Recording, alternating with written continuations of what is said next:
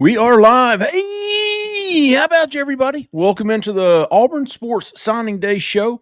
I'm your host, Jeffrey Lee, Senior Recruiting Editor for AuburnSports.com. Big day today for Auburn. Big day today in Auburn. Alex Golesh, who recently was hired as Auburn's new head coach, will be part of his first signing day at Auburn. Already got some news going on. We're going to get to that as soon as possible. I want to welcome in Mr. Cole Pinkston. Sir Alan Head will join us here shortly. How about you, Cole? How about you? Man, right on cue. For the morning voice as we work through some under the weatherness. You got the Lucky Stripe tone. Is it Lucky Stripe or is it red dots or something? What's it called? Is it Lucky Stripe? Them old cigarettes, some old time cigarettes. Is it Lucky Stripe? I think so. Yeah. Marlboro haters. Welcome in, Alan Head. Glad you could wake up and join us this fine morning. You know, some days it's just I get up a little sooner than others, right? But hey, it's National Signing Day, and I think we've already got 2 LOIs. Am I right? Financial aid agreements. No longer the letter of intent. The financial aid agreements are coming in. Got a commitment this morning at 6 a.m. with Mr. Michael Lundy Foster. He committed and subsequently signed with Auburn. He is the first signee of the Alex Golesh era. He is a former USF commitment, and he reopened his recruitment on Tuesday. Auburn made a big push for him, got him to flip, essentially. He is the first member of the class, and then shortly thereafter came the signing of Wayne Henry, the 3-star safety from St. Francis Academy in Baltimore, Maryland, keeping that pipeline going. Home of Blake Woodby, Darrell Robinson, Bryce Diaz, Darion Smith. That's right. Darion Smith was a signing day flip a year ago from Tennessee. From Rodney Garner in Tennessee. Little Alex Golesh angle there. Yeah, it is. How about the first signee of the Golesh era is an offensive lineman? Gotta like that. It's a good start. It's a good start. I'm gonna if you haven't already got the signing day HQ pulled up, go to auburnsports.com, log into that HQ. We're going to be posting all the news, nuggets, notes, scoop inside there. We're going to be, if you're not familiar with the show, we've done it for a few years now. I think this is our 4th year in a row, maybe 5th, that we've done a live signing day show. This is not going to be a scripted show. We're going to be working. We're going to be behind the scenes gathering intel as, nuggets come in to us. We're going to be looking at highlight videos. We're going to try and get some guys on for some interviews. So this is going to be kind of a wing it show if you're not familiar with this one. So y'all bear with us that there might be some dead time. Is that what they call it? Dead time? Yep. A little dead air. Dead air. There you go. Little dead air. But that's okay. Air. That's what I'm here for, just to run my mouth while there you go. Guys are actually doing your job. Listen, this is the good time gang, man. This is what we do. Some people are all about it. Others are like, man, I don't know about this. Nah, it's just a good hang. Just get in here if you're a fan of recruiting, right? If you're a fan of National Signing Day. This is the day, this is the holiday for people like myself that you used to just fake sick for work. Like, boss, I just ain't going to be able to make it today. Oh, how many times did I do that? I got a case of the black lung pop. Yeah. Let's give a little rundown, catch everybody up on what's going on. Auburn entered the day with 11 commitments. Like I said earlier, they added the commitment and subsequent signing of Michael Lundy Foster. Right now, Auburn has 12 commitments, actually 10 commitments and 2 signees. But just to kind of give you a rundown of what the class looks like as it stands now, Rivals.com 5-star wide receiver Jace Matthews is committed to Auburn. He says he's going to wait until Friday to make a final decision. LSU and Ole Miss both still involved in his recruitment. I've still got an edge with Auburn right now, but we'll see how things shake out. I know, he's got a couple of more days at least. He says he will to decide. I think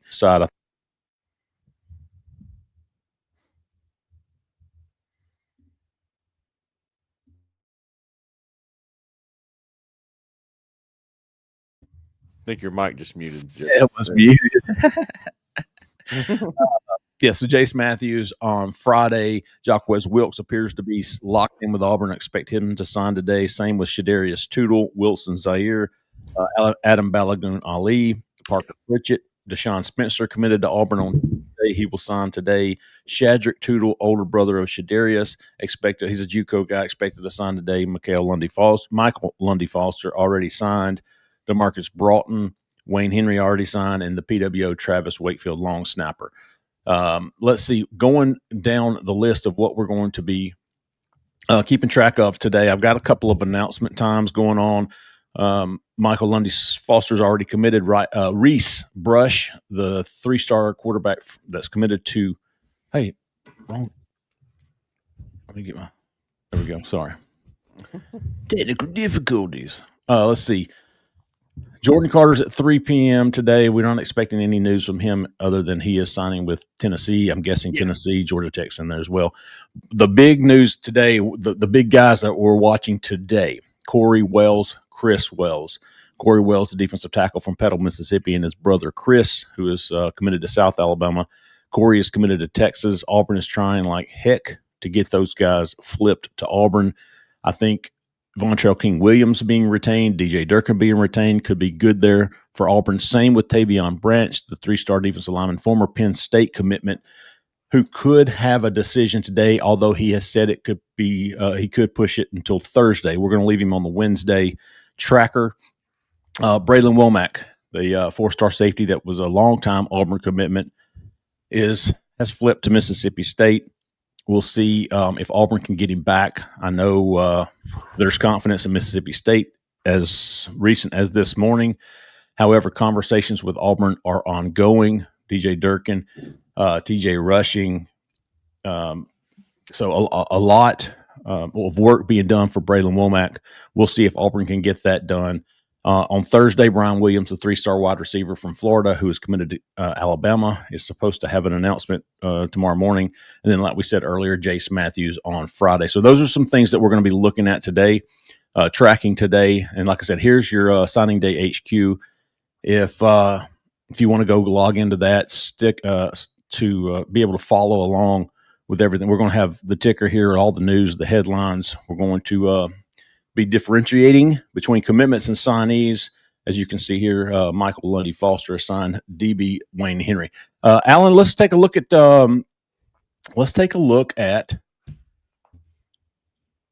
Michael Lundy Foster, Auburn's first signee.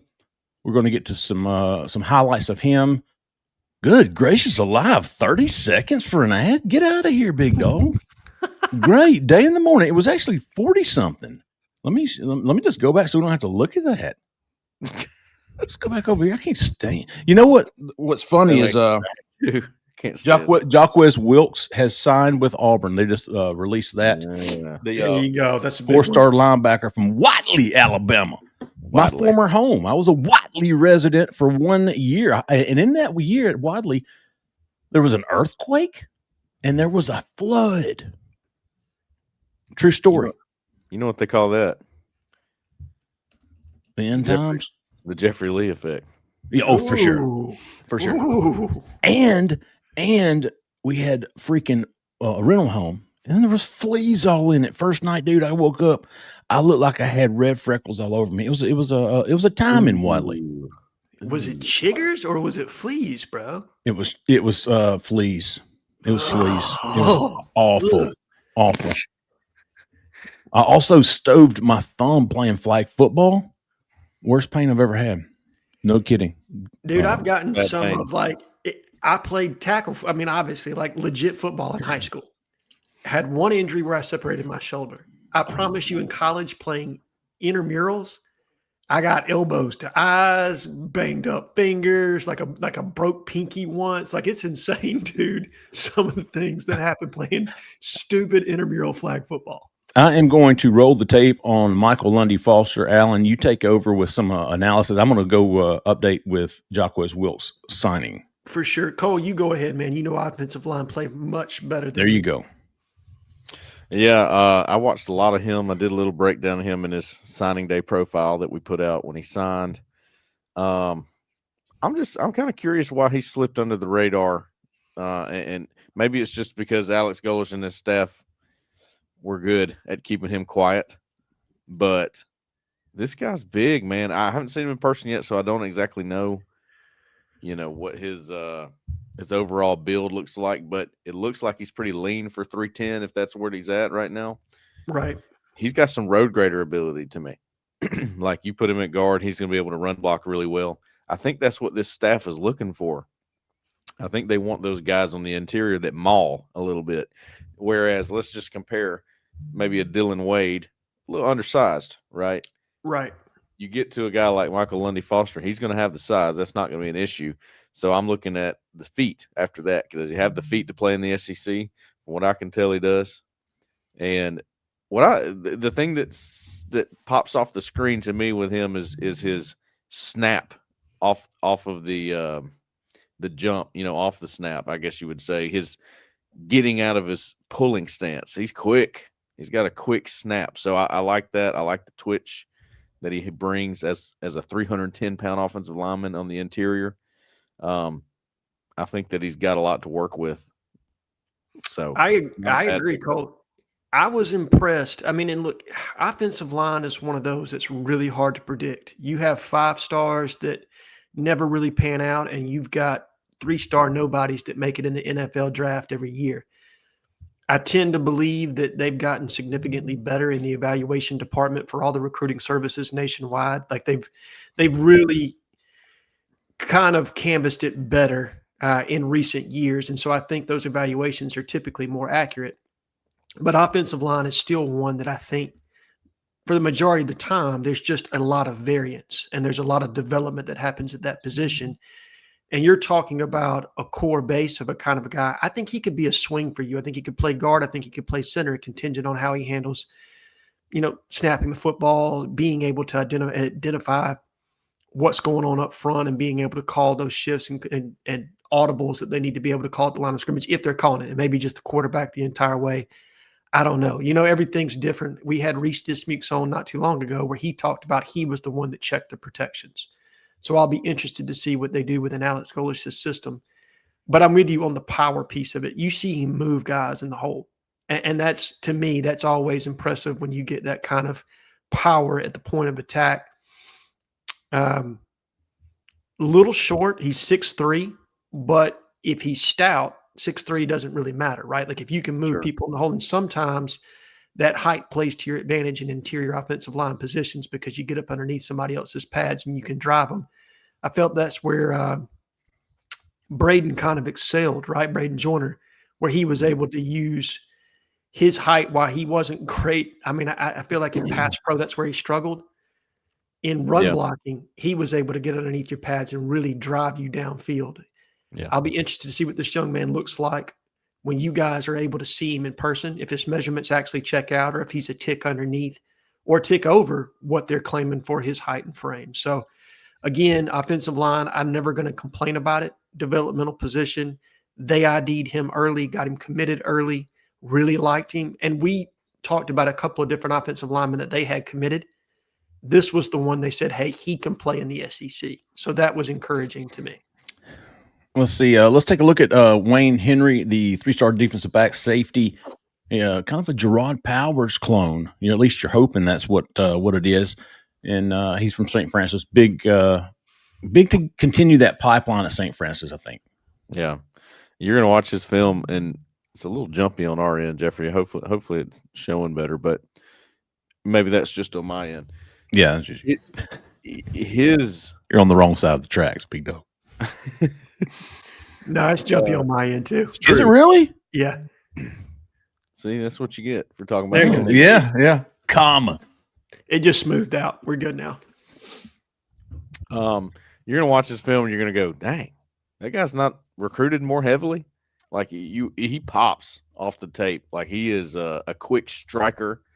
He's that undersized DB we've seen Auburn have a lot of that have played really well. You mentioned, who'd you say, Gerard Powers? Yeah. Mm-hmm. Robinson Therizi comes to mind.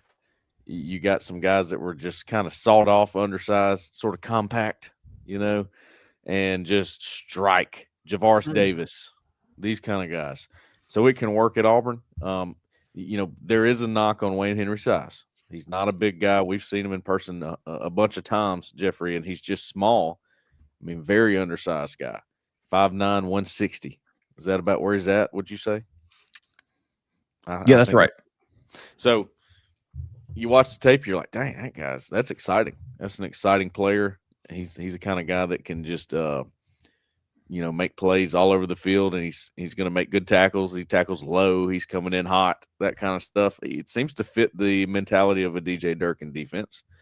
And, of course, he's a St. Francis guy. There's a lot to like with Wayne Henry. I hope his size is not going to hold him back, put it that way. Yeah, I mean, I think that's always a concern, right? When you're taking players that are a little bit undersized that don't necessarily fit that NFL model of what you're looking for at a position from a height-weight ratio standpoint. But to me, sometimes, as the old high school football coach used to say, it's not the size of the dog in the fight. It's the size of the fight and the dog, right? That's right. Wayne Henry has a lot of bite, man. I mean, he absolutely gets after it on the football field. He'll come down and hit you. I don't know that he has the versatility of a Gerard Powers, because Gerard could line up and play outside corner for you. I think Wayne's exclusively a star at Auburn. Maybe he can drop and play deep safety, but probably that support side star. And we'll just see how he develops. Again, I really like the mentality of him. I like St. Francis kids in general. I do too. They seem to have a very business-like mentality. And when you're trying to get a program that has found itself in a rut, right? And that's where Auburn is. 5 years straight of losing seasons. You need guys with the kind of mentality that are going to come in that, you know what, I win. That's what I do. I'm not going to accept anything less than the standard. And Wayne's coming from a program in St. Francis that winning is the standard. So I like the mindset of a player like him. We'll see what the skills translate like. And in this new player compensation era, I do think you have to run some gambles a little bit on ROI. Now, not with every player on your roster, but the back 20 of your 85 man, I think you start to evaluate, where can I get him at price point? Because the front of your roster, your top 65, you're trying to get the best player you can. And obviously, I don't think you want to overshoot your eval with where you put your monetary amount of money, but you just don't have unlimited funds. So I think in that back 20 of your roster, the scholarship wise anyway, you're looking for undervalued players. And I think maybe he falls within that bucket. Yeah, I would say that his play style resembles, if you're comparing him to somebody on the team right now, it's definitely Sylvester Smith. Yes. That's what you're looking at, and that's the kind of position he's going to play. I don't think you put this guy in coverage a lot. Not really his bag. So there's a place for it. We saw Sylvester Smith have another big game against Alabama. Now, he's a little bit bigger, but it's the same playing style, right? So I think it can be good for Auburn. And, of course, he's got the mark of approval from DJ Durkin, and you have to feel good about that anytime that happens, right? And I am interested. You bring it up, Alan. I really am interested to see how this staff orchestrates an entire class. We're not going to see that this signing day, but I felt a shift for the previous staff going to a let's pay big for 10 to 12. Mm-hmm. And then the back, like you just said, the rest of the class, we're gonna really trust our evals, get some guys that cheap is not the word, but you're not gonna have to pay that big money for because they're not as highly sought after, right? And maybe you do. Maybe you go, look, we think we got your value way above others. We're gonna pay you this, and take your shot on your eval. I'm curious to see how Alex Golish's staff goes about that. I have a feeling that, and we've been writing about this, whatever, it's going to be a different style. I think you need to prepare for a different style than what we're used to seeing with Hugh Freeze, because what Hugh Freeze did at Auburn as far as recruiting was pretty impressive. So it's going to be different. Ooh, look at this. Is some Jaquez Wilkes tape. Jaquez Wilkes, 4-star linebacker from Wadley, also a fantastic running back in the 1A classification. They're going to be playing for a state title. Is it tomorrow night? Maybe Friday night? I think it's Friday. Is it tonight? I thought it was Friday for some reason. Maybe. But Jaquez Wilkes, man, you get a versatile, fantastic looking guy, man. He's big guy, 6'4", maybe 210. Sound right? Ooh, I think he's more than 210. I would bet he's somewhere around 230, Jeffrey. Oh, wow. Yeah, that's a big dude. Let's see what he's listed. Playing in the 250 range. But he's probably 220, 225, yeah. Playing in the 240, 250 range is probably not out of the question for this guy one day. No, every time I watch him, like when I watched these clips last night, trying to prepare for today, I just keep seeing JJ Falk. Like I feel like his body is going to push him to the outside to playing edge. I don't know if he's going to be able to stay inside. Now I know that's where he's being recruited, and DJ Durkin had a really tight board this year of linebacker prospects and kind of how he evaluated them. But when I watch Shadarius Tootle and the difference in size, length, he feels like an SEC athletic Mike linebacker, whereas Jaquez Wilkes to me feels like his body is going to move him outside, and he's going to be that featured pass rusher for you in DJ Durkin's defense. He's going to be that buck.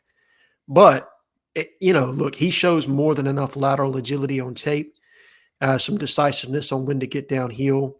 And then I love the running back traits that translate to the linebacker position. The feet, the speed, the quickness. So all of that, to me, he probably can play it.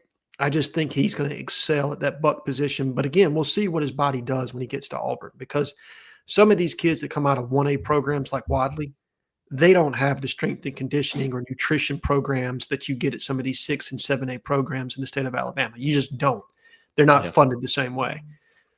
So I'll be interested to see what happens with Jaquez when he gets on campus. But regardless, you're getting a blue chip, top 100 type player in the country with him, and you're getting him from right down the road in Wadley, Alabama, which is always important. Alex Golesh talked about that 250-mile radius.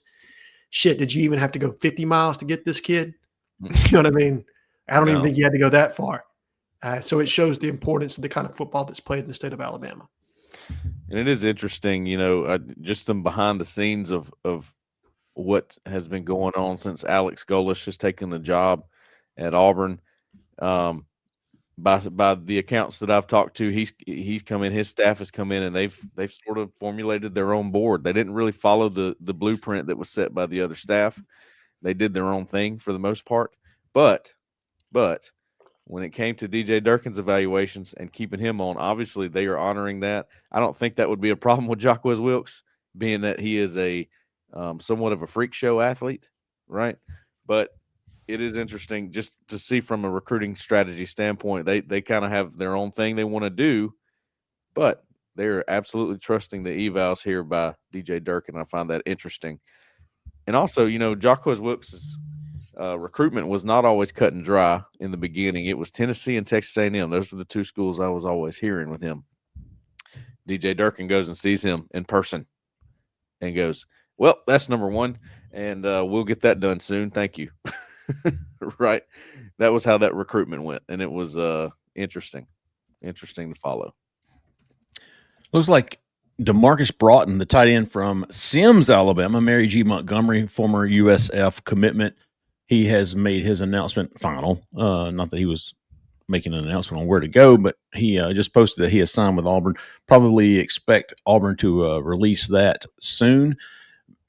Interesting, Demarcus Broughton was committed to USF, still had a lot of schools coming after him. He actually went on an official visit the last weekend of November to Cincinnati. Auburn really likes him, really likes the fit in the offense. We'll see how I want to look at him. I would expect him. Watched him play in person. Oh, yeah, that's right. Went and saw Mary G. Montgomery play against Pace, which was a really good matchup early in the season. He had more of a blocking role in that game, which if you look at him and watch his tape, you'll think receiving tight end. Tall, sort of slender, pretty good hands, high points football pretty well. But watching him block, he's a very willing blocker. I think that's number one for tight ends in this offense. You got to be willing to block because they're going to put you in H-back situations where you're the lead blocker on GH counter. They're going to make sure you're out in space blocking. To me, this is not your guy that's going to be your basher, on the inside. but more of put him out there and block for a screen. Really good blocker in space is what I kept noticing when watching him. They ran a lot of screens. He was always the blocker for it. I thought he just approached it well. He seems to have a good football IQ when it comes to, hey, here's the angle I need to take to get you, free on a screen. I think that's what they like about him.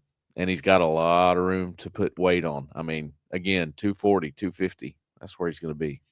Yeah, and we talk about the actual physical tools a lot. And I think that's predominantly what we've talked about this morning. But how much of taking a kid like this is, the character of this kind of player, the kind of mentality that they're going to bring into your program, and you're hoping that kind of permeates within the room and continues to have the kind of thought process you want.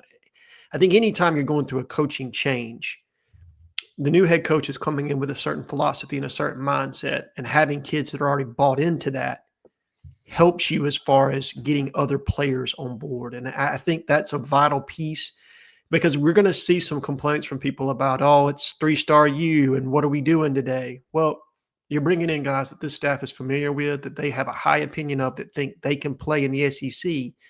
And they also possess the kind of mentality that they want to foster within the culture of the program. Yeah, we talked about this, I believe, on the call-in show. I like in Alex Golish's first class, getting some guys he's comfortable with, getting some guys that are comfortable with him.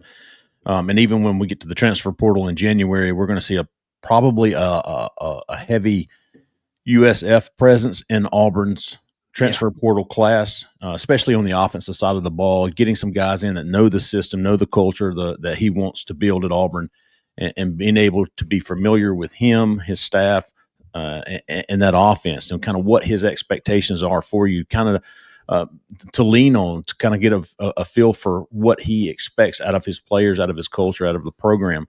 So I'm okay. I said it again. I like getting some guys in on this foundational class that he has that are familiar with him. DJ Broughton, Reese Brush, the quarterback. I think it's important for a head coach and an offensive coordinator to get guys in that he wants to build around, as opposed to guys. Take Nico Heppy, the offensive lineman. He was a project. We knew that when Auburn took his commitment. He ended up signing with Florida State, but you would rather and listen. They love Parker Pritchett, love Wilson Zaire, think they're great fits in the system. Didn't think Nico was the guy that they were looking for that third offensive lineman in the high school class. Michael Lundy Foster, however, was. So I like getting your own flavor, putting your own mark on this class for Alex Golish.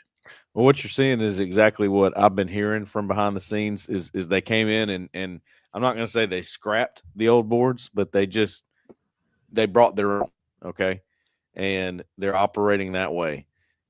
So basically, the Nico Heppies, the Kentrell Whites, the guys that were, the guys that were evals that the previous staff really believed in, they just put their guys in that place, right?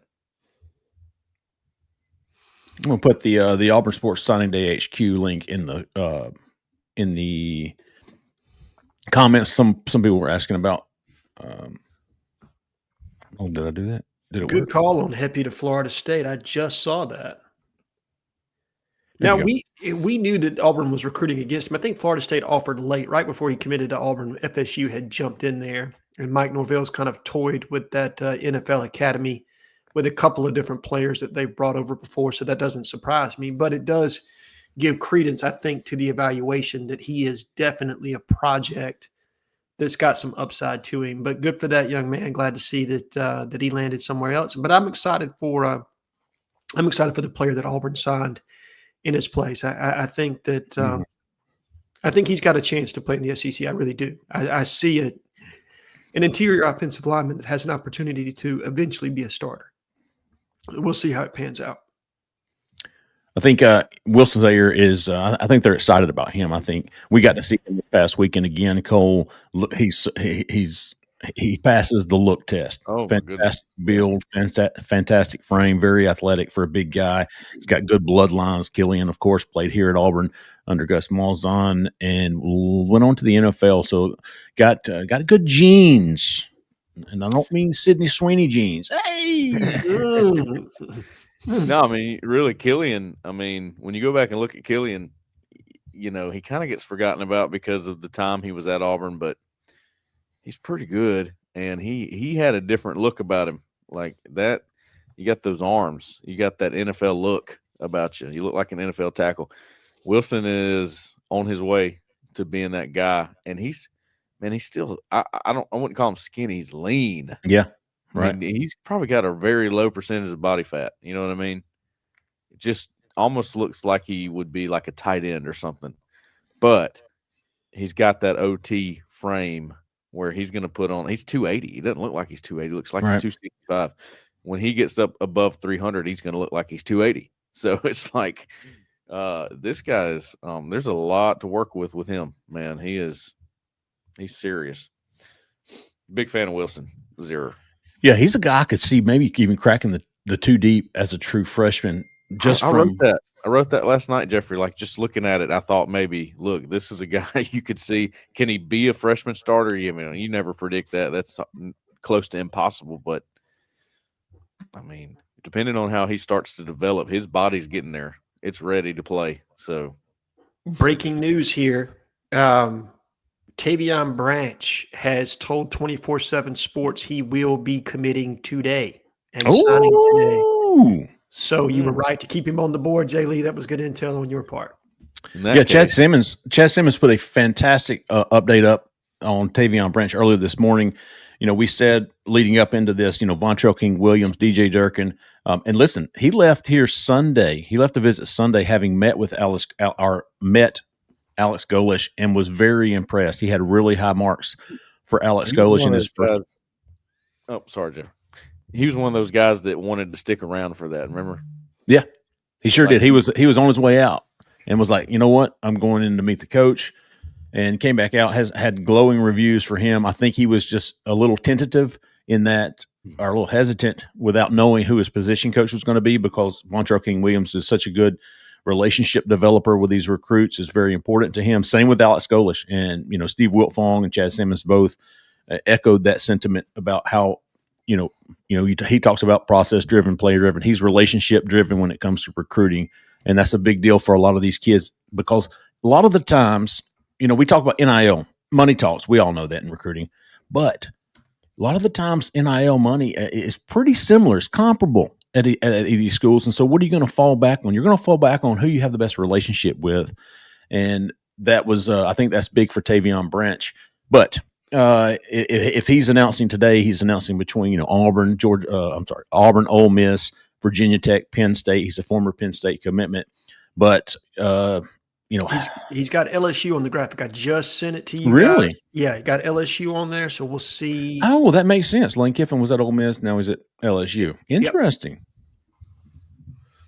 Yep. He had a tweet. Is that right? Yeah. Is that what they're called still? He had an X? He's got an X, a tweet, whatever it is. A post on X. There you go. A post on X listing his top 5 and saying he's going to announce at 2 p.m. today. Now, I'm assuming that's Eastern time since he's up in that part of the country, so probably 1 Central if I had to guess. But that's a big one. If Vontrell King-Williams can bring this young man home, I was really impressed with what I saw on tape, particularly first step quickness. I think he can play different positions for you inside. I think he can play 1. I think he can play 3. He's one of those guys that would be a real valuable pickup. And look, I like Corey Wells. He's a big body. I think he's exclusively a nose for Auburn. Yeah. This kid brings you something a little bit different. You can land this one. That's a value pickup, especially getting him late in the cycle. Look, you know, early on when I was trying to get into the analysis gig here and learning how to properly break down players and you know, put yourself in the mind of the rankers, I guess you would say. I didn't rely much on seeing the guy in person. I really think that makes a big difference when you're ranking somebody and you're putting value on a recruit, on a prospect. I watched Tavon Branch's tape and I was like, okay, I like his tape, but you know, maybe a touch undersized. I'm not sure exactly where he fits yet. He's kind of a tweener between 3 and 5, maybe. Mm-hmm. So I kind of punted it until I saw him in person, and seeing him in person this weekend for the Iron Bowl for his official visit, I was like, okay, he went up in my book. Like just immediately, like he's taking care of his body. He's lean. He doesn't have a lot of body fat, big shoulders, long arms. He's got the look. He's got the frame where, again, you're getting a guy that's going to be about 20 to 30 pounds heavier when he gets on campus. Then what? You know, he's already got that raw power. He's got the twitch. And these are the kind of guys that, you know, I think in an Alex Golesh system, in a DJ Durkin system, they're just going to thrive, man. They're going to be able to play good football for you eventually, whether their talent ceiling is first round or not. You know, like you're getting a 5-star, 4-star, whatever. Don't care. They're going to be able to play good football for you. Look, one of my favorite players in Auburn the last 5 years has been Marcus Harris. Completely undersized defensive tackle that worked his way from a 250-pound defensive end in high school to a 290-pound plus defensive tackle. And Marcus brought it every single play. He's good. Every single play. Now, he wasn't – I mean, I don't think he was the greatest from a physical standpoint, but sometimes – when you just play with that much max effort all the time, you can outwork the other player. And Marcus Harris is the epitome of that. If this kid can be anything of that nature, Auburn just got themselves a ball player, man. I agree. Marcus was a big deal. Yes. Let's see. Looking for the official announcement release of the signing of DJ Broughton. Also, I think Auburn's going to rattle off a couple of more here within the hour. So we're going to be on the lookout for that. I wanted to go over again, kind of updated now, what to expect today as far as timeline goes. Let's see. Let me get this shared up. Share. So we've okay. Michael Lundy Foster's already committed. Reese Brush at 9:30 a.m. Central Time. Tavon Branch, he said around 2 p.m. That's I think Pennsylvania's Eastern, right? Yes, it is. Okay. So that's 1 p.m. Alabama time, as we like to say. Central Standard, baby. Still looking for intel on Corey and Chris Wells' announcement, as well as if or when Bralan Womack will announce. Brian Williams, as I said earlier, will is at least scheduled to announce his decision Thursday morning at 8:45, and then we'll see what happens with Jason Matthews. As of Wednesday morning, he still plans to wait until Friday, expecting the release of signees. Still got Shadarius Tootle, Wilson Zier, Adam Balagoon Ali, Parker Pritchett, Deshaun Spencer, love him. Shadrick Tootle, DeMarcus, DJ Broughton, we talked about, and then Travis Wakefield. All of these guys, except for Michael Lundy Foster, are expected to enroll early, and we know how big that can be, especially for a new staff. Getting these guys in January and being able to go through spring practice is absolutely huge. We've seen a big uptick in the last 3 to 4 years in recruiting. You know, it used to be very rare. It used to be a big deal. Oh, man, he's an early enrollee. And remember, it used to be just like quarterbacks. They would enroll early and be able to go through spring. Now it's actually rare that you're not enrolling early. I think last year in that class, I think 90%. Remember, there were like 5 guys out of a class of 30 that did not enroll early. And I think Cale Ellis was one of those. He was he reclassified into the 2025 class. Guys like that. Who was that? Mabson. Omar Mabson, absolutely. Yeah, and then there were like 3 other true seniors that didn't graduate early. So it's a big deal, especially when you've got a new head coach, a new system, especially on offense, and then getting these guys in to be able to go through spring and get a head start on their college careers. Right now, Jaquez Wilkes is expected to be an early enrollee. Wayne Henry, and like I said, Michael Lundy Foster is the only one that I know of at this time that is not an early enrollee. Which is okay. Absolutely. Yeah. You're not expecting him to come in and contribute year one. No. Right. That kind of a prospect, I don't think you're expecting any of the 3 offensive linemen to come in. Now, maybe they surprise you because we had some offensive linemen this past cycle that crept into the 2 deep by the time the year was over. Now, they didn't have to burn their red shirt, but 100%, if Auburn had an injury, I mean, Cale Ellis did play. Did they end up saving his red shirt, or was he able to did he end up burning it? I can't remember how many games he played in. I don't think he played in more than 4, did he? I think he kept it. No. Well, I'll go back and look. He's right on the edge of 5. He is. He's right on the edge of 5. I can't remember if he played in 5 or not, but he was definitely the backup center. Obviously, they made a shift late to move Mason Murphy inside, and I think that did solidify some things. Cale was just, look, man, he's 17 years old playing on the offensive line in the SEC. Playing center. Playing center, man. Making calls, taking on nose guards. That's a lot, dude. That's a lot to ask of that kid. So if people have any kind of hesitation about what kind of player he's going to be, burn that Kentucky tape, okay? Because he was going up against a fifth-year senior 330-pound nose guard. Give him 2 years in a strength and conditioning program. That's not going to happen. Demarcus Broughton, DJ, commonly known, has officially signed with Auburn according to the Auburn Football X account. We're going to take a look at him, man. Mobile, Alabama. Like I said, he took an official visit to Cincinnati the last weekend. A lot of schools trying to get him to flip from USF. He remained with Golesh until Golesh left for Auburn, decommitted, and then committed to Auburn. We're going to take a look at him. Fellas, we talked a little bit about him earlier. Let me see. Let me get share this tab. There we go. Is that working? Yeah, looks good. Oh, does it really? It just minimized, but there we go. Can you hear me? Can you hear me? Yep. Mm-hmm. Okay. Demarcus Broughton, just talk. We got you. No, we're that's what can't remember who it was. I think it was Gus. Yeah, it was Gus. This reporter, can't remember who it was, but he would just say, Gus, the game on Saturday, just talk. Me and JG always used to say that. Demarcus Broughton, DJ Broughton, though. Now here he is split out. Nice play there. Yeah, he's interesting, man. I'm not going to go out and go too far and say, like, this is a big-time prospect yet, because I've seen him in person and I'm just not sure where his ceiling is as far as talent.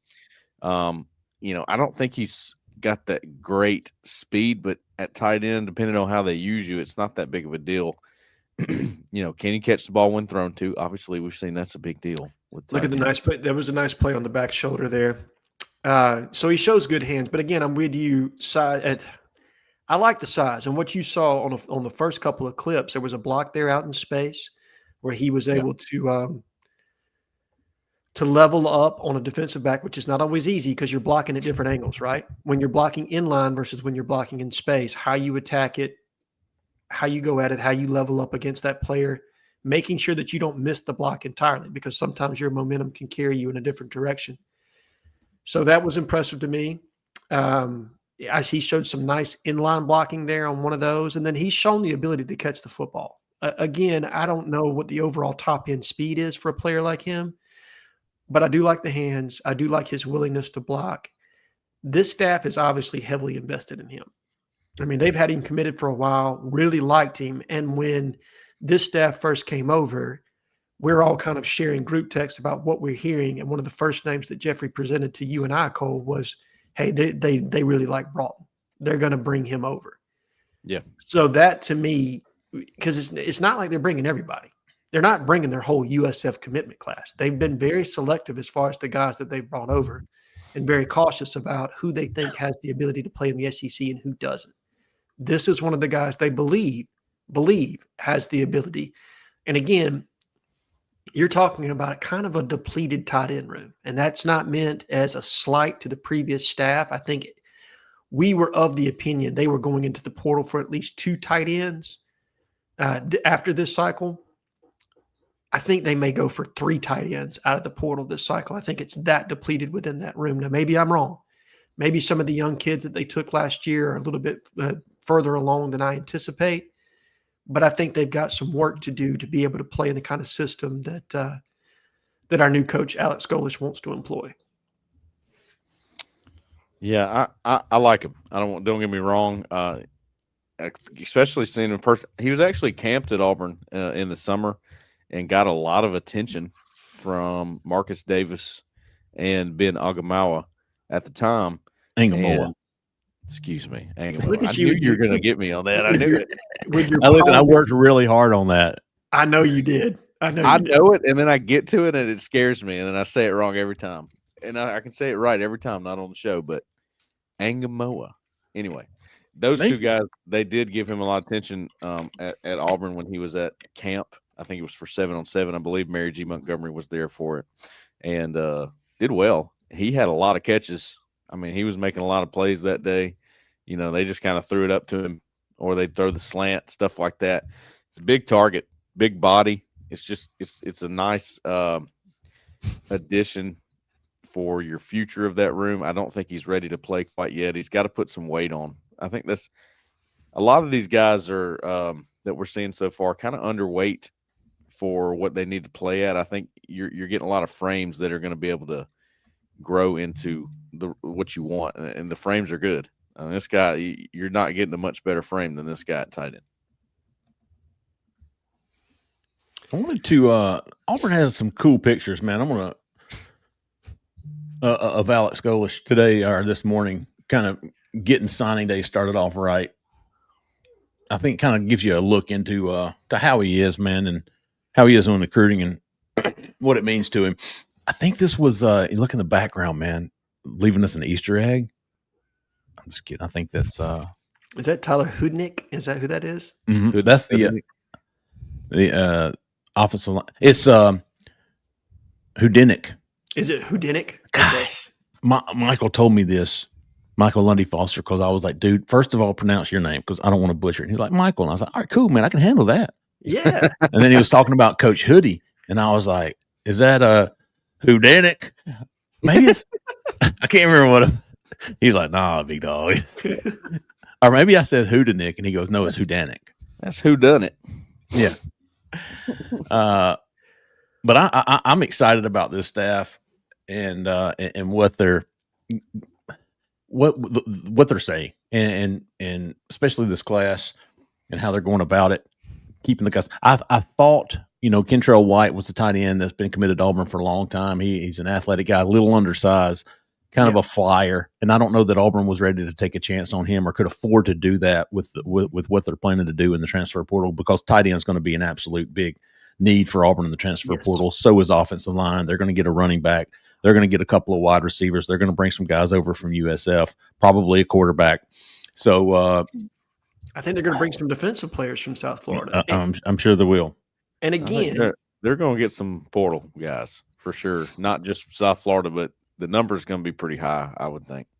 No, I agree. I think you're looking at probably, I don't know that it'll be this much, but think about other coaches from the group of 5 or group of 6 level that have come over and taken over power programs. I mean, I look at what Kurt Cignetti did going from James Madison to Indiana and taking core players from that James Madison program that weren't the most highly regarded, but they knew his system. They knew what he wanted. They knew the expectations. I think he took about 11 or 12 of those guys, and they all immediately contributed at Indiana, and they flipped that program. I mean, we're talking about Indiana in the playoff, guys, 2 years in a row. That's the world we live in. You look at Jake Dickert coming from Washington State, going to Wake Forest, taking a bunch of players from Washington State and plugging them in at Wake Forest. Wake was awful last year. I mean, awful. 8-3, 9-3 this year. Or 8-4, 9-3. I can't remember where they settled out at, but it was a marketed improvement. Yeah, it was a marketed improvement. Robbie Ashford was their quarterback. I know, man. That's for the Robbie Truthers. He finally hit his stride. It just tells you, man, you get in the right system. All of a sudden, they got you doing enough to win football games. It ain't rocket science at the end of the day. And I sense a change, or change is probably too strong, a shift in the way things are going, where it used to be stars. You got to have them. I'm sensing a shift. And I don't think you still have to have them. Don't get me wrong. Okay. But Indiana is not one of the most talented rosters in the country. It's just not.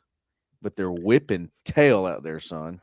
Because they know what to execute, how to execute it, and where they may not have the highest talent ceiling. I think sometimes the sum of your parts can be better than individuals. And I think too often we saw Auburn this year play as individuals or play as just one unit, right? Where you had the defensive side that would show up and the offensive side nowhere to be found. Or take the Vanderbilt game. The offensive side finally came collectively together underneath an organized game plan. And the defensive side, while they played together as a unit, just didn't have a great night. Like they never were able to put it together as a full team. Indiana understands expectation and has been able to match its coach's intensity and his philosophy. So I think some of that culture shift is needed at Auburn, and having guys that understand your expectations, again, helps foster that culture and create more buy-in sooner rather than later. It's almost like a microwave society a little bit, right? Like you want to generate that as quick as you can because John Cohen has made it clear, and I think all the Auburn fans are very, very sick of losing. They want to win. They want to win now. And the best way to do that is bringing in ready-made players from the transfer portal, in my opinion. Let's see. We're going to be looking for a couple more signings. Still waiting on Shadarius Tootle, Wilson Zaire, Goon, the linebacker, Parker Pritchett, Dooley. Yes, I think Tootle's confirmed to go at 10, so we won't see anything before that on him. Oh, I didn't know that. All right. That's Alabama time. Yes, Alabama time, 10 o'clock. Or no, it's Alabama time, 9 o'clock, 10 o'clock my time. 10 o'clock your time? 10 o'clock my time. I'm on North Carolina time, my man. I'm on that Eastern time zone. That don't count, man. If you're talking about senior season film, man, Dooley, Parker Pritchett put on a show, buddy. In my opinion. I think he took a huge jump from his junior to senior year, playing good competition over there at Carver in Georgia. I think he's a good player, man. I think that was a nice little early eval, and they found a kid that wanted to be at Auburn, like wanted to be at Auburn. I did an interview with Parker Pritchett when he was in 9th grade. He was at Auburn for a camp with his coach at the time. He was at Russell County High School in Alabama. And his coach, as we were interviewing, leaned in and said, "Hey, you just gonna act like Auburn's not your dream school, dude?" and he was like, yeah, it's my dream school. So good for him. He's going to end up signing with his dream school. You hear that a lot. I think Parker Pritchett really grew up a big Auburn guy. So it's going to be good to see that. I want to go down some predictions. We talked about the announcement times earlier, and what at least I feel like, and y'all can feel free to disagree, but some of these guys that we've been talking about, Reese Brush, the quarterback, he's going to be up in about an hour and a half, committed to USF. I think we all agree and predict Reese Brush to commit and sign with Auburn.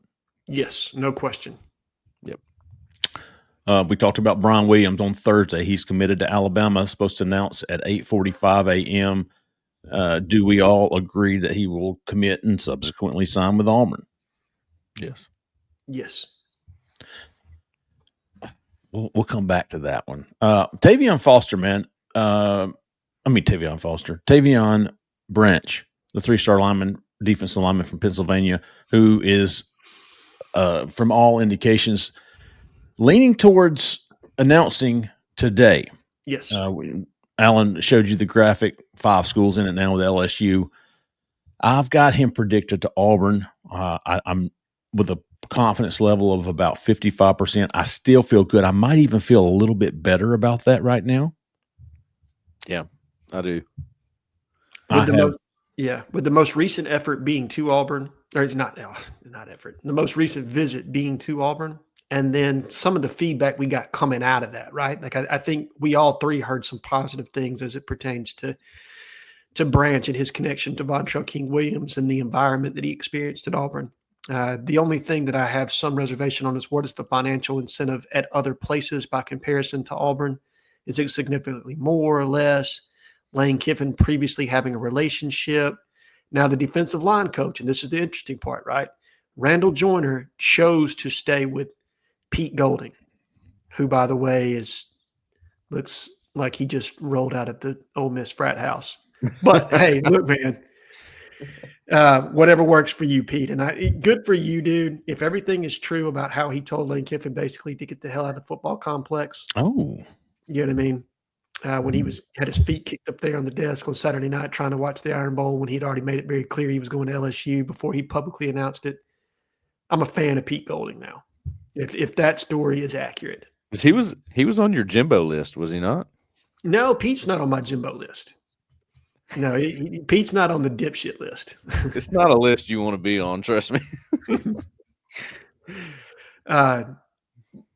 But Randall Joyner, defensive line coach at Ole Miss, stayed at Ole Miss, chose to stay with Pete Golding. So that probably, to me, is the stiffest competition. I think he was trending Ole Miss before Auburn, and then Auburn got him on campus and seems to have made a move there. So I think it comes down to those two schools in the end, all financial offers being the same. That's the one tilt here, right, that we can't anticipate is what is the financial offer at other places, and does that kind of turn his head a little bit and have him thinking about different teams?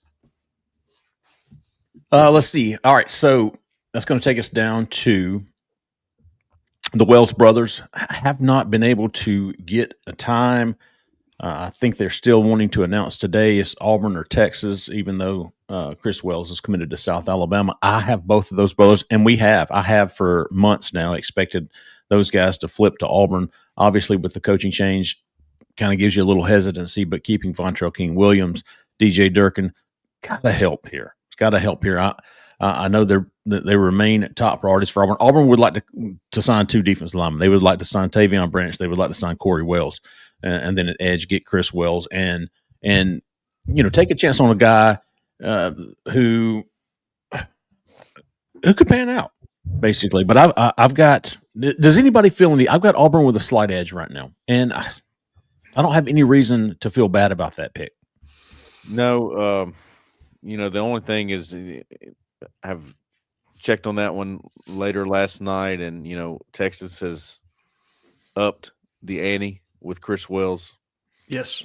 As checked on that one all throughout the season because we've been kind of on alert with Corey Wells and Chris Wells this entire time, and it was not really conclusive that Texas was going to offer Chris Wells. I mean, they were committed to different programs at one point. Chris Wells was committed to South Alabama, and Corey to Texas, and Texas wasn't planning on taking Chris Wells. Well, then Auburn did that, so it kind of put Texas on the clock on that, and they have decided to do that for Chris Wells. So I think they even the playing field with that, but keeping Vontrell Williams at Auburn, I think, is going to be the difference in this recruitment. We'll see how it plays out. Texas, Texas is tough in recruiting. That's a difficult one to overcome. We'll see if Auburn can pull it off. But I do think the relationship with Vontrell King Williams, I think, as you put it, Jeffrey, Mama seems to like Vontrell King Williams in Auburn. We'll see if that is the end-all, be-all there. I think it plays a role. I think anytime you can figure out who the decision maker is in a recruitment, and we've talked about this before, and I think Mama's going to have some say here. I really do. I think she's the one that's helping her two sons make this decision. So, and we're also talking about a kid from Mississippi. If money's the same, look, Texas didn't kill it this year, okay, on the football field. They took us a little bit of a step backwards going 9-3. Yes, Auburn's rebuilding, but you can sell that now. You've got a new head coach. This is not year 3 of Hugh Freeze anymore. This is year 1 of Golish. So whereas you were not able to sell hope underneath Hugh Freeze, you can now turn around and say, hey, this is our program, and this is your opportunity to come in here and put a stamp on it. And this is your opportunity to come in here and be a part of something new and different. And we think you fit the mold of what we want here. So it's an attractive pitch again to me to be able to sell the future for prospects like Corey and Chris Wells, and I can see the fit, because the one thing that we have here that we can predict, because we don't exactly know. I mean, we know what we see on tape with the new offense that's coming in, but with the defense, we know what the expectation is. We've seen it here on the Plains. You know exactly where Corey fits, and he's a nose tackle for you. Chris, I'm a little more unsure. I think He could be a linebacker. He could be an edge. I know that Auburn had him as an edge previously, but he may be more off the ball linebacker to me than an edge or a buck. Yeah, I hear you. It's going to depend on how he fills out his frame, which he's like Corey, a big guy. He could be an edge, but right now he's more of a linebacker size, kind of light. So that'll be interesting. But, Auburn has closed the door on Texas for defensive linemen before, and Vontrell King-Williams was involved. It was Malik Blockton was considering Texas, and then TJ Lindsey was one that Auburn won over Texas. And there may have been another one, but those were the two that came to mind. So it's been done before. It wouldn't be crazy if it happened again. And, here's the thing with Texas. You mentioned them going after Chris. Now, that was not the case up until about 48 hours ago. That was the leverage Auburn had on Texas, was they were willing to take Chris, and that was a big deal to Mama as well as Corey. So Texas comes in, offers Chris. They also are expected, if they haven't already, expected to lose Vodney Cleveland from Prattville, coincidentally, to North Carolina. So they only have two defensive linemen committed in their 2026 class, one of them being Corey Wells. So Texas is absolutely made it a priority to keep Corey Wells in this class, so much so that they're willing to offer Chris. I will say that, I'm actually just defaulting to Auburn. I haven't heard any reason to change my pick. I've got, both the Wells brothers going to Auburn. It's been very quiet on their end, understandably so, and it's expected to. Corey, you get him in person, him and Chris both do. They'll talk your ears off. Yeah, they will. You can't get a damn thumbs up as far once you're not around him. He won't even read it. Can't even get a red receipt from Corey. So we're going to be keeping no time yet on when to expect an announcement from him. But as far as others, you've got Jordan Carter. I think, Tennessee is the presumed favorite for him. Yeah.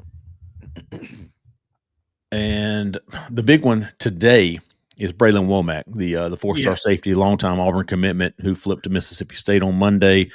Having DJ Durkin back, TJ rushing, it's going to be big. It's going to be helpful for Auburn. I just don't know if it's going to be enough to get him back in this class. He has not set a time for an announcement, but he does plan to do it today. I think Auburn. I've got Mississippi State here, and I feel pretty good about that right now. I think there was some dead air last night between the two parties, but I think Auburn got back in on the communication line with him late, and they continue this morning. Would like him to push it back, but we'll see. I still think Mississippi State for him as of now. Let me get Bralan pulled up for all you folks who aren't familiar with these guys. Yeah, I do too, honestly. And my pick is on Auburn, but it was on A&M, and I figured, well, since I'm going to be wrong, let me just put it on Auburn and see what happens on signing day. But probably not going to end up with Auburn. It's what it seems like as of right now. We'll see. I don't expect that. And I do think that TJ rushing not necessarily being retained yet, even though I think it's trending in that direction. I think that being in flux has played a little bit of a role in this.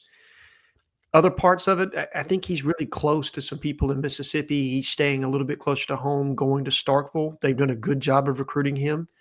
Jeff Lebby's building a program that's trying to get back on its feet again. I think they were close to bowl eligibility this year. I mean, they were, as much as Auburn fans are sick of hearing we're close, and people are sick of hearing it, I think Mississippi State fans were equally as sick because they played a lot of one-score games this year. So they've got some momentum down there. Getting a Bralan Womack for them would be huge to keep a player of that caliber in state, and I think they probably invested a lot of resources into keeping him there. Yep. But we'll be tracking him, the Wells brothers. Like I said, Jordan Carter expected to go to Tennessee. Who else is there? Brian Williams on. So just to kind of recap predictions: Reese Brush to Auburn. Yes, we think that's going to happen. Michael Lundy Foster already is committed to Auburn. Tavon Branch, I've got predicted to Auburn. Jordan Carter predicted to Tennessee. Corey Wells, Chris Wells predicted to Auburn. Bralan Womack predicted to Mississippi State. Brian Williams predicted to Auburn. And then Jace Matthews on Friday. I still have Auburn with a slight edge there.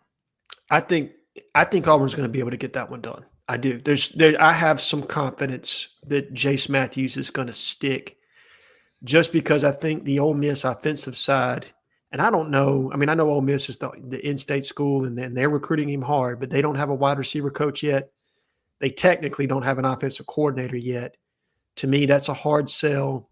LSU, Lane, previous relationship there. He's now at LSU. I think there's a staffer that was at Ole Miss that is at LSU now, and I'll look for the name later, that he's really tied in with there, that's been on him hard. But I feel like the stability of Auburn and him being committed for so long, and the mom, I think the family really likes Auburn as well. So I've got some confidence there. And we talk about the financial aspect of it. I think Auburn has got some resources into that, and they don't plan on changing that offer. So we'll see how this one goes. But I do have some confidence they can hang on to Jace Matthews, particularly with this offensive scheme coming in. I think that helps Auburn in this situation. Certainly. A couple more pictures being shared by Auburn Football. Check this out, big dog. What you got? Are we going to see some more of that red beard? Oh, did I stop? You stopped. I think you stopped. And Zach may not be able to here. Let's see. See if he left it on go for me. Oh, so close. Sorry, he'll be back shortly. It's just there you go. Hey, there he is. Oh, look at them together. I thought both of them, so a recruit one time, who was it? Dang it. He was a linebacker. I think he went to Nebraska. Christian Jones. Does that sound right? Do y'all remember this guy? Yeah, I do. Came in for an OV to Auburn and asked him why, because he came out of nowhere. We were like, I didn't even know Auburn was recruiting this guy, taking an OV this weekend. I was like, what led to this? And he goes, DJ Durkin's from Youngstown, Ohio. Mm-hmm. I believe in guys from Youngstown, Ohio. Oh, I don't even remember that cat. I do. He ended up with Matt Rule from Omaha. Yep, because he was originally from Ohio. Okay, and I was like, it stuck with me that he said that. I was like, okay, so you guys are close knit over there in Ohio. Well, Alex Golish is also from Ohio. He's from Moscow, Russia, but he lived in Dublin, Ohio, which is near Youngstown, Ohio, I assume, which is where DJ Durkin's from. And I thought, boy, that seems like a pretty good match to me. This whole time when everything was going on with DJ Durkin and Golish and would they keep him and whatnot, a lot of things were in it. Like, first of all, you're one of the highest paid coordinators in college football. You're sitting pretty with your defense that you can retain. And the guy coming in is an Ohio guy. And it seems like you guys stick together pretty strongly. So I always felt like there was a pretty good chance Durkin could stay on staff. Quick trivia question. Do you know who else is from Dublin, Ohio? And I'll give you a hint. They play quarterback at Notre Dame. Same age as Alex Golish, by the way. Joe Montana. Best tackler I've seen since Joe Montana. You know Joe Montana is a real person? I do. He's an actor. See, I didn't know that. I just thought that he just made it funny for the movie. Yeah, I thought they were just mispronouncing his name for comedy. Nope. He's a real actor. Well, trivia question. Let me think. How about? I'll give you a hint. Another hint. He is on a Fox broadcast. Former Notre Dame quarterback. I was going to say Brady Quinn, but he's not old enough. Brady Quinn. Really? Really? Yeah. Brady Quinn's 41 years old, man. From Dublin, Ohio. Yeah. Brady freaking Quinn. I watched Brady Quinn play. Like, he can't be that old. Yeah. Am I that old? Oh, you're getting to that point, Hunko. Yeah. Look at you. Dang it, man. You getting big on me, big boy. You remember when we started this and I was like the young guy? Now I like wake up with a different voice in the morning. Like, see, recruiting has aged you and Hugh Freeze at the same time. It happens, man. It happens. I'm getting I went to my wife, who also happens to be my hairstylist. Like, give me the goalish, There you go. Give me the goalish instead of give me the A-head. Yeah, we've graduated to the goalish. Called Puma, signed with Nebraska. You know what I like? I think of Keith Niebuhr every signing day because it's a timeline cleanse for me. It's according to Keith Niebuhr, this is National Unfollow Day. Oh yeah, this is true. And Keith did do that too. I mean, I can remember us doing the National Signing Day show. The first one we did was with Keith. That's right. I think Justin hosted, if I remember correct. But, hold on, did he really? I got to follow that guy. I think he hosted so that you guys could work. Yeah, he did. Yeah, and he was like, I was like, what are you doing? I can remember texting him in the chat. He was like, I'm unfollowing people, man. Don't you know this is National Unfollow Day? Hold on. Unfollow. All right, I'm back. Yep. What is I was going to say who's fighting for the top? I'll give you. Here's your top 5. As far as team rankings go, I was like, not you got to remember now. This class at one point last year, after I think Shadarius Tootle, this class was ranked number 1 in the country at one point. Yes, after coming off the heels of Big Cat Weekend circa 2024, yes, it was the number 1 in the country. Now it shortly was replaced by somebody else, but still, man, to go from where it was to where it is now, stark difference. But transition classes are always hard, man. I mean, it's just, I think people need to always take in mind when you're looking at the transition class, especially in the day and age of the portal. And we got the feeling about midseason, even if Hugh Freeze had stayed on with Auburn, this was not going to be a high-ranking class just because of numbers. It would have been top 15-ish because I think Lasai Jackson would have landed in this class. Yeah, you're right. Jordan Carter would have landed in this class. The Wells brothers would probably already be in this class. Obviously, Tavon Branch, Womack would still be at Auburn, maybe. I mean, he was more DJ Durkin, TJ Rushing dependent. But all right, we're saying they would be in the class if Auburn had been successful on the field, right? Like, Hugh doesn't get fired, they're successful. If Hugh's still here and they're 5-7, I don't know who's signing. I'm going to be honest with you. That would just be a horrible situation. It's close at the top. USC, Notre Dame, Oregon, Georgia, Ohio State. When you really look at what Hugh Freeze was selling, like after year 1 and year 2, 34 commitments. That dude could sell ice to an Eskimo. I'm convinced. I'm shocked to see Florida State up that high, even though it looks like they're just throwing numbers at it, because sometimes numbers change the algorithm, right? It's just they're looking at volume. Yeah, they've got 29. Same for USC. They've got 30. Yeah. So does Jordan. No, USC has 34 commitments. Heavy on defense in that class for them. 30 for Georgia.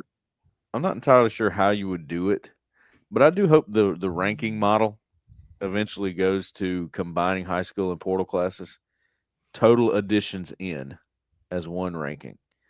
I think they do that. Don't they have like a composite ranking that they put at the end of the year that like combines everything?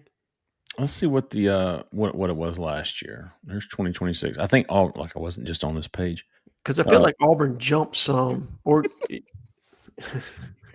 you're 2026. We need to change it to 2025. There we go. He said, let's see what it was. Back to the same page. There's Auburn at 8, and that's with 26. No, that's all high school, man. That is not accounting for portals. So, and then do they do the transfer portal class? I don't know if we do the portal ranking.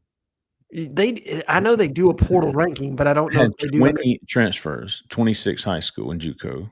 They put it all on the same class, but it's right. It's not accounting for that ranking you just looked at. It doesn't. Yeah, these are all. All right, let's do a fun question here for the people that are watching. More or less transfers than last year? More than 20? Yeah. Oh, more. Okay. If we're looking at it, do you think there are more or less kids that transfer out of Auburn than last year? And that's putting you guys in a tight spot. I'm going to go ahead and answer first, and I'm going to say more. I think you're going to have some attrition. How many transferred out? 17 or 18 for sure. Yeah, it was pretty good. It was pretty stout number. Didn't lose anybody that you really didn't want to lose. I mean, it was close with the Morris Williams, but it was real close. It's going to be close again, big dog. Yeah, it is. Yeah, I would expect more than 20. And how many transferred out last year? I'm getting you a count right now. Well, here, how about this? How many in the 2 deep will transfer out? Ooh, I really don't. It doesn't bother me that trimming the fat. I put the over under at 5. Believe it or not, last year 2 deep. 28 transferred out last year. Now that also accounts for walk-ons like Dylan Gentry that found themselves a scholarship at Jack State. So that is not all scholarship players. I'll take I'll take the under then. You're going to take less than 28. Yeah. Well, on the transferring out. Some of the things we've heard, Alan, I don't know, man. Sounds so bad. That just sounds so many. It does, doesn't it?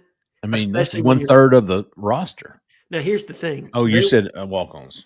Yeah, it also counts for walk-ons, but I'm going to count scholarship players here because I don't think it was that many walk-ons.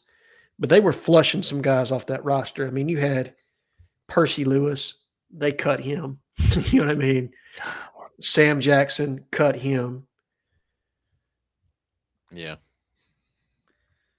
Jaden Muskrat cut him. Tyler Scott. I don't know that they cut Tyler Scott, but I don't think that they necessarily fought to keep him either. If I'm going to be honest with you. I consider in this day and age not fighting to keep someone, cutting them. That's how I look at it. Rico Walker cut that one. Yeah.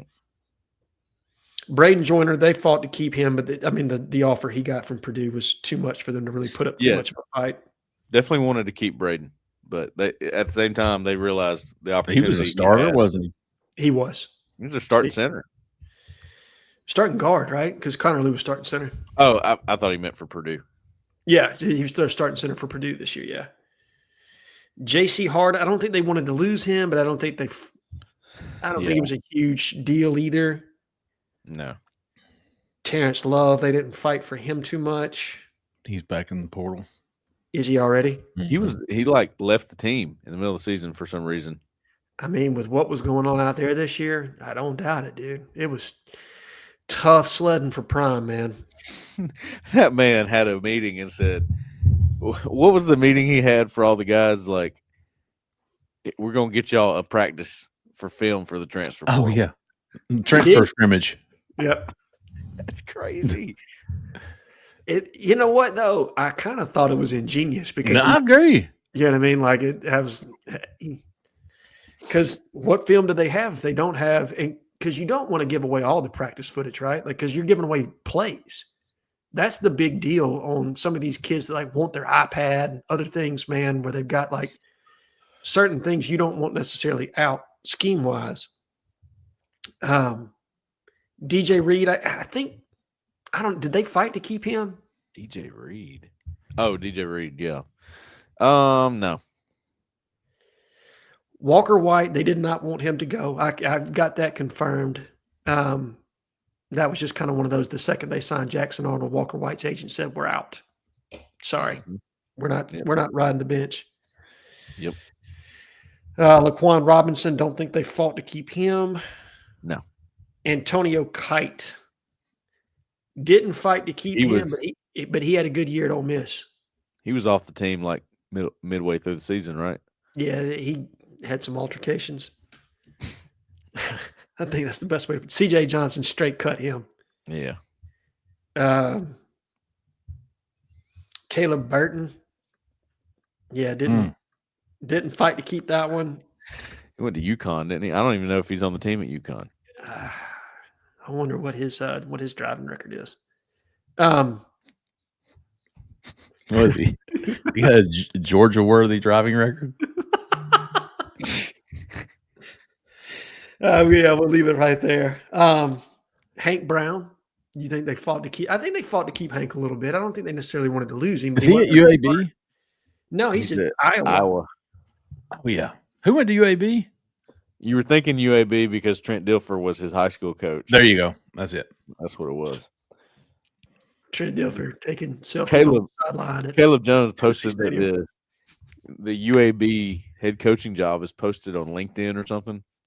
Indeed. Like, okay, you can apply for it. I thought about sending a resume, just see what happens. You should, man. Just see what happens. You're probably in their price point. That's for sure, dude. Oh, I'm easily. I mean, I'll take anything. Like, hey, some of these numbers being thrown around, sure. No, yeah, I don't want that life. TJ Lindsey, they didn't fight to keep him. Caleb Wooden, maybe they should have fought to keep Caleb Wooden. I thought he had a decent season at Arkansas this past year. Yeah, I mean, Caleb Wooden kind of, people saw him run full speed and they're like, but he was a smart football player. Yeah. Camden Brown had a big year for Georgia Southern. Didn't fight to keep him, though, did they? No, they didn't. They didn't. They thought they had enough in the wide receiver. And honestly, given what Auburn had in the wide receiver room, I get it. I think it worked out for both. I do too, because Camden needed to play. Yes. That was his thing, and he was able to do that there. 1,000-yard receiving, led the country in receiving touchdowns, I believe. Is that right? Did he really? I think so. I know you've been tracking it because Cam's dad was the man, dude. Good people, man. I was glad to see him. Glad to see him be successful for sure. And then you had guys like Holden Garner. You didn't fight to keep him. Micah Riley Ducker, that's the other one, or Micah Riley. I guess he shortened it to just one name, so he doesn't sound like a law firm anymore. Yeah. By the way, our buddy Rice linked on the corner the on-3 transfer portal rankings from last year. Thank you, Rice. Greatly appreciated, brother. So we do actually have that. Texas Tech was number 1, LSU number 2, Ole Miss number 3, Oregon 4, Miami 5, Missouri 6. Auburn was 7th in the portal last year. Okay. On 3. Do you think they got 7-level production from what they brought in? Yeah, I think the transfer portal was good to Auburn this year. I do. Let's see. Had they hit on quarterback, that changes everything, right? Well, yeah, I mean, yeah. And that's not me throwing shade at Jackson. I know that things were a mess at Auburn offensively. I get it. But you can't call his tenure successful either. No, it's the same debate you had with Peyton Thorne. Like, I mean, you look at Peyton Thorne in a different light now after seeing what you've seen and knowing what you know about the offense and how it operated and everything. But, yeah, it's tough for quarterback. It's tough to become a hit out of the portal for a quarterback, in my opinion. It is, unless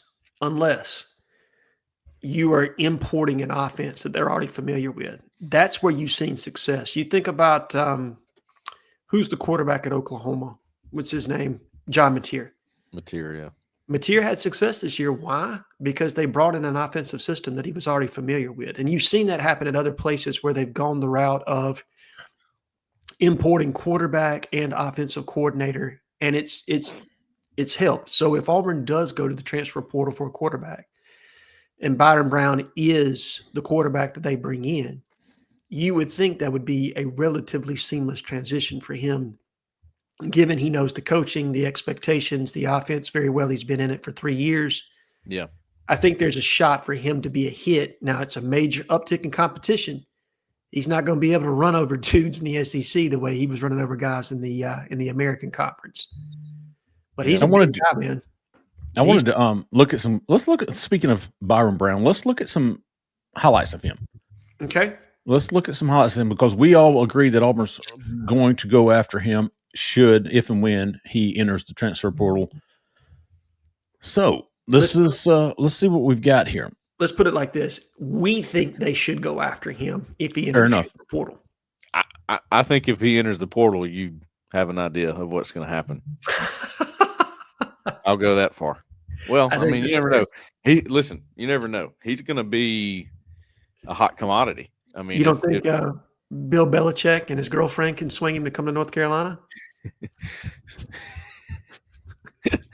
Well, I got to stop, man. I got to stop before I get us in trouble on this show. Zach's gonna tell me I've got this kicked off YouTube.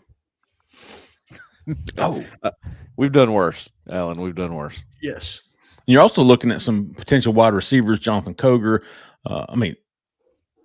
That's Christian Neptune right there that just made that catch, which is an awesome name. What's Coger's first name? Is it Jonathan or is that Jonathan Eccles? Jermaine or Jeremiah, something with a J. Jeremiah Coger. Jeremiah. From St. Francis, yeah. There you go. Just flew under the radar. Man, I think DJ Durkin understands with that school for whatever reason. It's actually hard to find film on those guys. And this is against an SEC opponent, guys, because this is against Florida, right? Mm-hmm. Let's see. I can't. Ran through the guy. Yeah, I've been doing this game on the board. We're going to finish it after signing day blows. Keyshawn Singleton. Singleton. He does some things, man. That's like it's very impressive. He runs through tackles. He makes people miss. He's got that gamer ability going on. He's a big dude. What is he? 6'3", 6'4", 235 plus. Yeah, he's sort of a throwback quarterback, honestly, like a Dak Prescott or. Here's Keyshawn Singleton right here making the sketch. Number 11. From South Georgia, right? He is from Norcross. Yeah, he's from Norcross. From Atlanta. Okay. ATL. That is an important – if you're talking about the 250-mile radius. Yep. That is a huge piece of it to be able to get into Atlanta and to be able to identify playmakers for sure. Craig Tutt. Was he he visited Auburn, I believe. He signed with Auburn. Craig Tutt was there. Okay. Was that Christian Tutt? No, that's Christian. I'm sorry. Craig was the kid out of Memphis, right? Yes. I believe that's right. He was a safety target at one point. Yes. That guy, and I know I think is it Danny Archer on the board? Danny Pitts. Pitts on the corner will agree. Stud. Couldn't believe Auburn didn't push harder for him. I think Ole Miss just kind of had an end there. It's not that I'm with you that they should have pushed harder. This day and age, you never know. That guy could be asking for millions of dollars, and you're like, I'm not paying that for a safety. You never know, right? That's the thing. Sure. Back in the day, you see a guy like that, you're pushing all day long, right? Now it's a money thing, and it's like, well. Sure, because we're not going to go above slot value on certain positions, right? Like there are some positions I think Auburn gambled a little bit and got outside of slot value where you would project like, hey, this is where the evaluation says their money is, but we're going to throw an extra $100K on top because we want this kid. Who is the target. I just think his price range is pretty high from what I've heard. Yeah, so, I think that's fair. There's Danny Pitts in the comments. Look at him jumping in. Hey, I saw a question from SR Blackbird earlier wanting us to talk about the new strength and conditioning coach. I haven't heard anything as far as, what kind of program he runs. I'll be interested to see. I did have a friend that was at the press conference that told me that the guy didn't blink the entire time he was in there. He was strength coaches, man. They have they're different. Yeah, that's what he said. He said, dude, he didn't blink and he has a neck tat. I think we're in business. Oh, and I was like, okay. Wow. But I'm excited to see what happens with the new strength and conditioning program because I did feel like there were times, and maybe it was Hugh just trying to get a point across to some of his kids in the media where he talked about how they were gassed and this, that, and the other. Did you guys remember that? Yeah. Oh, yeah. He looked gassed to me. Yeah. Talking about Jaquez, or when he talked about like his team, like his defense didn't look like they, maybe we didn't get enough rest or hydration this week or something like that. And I don't know if that was Hugh just taking a shot I don't think so. Or if that was legitimate and there were some concerns within the strength and conditioning program. Now, I didn't hear that specifically. I know that we have some people that have talked about the shape of our offensive line, and maybe they weren't necessarily as prepared physically as they should have been. But I don't know, man. You guys see these guys up close in person. You would be able to say, hey, man, we have something going on here where we need to make some systematic changes. I would say for what the defense is asked to do, they were in top tier shape to play for DJ Durkin's aggressive defensive system. You got to be, if you're going to blitz that much, you know. How many times did DJ go 0 and then just bring the house, dude, this year? That became his thing towards the end of the year, and boy, do I like it. It's exciting. It could be very, very bad, or it could be very, very good. It's almost like trying to block a punt, is what it is. And I would agree with that. On the roughing the passer. Oh, that still hurts my feelings. That Xavier Atkins got called on a 4th and 6 or something like that. That was a tough call, man. It was a bad call. That one and Sly's pass interference were tough calls. Yeah, that's pretty bad. I felt like Auburn got a makeup call on that. Or maybe it wasn't even a makeup call. But they got another one that was close in return. But all the same, like the point in the game that happened, it swung momentum back in Alabama's favor because you had them on 4th down on that. While we're waiting, are you interested? Would you like to do a little hit or miss on this last transfer portal class? Have we done that yet? I don't think you and I have. Jeffrey, did you have something? Are we still?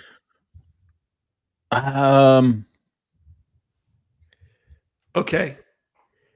Jeffrey, are you still going? Is it 2:30 for the Wells brothers? Is that what you have? Oh, I didn't have a time for them. Okay, I think it's 2:30 for the Wells brothers is what I'm seeing now. Or is what somebody just sent me? I'm just hang on.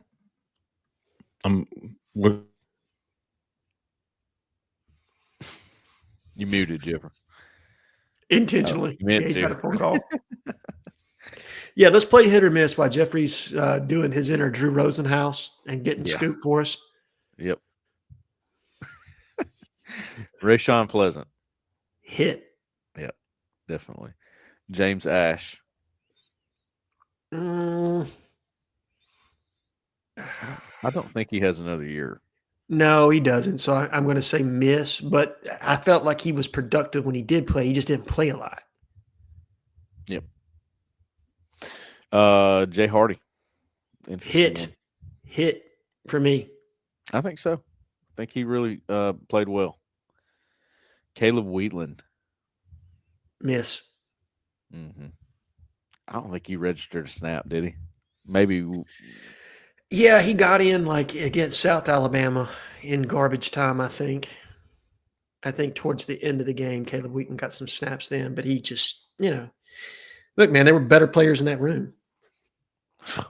Looking through this, I totally forgot about Tanner Bailey, like being on the team for 10 seconds. That's crazy, wasn't it? Chris Murray. Hit. I agree. Chris Murray was pretty dang good, actually. I thought so. They did some load management with him where he didn't play a ton, but when he got in, he was super effective, man. Yeah.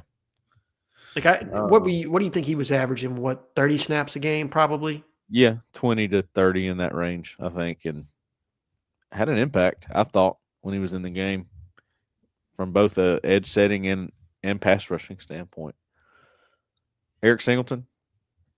Hit, though he could have been more productive if he had been used a little bit differently. I felt like his usage was bad, man. Like the way they were trying to feature him. I agree. I don't think that's all on him. I think that's, like you said, usage. I think he made the most of his opportunities. Didn't have a good game against Alabama. Don't know what happened there. I don't either. I mean, it was just kind of Malcolm's game that night, though. Yeah. He really exploded. Let's see. Preston Howard. That's a miss for me, big dog.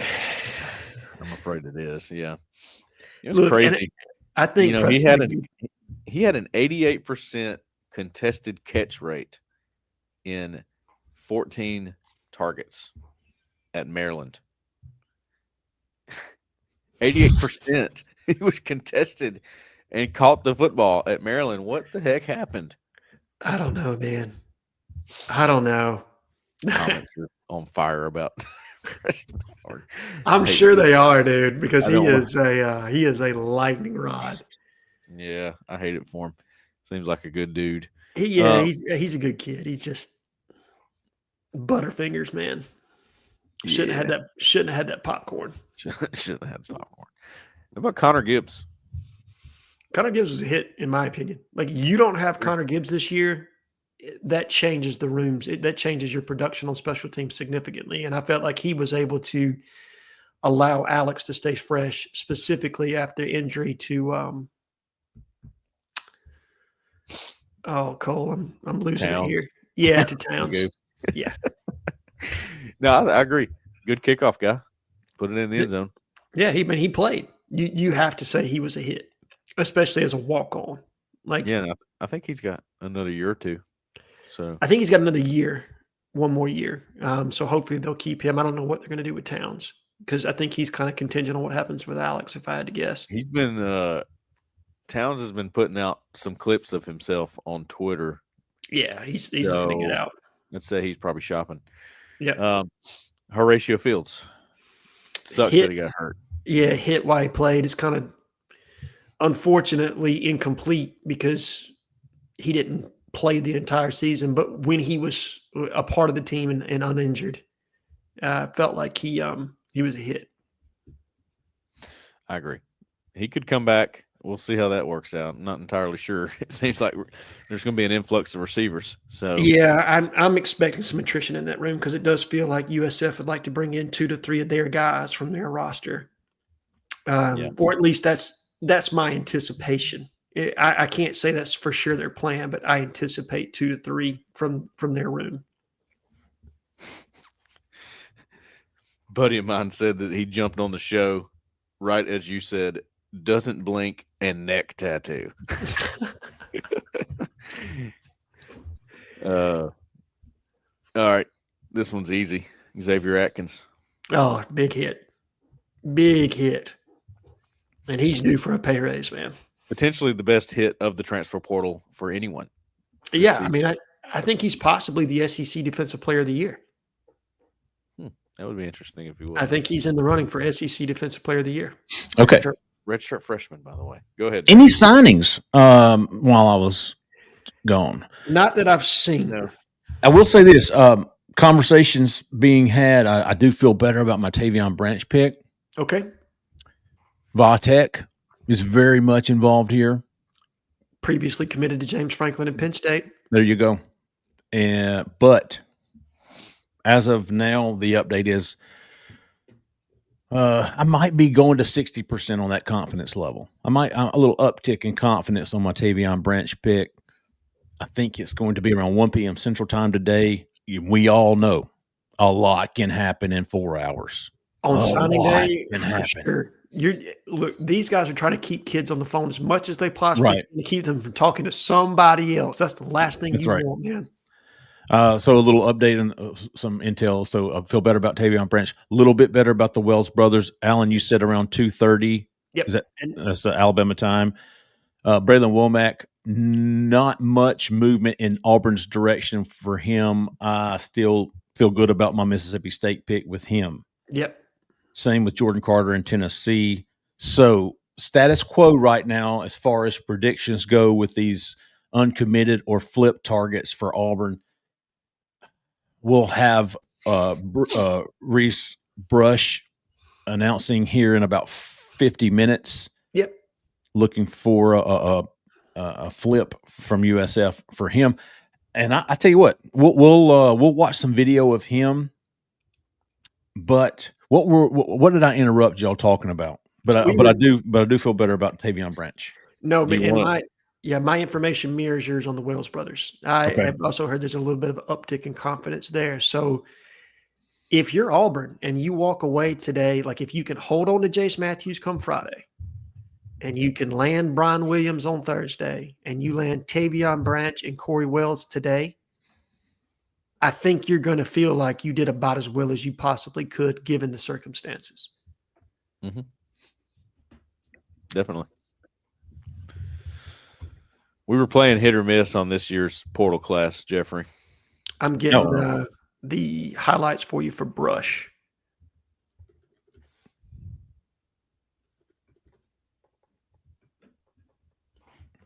Who else? There's something else to say. All right, so this is cool, man. This is what I love about signing day. This is when everything starts turning. You start getting texts, you start getting calls. Yep. Because what if there's another surprise we're not tracking on right now? Listen, listen. I'm going to talk about this. I have been hesitant and to even mention a possible surprise. Because I hate doing that because everybody then wants to know who it is. Sure. And I'm not. I'm not. And listen, there's not. So I mean, there's like a 3% chance that there's a surprise for Auburn. So don't, it's not even worth it. We'll talk about it after there's some conclusion. Sure. There's really not. That's why I shouldn't even say anything because it's not even worth dude mentioning it. So we'll be checking the guys that we are sure about. And that's the guys we've already mentioned. The announcements coming up. We probably will be off air. So I want everybody to go and listen. AuburnSports.com. If you're not already a member, go check it out. This is $1 for 7 days, and you can get all access to the message boards, to the recruiting intel and scoop and predictions and all of that there at AuburnSports.com. $1 for 7 days. Go check us out. That was tough, man. The whole conference. I mean, just in the last 7 minutes, it went one school, and then it was like one school. I was like, okay. So interesting. I love that. I love it. Well, I mean, I love it when it comes back to being what you initially said. It was like, okay, I feel good about that. And then it's, oh no, I'm wrong. And then it's like, no, you're right. I'm like, oh, okay. Well, that's how it stands right now at 8:43 a.m. Alabama time. It is always good to document your date and time, I have found out, because every podcast is someone's first. You never know when somebody's jumping online. So if you don't date yourself, somebody's like, you said, I'm like, bro, that was 2 weeks ago. You know how much changes or in this case, it was like last night. But I'm telling you, man, I know it's an easy out for us in what we do. It's like, but anybody who does this and anybody who's been following recruiting knows how quickly things can change. Look at Bralan Womack. We've been saying Mississippi State for the past 24 hours or more, and who knows what happens there? I really don't. You could easily see that flip back to Auburn. And I'm just throwing that out there as an example. I as of right now, I do not expect him to. But shit, man, ask me again in an hour. Who knows? No, I'm with you, because what happens if Auburn gets on the phone and they tell him, hey, TJ Rushing's coming back. This is your financial offer. DJ's here. This is a system you feel comfortable here. Your sister's here. You know what I mean? And then the parents start thinking like, what if Auburn is the best play? You just don't know. There's so many emotional swings on signing day, man. So I can see the pitch for sure. Like if they can figure out a way to make him feel comfortable at Auburn again, and he would have to feel comfortable because I think he does feel comfortable with the situation in Mississippi State. From what I understand, I think there's some attractive parts of that to him and his family of having him there in Starkville. So a lot to think about. Jaira Edwards is signed with Alabama, and it just made me think back to the summer about what this class, and even earlier to the last summer, what this class could have been. And listen, I'm very excited about what's going on at Auburn right now. I absolutely am, and I know you had to go through a lot of stuff to get to this point. But man, wouldn't we all have liked to seen what this class could have been if Auburn went 10-2? 9-3, 10-2. This class is probably top 10, top 5. you go back, you thinking about all the guys that were on campus sneaking. Remember Zion Ely snuck in an official visit late in the summer.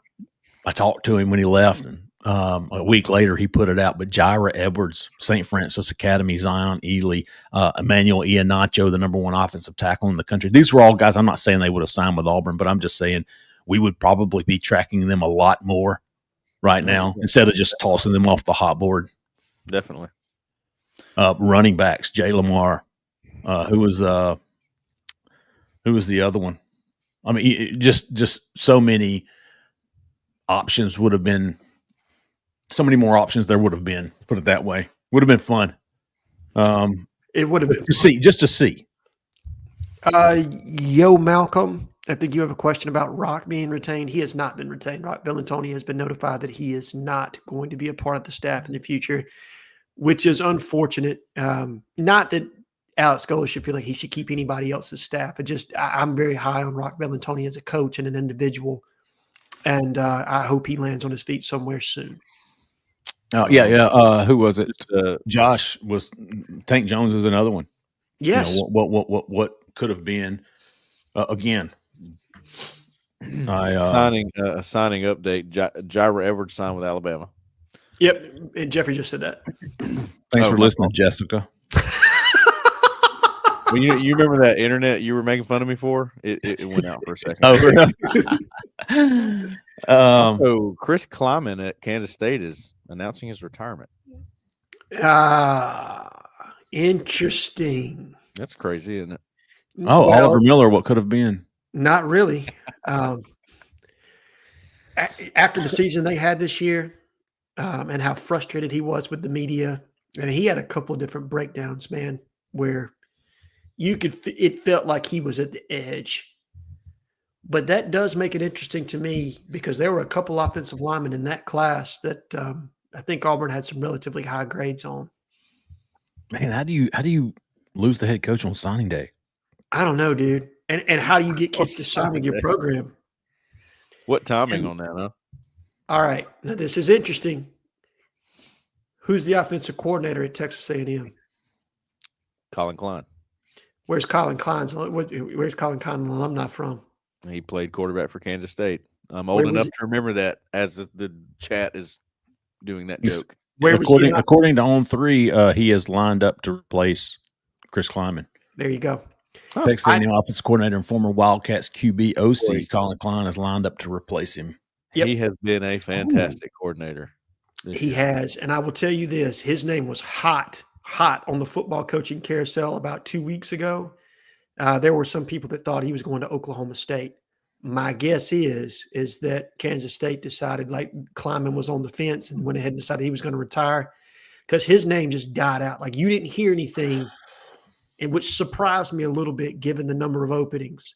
As good as he's been at A&M, this makes a lot of sense, and it probably is why you can get kids to sign today because he is coming back to his alma mater. Yeah.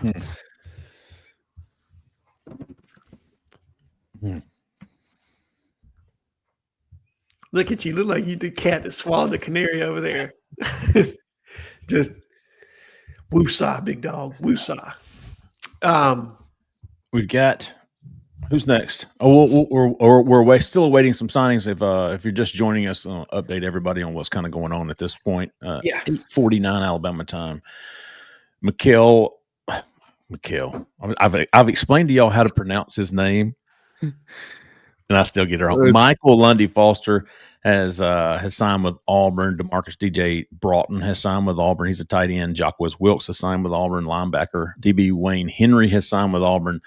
Still waiting on the release of the signing. Shadarius Tootle, I think, Alan, you said 10 o'clock Alabama time. No, 9 o'clock Alabama time, 10 o'clock my time. So we should be coming up on Shadarius Tootle being the next one. Shadarius and Shadrick. Yeah. You know what? I used to, before I knew he had brothers, he's got a younger brother as Shadarian or something, but I was calling Tootle Shad. And then I learned, like, dude, you can't call, his father is Shadrick, his brother is Shadrick, he's Shadarius, and then his little brother is like Shadarian. I was like, okay, you can't call him Shad. Do y'all know that Penn State is currently 138th. They have 0 commitments and have butchered this coaching search for themselves. Like they have gone in on multiple different guys and come up snake eyes. Oh, haven't you heard they're waiting on Kalen DeBoer? You know, I hope that that's true just so I can say that Alabama's a feeder school for Penn State. That's what I would love to say. Unfortunately, I don't think it's the truth. Yeah. Because I think Kalen's set to go to the playoff after even if they lose. Can you believe they jumped Notre Dame? Yes, because Notre Dame's strength of schedule is trash. But they jumped them after beating, after basically getting what Auburn outscored them 20-3 to tie it up 20-20 and then gave up that long drive. But did you see the playoff committee guy who said they gave Alabama the big win over Auburn because Auburn's such a tough place to play and Vanderbilt? Mm-hmm. And they were like, "No, big dog. Auburn went to Vanderbilt." I know. And look, here's the thing, and let's just get through all the BS of it all. Alabama is not going to get left out of the playoff. I've heard all this national conjecture. The playoff committee understands that ESPN wants eyeballs. I think Vanderbilt's a great story. Diego Pavia is a great quarterback. Alabama brings more attention to the playoff than Vanderbilt does. Full stop. They're not getting in over them. Just not going to happen. Miami, all you other teams at the back end of the bus that think you're going to leapfrog somebody, sorry, big dog, not going to happen. They're going to put Alabama in the playoff. It's going to happen. Yeah. Shoot, Alabama's got Georgia's number. They might beat them, and then leave no doubt. I agree. Does Alabama get in at 10-3? Yeah, I think so. I think so too.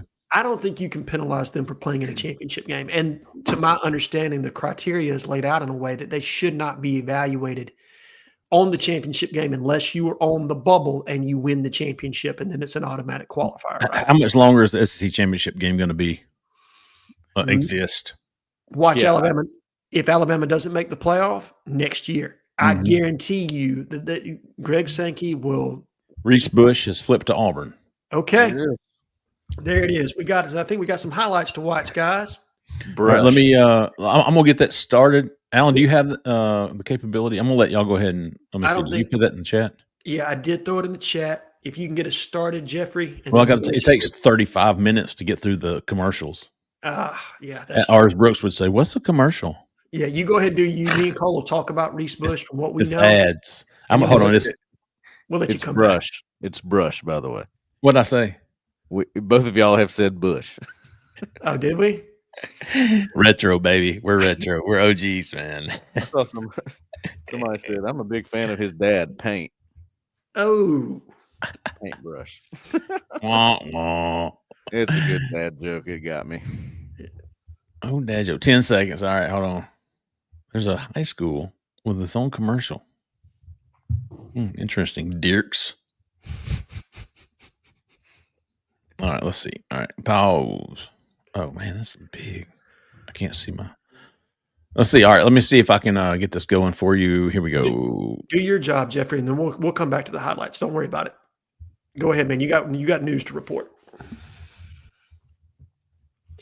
Cole, what's your opinion on Reese Brush? There we go. Correctly. Reese Brush, man. The number one thing that jumps out on film is his accuracy. I think he's got the strongest arm out there. I think his arm strength is still developing, but he is pinpoint accurate. I mean, this guy, I think I wrote it last night, 61 touchdowns to 4 interceptions in 2 years. Yeah. That's a ratio you like to have.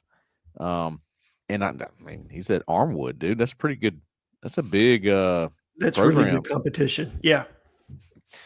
So accuracy, I think that's where you start here, and I think that's such a big deal with this system that he's about to go into, which is why Golis just sort of hitched his wagon to this guy. He loves the accuracy. It's hard to teach that. If you got it, you got it. And his mechanics, look pretty good for the most part. I think he's still a little raw in that area. I don't know if he offers a whole lot as a runner. maybe just a little. I mean, he's not like a run first kind of guy. I don't think he's a run first guy. In fact, I would put him more in the Peyton Thorne bucket of athlete, right? Like mobile enough. So you went there. I did go there. Okay. But I will tell you the direct comp that I got when somebody was somebody that knows him and has watched the kid play a good bit. It was Rocco Beck from Iowa State. That was the comp that I got. Not an overpowering arm, but more than enough arm strength to get it out there. Good mobility, not great, but you can use him in the quarterback run game if needed. And a kid like you talked about that's accurate, that can make the anticipatory throws, that can make the layered throws. By the way, the film we're watching is Broughton, not Brush. Nice. People are like, "Wow, he's a pretty good receiver." Wait a minute, dude. Alan, where'd you do? I grabbed the wrong one, bro. That's on me. I can't leave you alone for anything. Let me see. All right, hold on. I got you. I got you right here. Freshman year, Reese Brush, 2026. Reese Brush killing it out there as a receiver. He's tall. All right, there it is. All right. No, wait a minute. Why is it did it again? This is a YouTube clip. It's not supposed to be. Freshman year. Nobody wants to see freshman. So, okay, hang on. I got you. Let me share. I know he's got some weird thing. It's like a different. It's not Huddle. He's not on Huddle. No, he's not. It's YouTube. But I found really? Yeah. I mean, his Huddle is old. Yeah, here's some. Old John Smith. You remember him?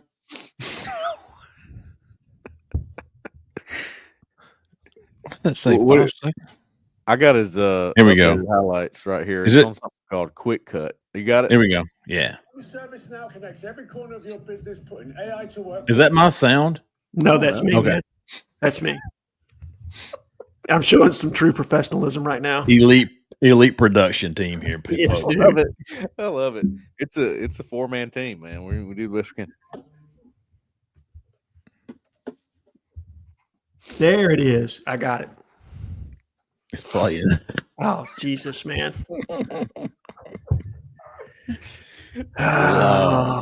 We appreciate your effort, though. The effort was there.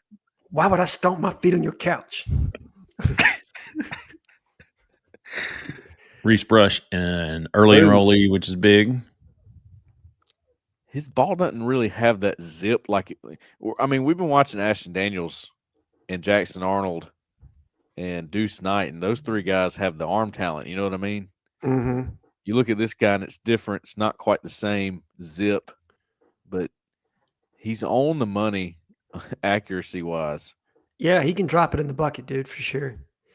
Does he have a little bit of Sean White to you? Is that what did you see some of that? I don't know if he's that much of a gamer. Like Sean White was when the lights were on, he was different. You know what I mean? No, I don't disagree. I'm just looking at him from what I'm seeing right here. He throws a little bit of an artistic ball, man. I'm seeing a lot of he's going over the middle more than some high school quarterbacks like to. Like if you look at what Deuce Knight did in high school, a lot of it was the vertical passing game down the sideline in safe areas of the field. Yeah. I don't feel like he challenged the middle very often. You're seeing a variety of different routes and throws from him on this. I mean, Brian Hartline going to USF. That's a great one, man. That's a good one for them. I knew they were looking for an offensive-minded head coach. I think I said that on the board last night. Did not realize he was in competition for that job, but that's in South Florida, in my opinion, is going to be the premier job in the group of six. With that new stadium that they've built, I think they're really trending up, particularly with the amount of NIL money that they've been able to kind of put together down there.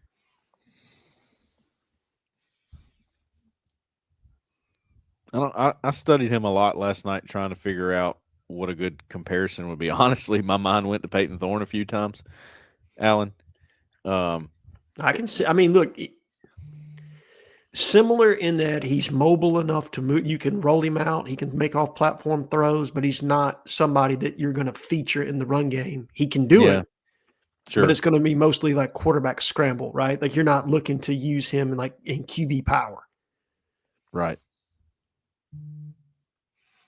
Because you see more than enough ability for him to get off his spot and then to be able to make a throw off platform.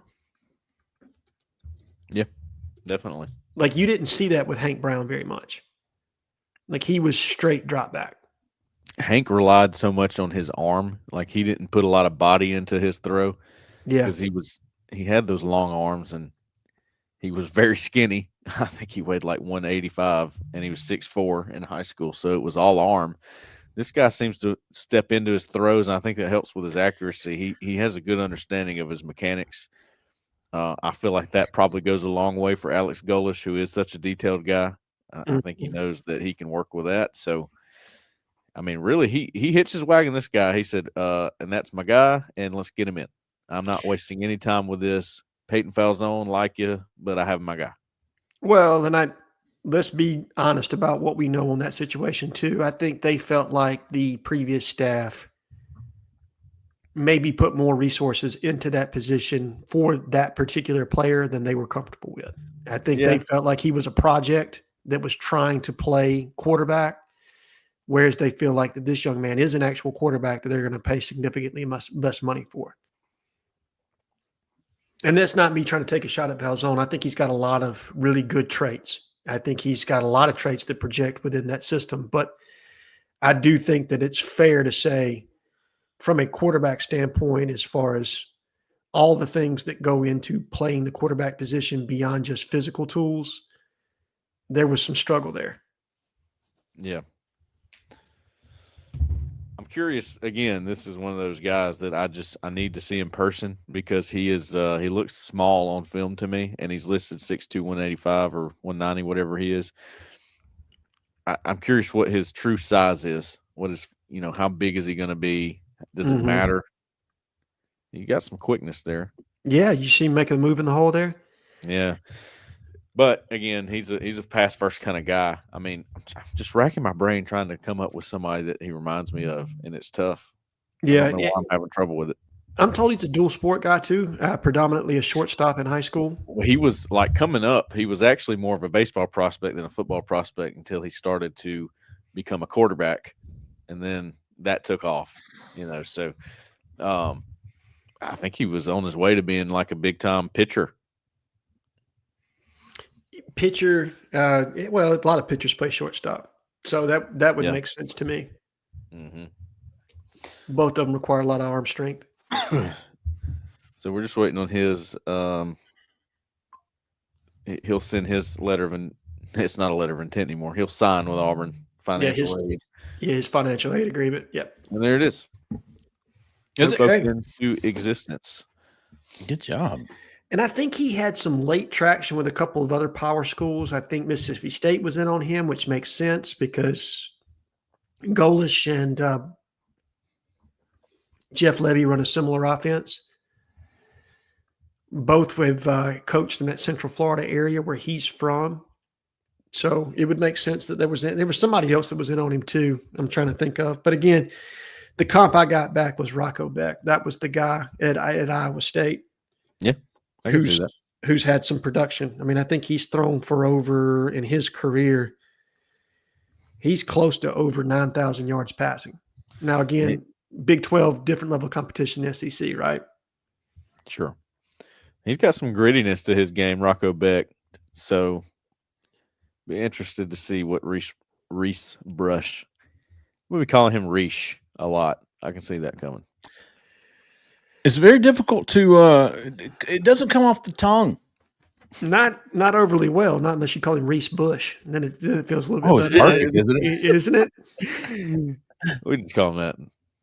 We call him whatever we want, I guess. Let's see.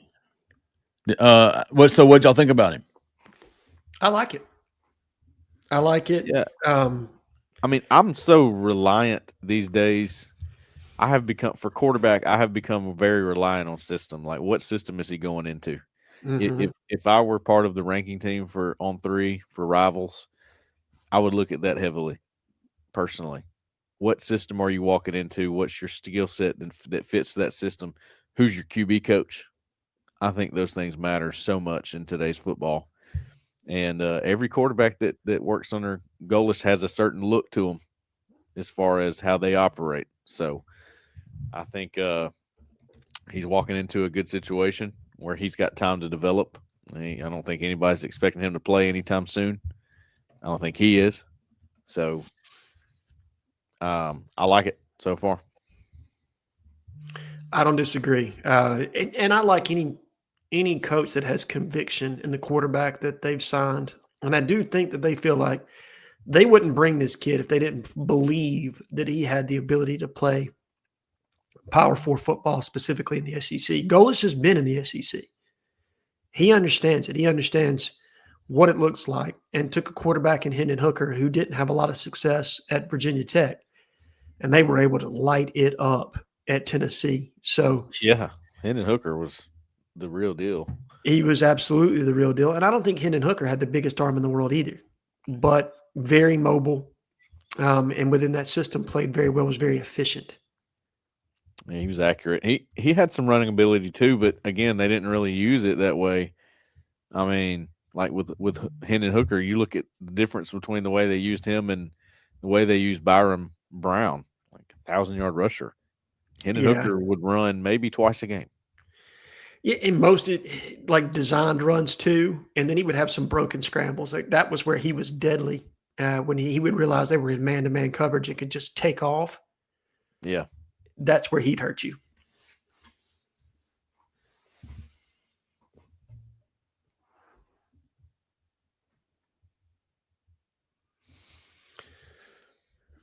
Okay, so we've got Reese. We're coming up on the Toodles now, right? Reese was early. Yeah, right? he was early because we said Okay. 9:30 for him, right? Yeah. Let's see. Yeah, 8:55 is when he popped. couldn't wait. Could not wait. Good for him. All right, so next you've got the Toodles. Got some signings probably coming out. Still waiting on some of these guys that there's not much concern. We're just waiting on them to have their announcements, their ceremonies, including the Toodles, Shadarius Tootle, Shadrick Tootle, Wilson Zaire, Adam Balagoon Ali, Parker Dooley Pritchett, Deshaun Spencer. We'll see when those guys are have their announcement, and that's when they'll actually release their signings of the financial aid agreement. Yeah. Reese Brush is signed, the quarterback who just committed to Auburn. Tight end DJ Broughton has signed, former USF commitment. Same for Michael Lundy Foster, former USF commitment. He has signed. Jaquez Wilkes has signed. Wayne Henry has signed. So you've got a signing class of 5 right now with 1, 2, 3, 4, 5, 6, 7 other commitments plus PWO and Travis Wakefield. And I don't want to just pass over him, man. What was his name? What was the long snapper for Auburn? This Harris. Yeah. Still Josh Harris, still playing in the NFL, if I'm not mistaken. For the Falcons, right? Yes. So, I mean, look, you get a good one. That's right. It makes a difference. How many times did we talk about special teams being an issue this year? Unfortunately, too many. That's one of those positions where you hope nobody knows his name. You go, who's the long snapper? And you go, who cares? Yeah, like I don't care. Don't care. Have a couple balls that sail over the punter's head, or you got some issues. Yeah. You've got signs with his name on it. Get the hell out of here. Let's just hope he doesn't have his own show. Let's see. All right. The Alan, you're gonna where did Cole go? I'll just click back on here. I think he had to jump off for like 2 seconds. Okay. Alan will be leaving us shortly. Yeah. Is that correct? What time do you need to go, Alan? About 30, 40 minutes ish. Okay. And then I'll check back in with you guys periodically if I hear anything. Okay. Fair enough. We've got the big announcements coming up. Is the first one we think is Tavon Branch around 1 p.m. Alabama time. Yeah. Do you know what time they're doing the press conference today? Are they doing a press conference? They are not doing a press conference. Okay. It was I don't think Kevin Steele did one when he was an interim. these guys, it would be disingenuous to get up there and act like, you know what I mean? Like, I mean, yeah, what's Golich going to say? Like, we've watched him film and, especially on defensive guys, what's he going to say? I mean, yeah, he literally got here, at least with Kevin's. Kevin had been there the entire time, and he got up there. He did speak because that's when he talked about, we flipped a couple guys and then they flipped back. Yeah. Yeah. Kevin gave his whole game plan away. Yeah. It's funny. But they'll probably put out a release with different so. coaches talking about different guys, I would imagine. Because you remember Hugh did his, but again, Hugh was here for like 20, 30 days and met with kids. Because I think at that point, signing day was what, December 22nd? Yeah. It was the Wednesday before Christmas. Yes. So he had a significantly longer period of time to meet with these kids, talk with these kids, build some version of a relationship. Oh, he did do one. That's right. That's where he talked about it. Yep. Did I say he didn't? You said you don't remember if he did. Yeah. So yeah, you're right. And that's when he got up there and talked about what all happened. He like spilled the tea. Yeah, he did. He didn't have that head coach mentality. He was like, yeah, man, defensive coordinator. Oh, yeah, man, that guy flipped to us last night and then Mama got involved. Next thing I know, he's gonna flip back and look. I can remember talking to you after this, like, dude, you know how refreshing that was to sit up there with like just Kevin telling us everything.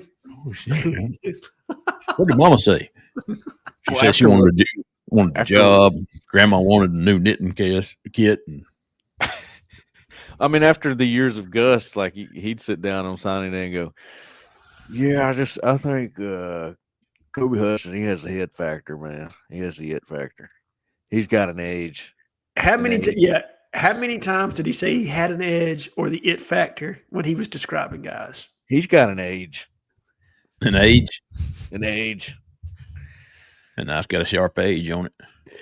Still, look, dude, I could do a whole show with Jay Tate just doing his Gus voice the entire time, man. That's funny. Look pretty good. We look solid. Oh, God, the solid bit. Yeah, that was or when he said it's not the end of the world after the LSU lost when he gave up that 20-point lead. Yeah. Gus, I don't think Alex Golich will have, whether or not he will win. I hope he will. Hope it works out. I don't think he will have that. I don't think you'll ever hear that come out of his mouth. Put it that way. No, I think Alex is going to be pretty good behind the microphone. I'm interested to see some of the responses he gets because he seems like he's got the kind of personality that might chew on media a little bit. I don't know that to be a fact. I haven't seen that. But there are certain media members that like to ask pointed questions, and I want to be interested to see what his response to that will be. Sure. Curious, while we're passing time here, what y'all in day 3, day 4 of the Golich era? Sunday, Monday, Tuesday, 3.5. How are y'all feeling on things as of today? So we updated this on Sunday of the call-in show. How are you feeling? Good. Sorry, I was typing something into the chat. What were you saying again, Cole? My bad. How you feeling about the? How you feeling about anything changed from your initial? Like I wrote a first impressions article, just kind of talking through the things that I'm feeling so far about Alex Golich and the staff he's bringing in. How are y'all feeling on it as of this day 3, day 4, whatever we're calling it? Better. I think there's always some concern when you're bringing guys with you because you have to bring something. Like everybody does this, and I need everybody to understand this. Regardless of the level of football that you're coming from, you're going to bring guys that understand your expectation, understand your culture, understand the way you want to do things.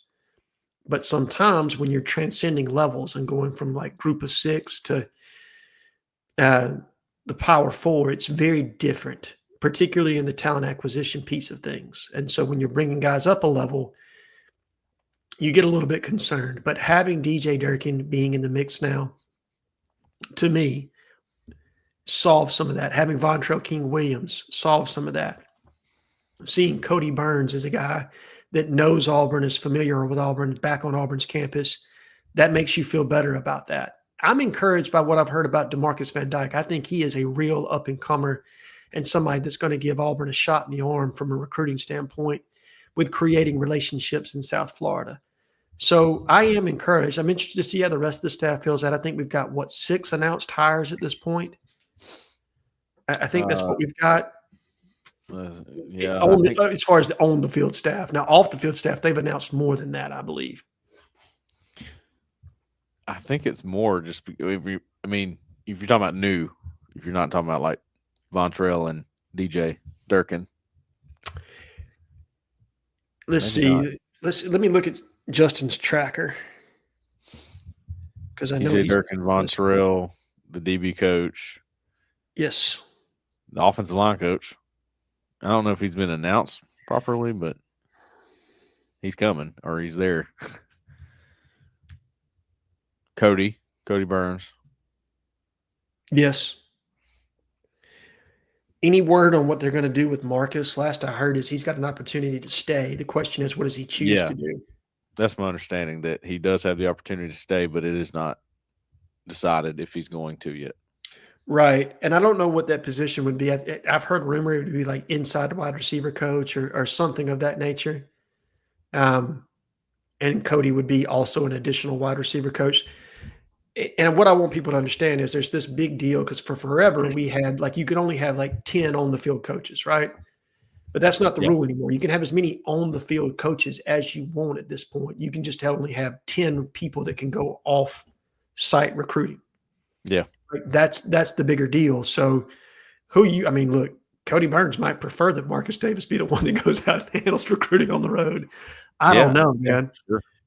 You know what I mean? Like that would be interesting to me, but does Marcus want to run his own room exclusively? I think that's what you're probably wondering. Does he want to share a room with Cody where he knows Cody's going to have the larger voice because he's been in that system for longer, understands it, has a built-in relationship with Alex Golish, or does he want to go someplace else and make his own name? I think that's what you're probably trying to sort through right now. Yeah, for sure. I think that's what he's deciding on. Interesting, Mississippi State just flipped a 4-star edge from Missouri, Micah Dickerson. The interesting thing about it is that is a Mississippi guy. He's from Magnolia, Mississippi. Mm-hmm. Really looks like Mississippi State has spent the money on the in-state guys, which would be Bralan Womack, and that makes a lot of sense. Boy, you if you are tuning into recruiting right now, just as a whole, and you hadn't kept up with it, okay? This desperate teams are going to win some recruiting battles. You're going to ask yourself, what do they want to go to Mississippi State for? I see that question all the time. I think it's just, why would you even ask the question? The desperate teams are going to make the biggest offers. Sometimes, not always, but a lot of the time. Auburn has been in that situation in the past few years. 100%. Okay, they're making the offers that are good enough to win these recruiting battles because they got to have it. You got no choice. So that's where Mississippi State's at. That's why it makes sense that they could end up with Bralan Womack and sign him over Auburn.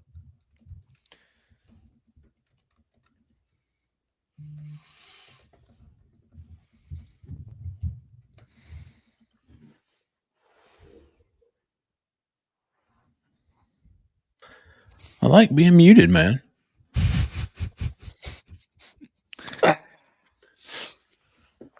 Okay, let's see. Where are we? We were just discussing coaching staff, how encouraged we feel. I know you're working phones right now, trying to figure out recruiting boards and everything else, and see if we got any traction going here.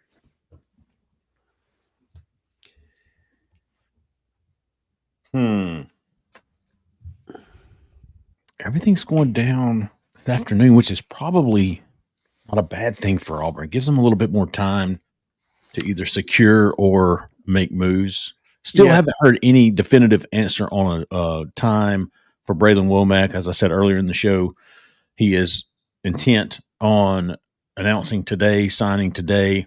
Mm-hmm. Auburn is working on him, but not a lot of confidence, but they're still in it.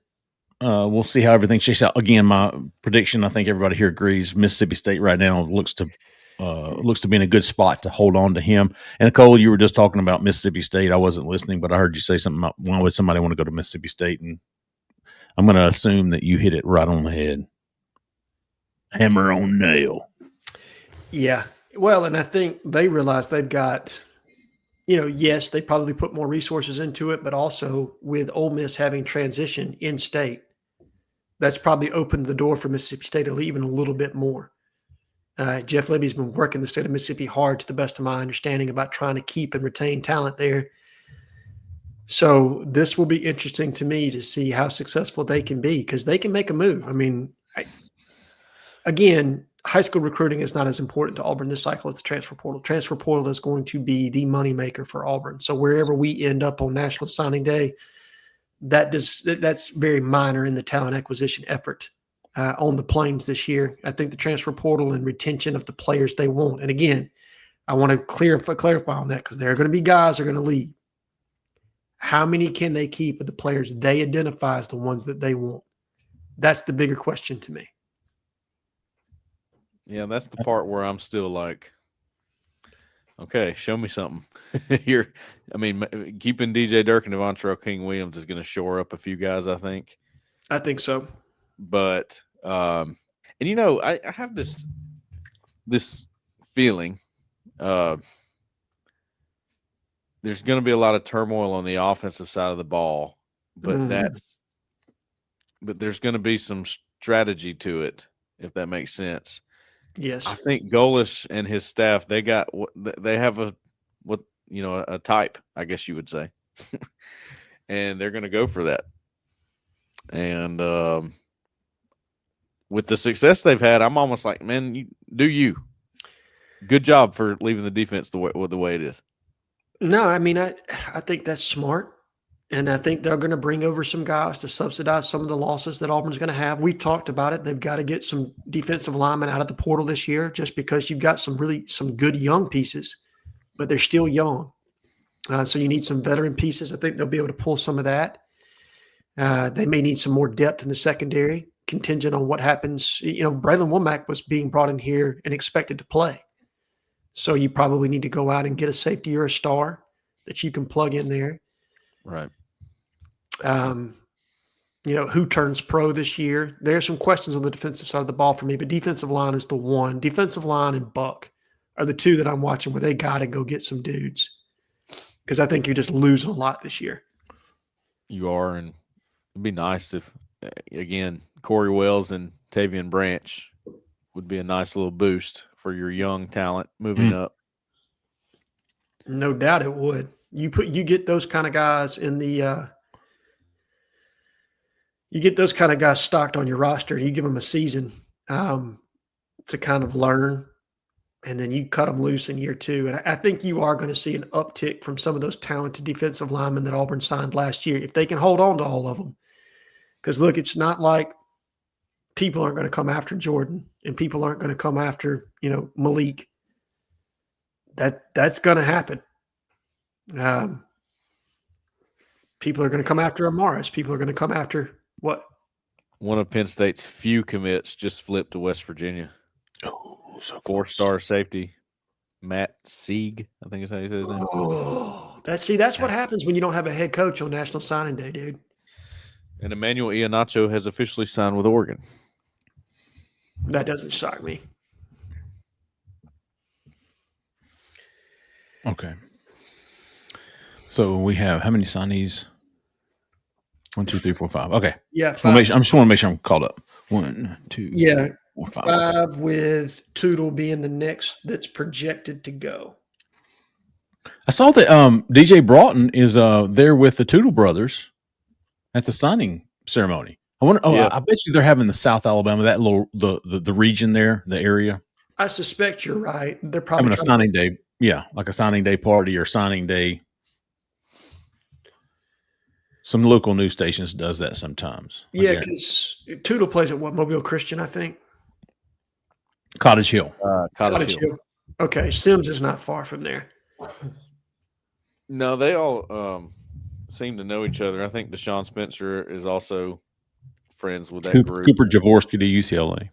Just throwing that out there. Good player. Really like Cooper Jaworski. He is a center, though, and, Auburn's kind of set up at center. Yeah, they got two good ones right now, and then maybe potentially they just brought a guy that could also play center. Well, it'll be interesting to see on that front.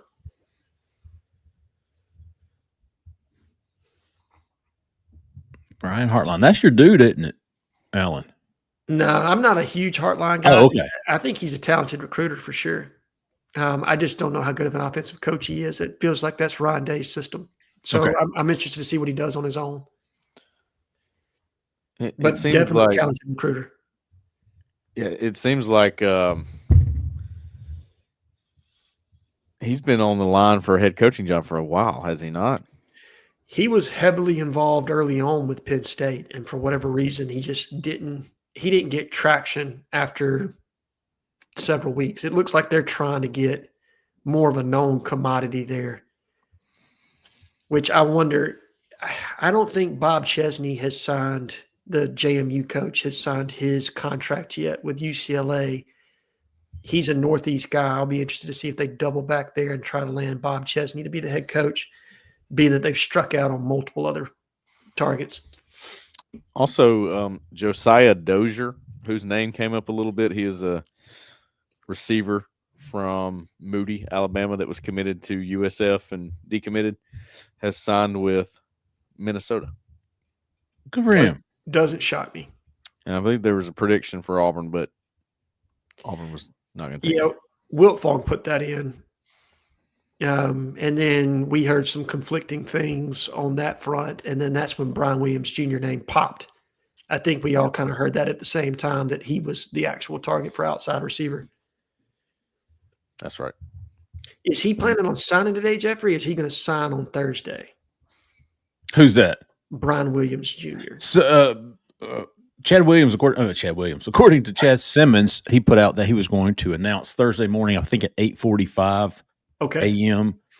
He and Jace Matthews were and at one point Tavon Branch was going to put off, but even Chad said this morning that he thought it was, he posted on the corner that he thought Tavon Branch was going to announce today. And then, of course, Tavon Branch has announced that he will announce today at 1:00 p.m. Alabama time, Central Time. Yes, Cole, yes, Josiah Dozier has signed with Minnesota after receiving one pick. That was he's what I always told about him. He was a good player. He's a damn good player. He just doesn't have this SEC speed. Yeah, I think he fits in the Big Ten. I think he's a power level player, right? Like, I think he's a guy that can play Big 12, Big 10. Like, he's got the kind of speed to play in those leagues. I think the SEC is a little bit different gear.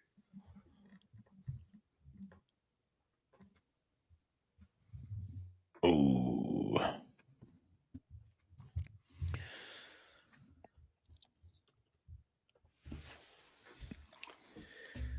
Okay.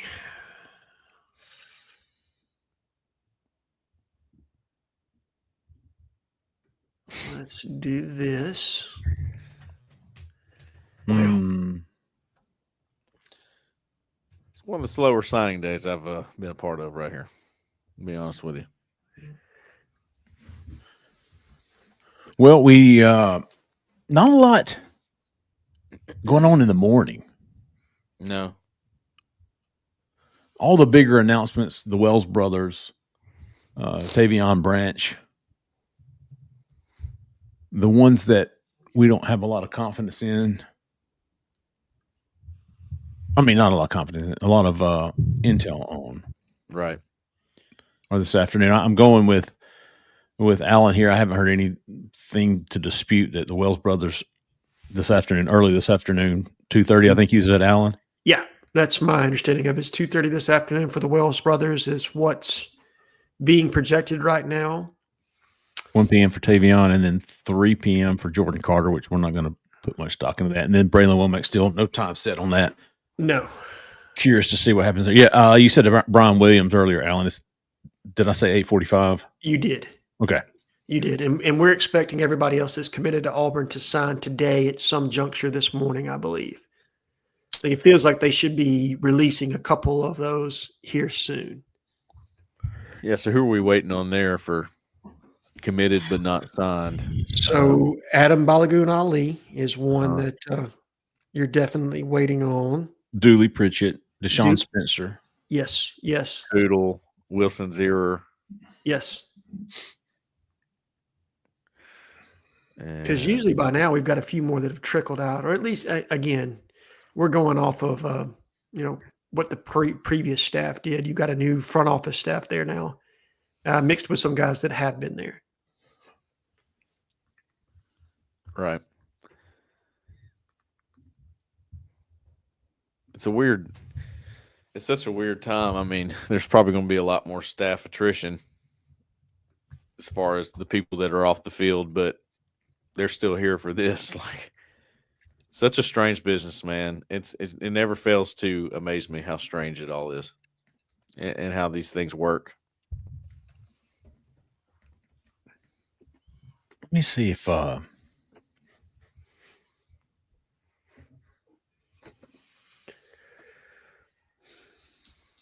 me see if we can get some times up on some of these commitments. I thought.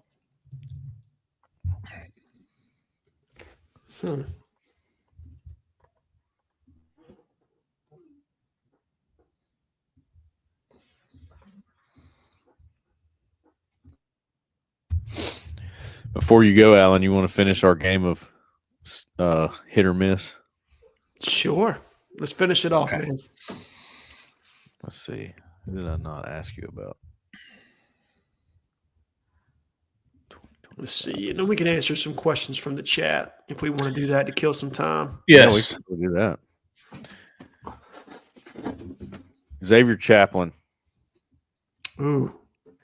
I'm going to go hit. I think he played better than – yes, he made some boneheaded mistakes, right? I'm going to go push. Okay. That's fair. I'm going to go hit just because I felt like he was an upgrade from what you got the year before. I felt like he was better than the combination of Dylan Wade / the kid you got from Percy Lewis. When y'all go hit or miss, do you factor in what we think the investment was on these guys? Well, if you factor in the investment, then it's a miss. But no. I think he's fine. Honestly, I think he's a good player. Actually, I think Auburn would love to have him back. So in that regard, definitely hit. No, I agree that they would like to have him back. Do you think they would contemplate moving him to the right-hand side, or do you think he's comfortable there on the left? I don't know. I think that you could see a change with the system that's in place. I think he's more of a run blocker. I think that's his best quality. So where does that best fit? Rayon Strader. Miss. And he can come back, but yeah. I wouldn't expect it. I wouldn't either, personally. But we'll see. Maybe he will. Yeah. Mason Murphy. Hit, in my opinion. Totally agree. Mason Murphy was good this season. He started rough, had some bad plays here and there, but being able to move to center, what a great move for him. Yeah, where would Auburn have been without Mason Murphy this year, given the injury? I agree. Not good. Would have been worse. Yes, significantly. Darrell Robinson. Miss. Miss or incomplete. The dude was injured all year for the most part. Yeah. Yep. Chris Murray, Xavier Atkins, James Ashton Daniels. Hit. Definitely. I don't know any other way you can put that one. That's a hit, especially given investment and what you got out of that. Yeah. Ashton Daniels has been and good. what you brought him in to be. Yes. I think he's kind of exciting moving forward to see what happens with him. And I feel pretty certain they want to keep him around. Do you think he'd be a good fit in Goalish system? Yes, I Me do. too. Yeah, he's got a lot of arm talent. It's surprising to me that he was a lower rated recruit coming out of high school because he's got the physical attributes, the arm talent. Like, that's Is he better or worse than you thought? better? Me too. Better. I'll say this: he's got to take some heat off of his throws. He's got to. Oh yeah. The Iron Bowl he was throwing uncatchable balls. I know if it hits you in your hands, I get that, but there were a lot, and I'm talking to former players after the game, and they were like, "Yeah, dude, you can't be throwing heaters on swing passes and 3-yard hitches." No, there's got to be, you got to be able to change velocity some, and everything was the fastball with him, right? Right. Yeah, he was trying to fit it in. Touch. Some people have it, some don't. That's kind of hard to teach, you know. I mean, one of those he threw down the sideline and hit Malcolm, and it felt like the ball propelled Malcolm forward. You know what I mean? I know he can throw the dog out of it, which is good. Sure. It's just you got to find the touch on it. That's what Robbie Ashford can never do. I didn't really watch him much this year. He must have been decent for Wake Forest. I think he had a good year statistically speaking. How about Big Dallas Walker?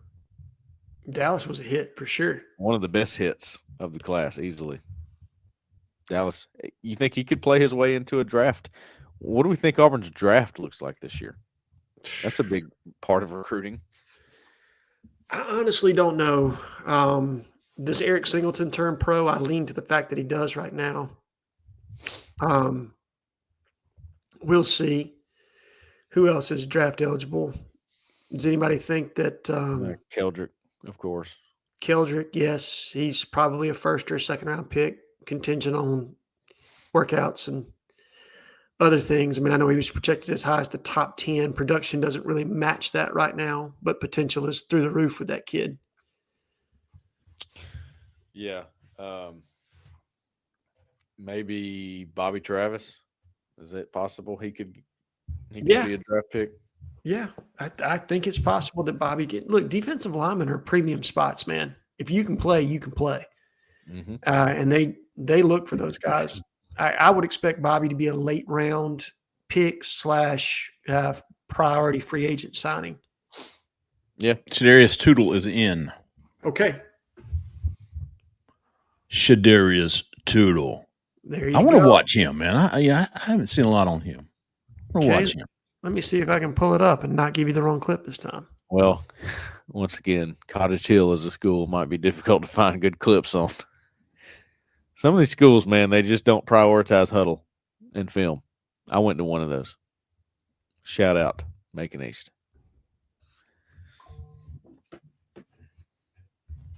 Scooby is in. Shadrick.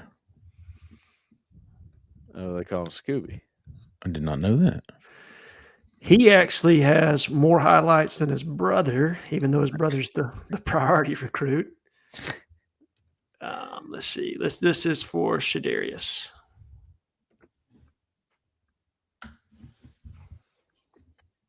And then I'll get you Shadrick shortly thereafter. Okay. Shadarius, are we was he the one that Casanova McKenzie, where y'all were comparing him to Casanova? Not me. I can't remember the comparison for him. I don't know. I think he's more athletic than Cass. Not that Cass was a bad linebacker at all. I thought he played quite well given Ellis Johnson's defense. Not that I'm taking a shot at Ellis by any means. He knows more about football than Ellis Johnson. He's forgotten about football than I'll ever know. But just given it felt like they were in mass transition coming out of Chiswick's system, moving into Ellis's. They didn't have all the parts that they needed to be or to play at a high level. They were trying to get there. This is a one game film. Yeah, he didn't. Alan, you're really dropping the ball, big dog. Bro, he didn't have any multi-game film. Oh, for real? Well, Yeah. damn. Except for Great. I knew it. I just knew it. I know the schools that ain't gonna have the film right. I know it. I got you, Junior. And I'm shouting you out. Y'all need to get your film right. Yeah, no, he's got his junior tape, but he doesn't have any senior tape other than the one game. So I picked the best game. I could find. Before you call me out, man. Yeah, that was bad. That was bad. Yeah, y'all were just talking about having not. Let's see if he's got anything. Some people have. I will tell you this: I was impressed at the jump. When I watched Shadarius's junior tape, I didn't really like him all that much. I will be honest on that. I felt like he made a nice jump in the games that I watched, because I went and watched every one game cut up he had, and it looked like he made some marketed improvement as far as his reaction time to things, being more decisive. The physicality was there, but it seemed like he didn't see things great in the box, in my opinion. Yeah. I think that might have something to do with the league he's in to an extent. Obviously, the physical tools are there, or Georgia would never take a shot on a guy like that. Sure. But no, I felt like, again, he got downhill with bad intentions this year. If you go through those one-game cut-ups, it seemed like he took a step forward. And then he was better in his back pedal and his drop and kind of running the pole some when they played some cover two, as it pertains to his pass coverage. Like I felt like that took a step forward, because before I thought maybe he's going to translate to like an outside linebacker pass rusher type, given his size and frame. But I think he's athletic enough to play inside at the Mike position. Like, I was encouraged with what I saw. He's one of those guys that he is dense, dude. When he hits you, you feel it. And there's always played against a guy like that. It's like you would go through hitting drills and you'd hit everybody and like, okay, no problem. And then that guy's moving at the same speed as everybody else. You try to hit him, it's like hitting a wall. That's what Tootle is to me. I think it's exactly why Georgia liked him and flipped him and wanted him. Sure did. And, they definitely wanted him. Because he's just got so much density and moves well. And when you put it all together as a Mike linebacker, boy, it can be really good. I mean, the upside is very good here. Okay, updating the did I ever hit play? Are y'all watching his junior highlights? Yeah. Okay. He looks like an old school Auburn linebacker. Mississippi State lands Tico Crittenden. Yeah, I had heard that was going to happen, and good for them. I think Tico's got some skills. I question the upside on him. Like, I was never in love with Auburn pushing there for that one. I don't think Auburn really did push much for him. They had him on campus, and that's where you can really make you can find out if Auburn likes a guy or not, honestly. And he left, and it didn't come back. And I was like, yeah, I don't think there's. And he's got some ability to play up and down the line a little bit. I think he could give you some spot snaps at 5 if he had to. Predominantly more of a 1 or a 3 technique, but anyway. You going through the one-game cut-ups, Jeffrey? Yeah, man. Oh, Satsuma getting some love here. Yeah, look, dude. I'm telling you, on his senior highlights, you see some hits like, whoo. Yeah. It's just the definition of when he tackles, he makes stops. Mm-hmm. No, you definitely see it. Again, my hesitation with him was I felt like he wasn't overly decisive in the box watching his junior tape. That, to me, is a non-starter. It's playing linebacker. Like, you've got to see it and get downhill in a hurry. Like, you don't have that kind of time in the SEC to be able to wait on things to develop. Your eyes have got to be good. And I felt like that cleaned up significantly for him as a senior by comparison as a junior.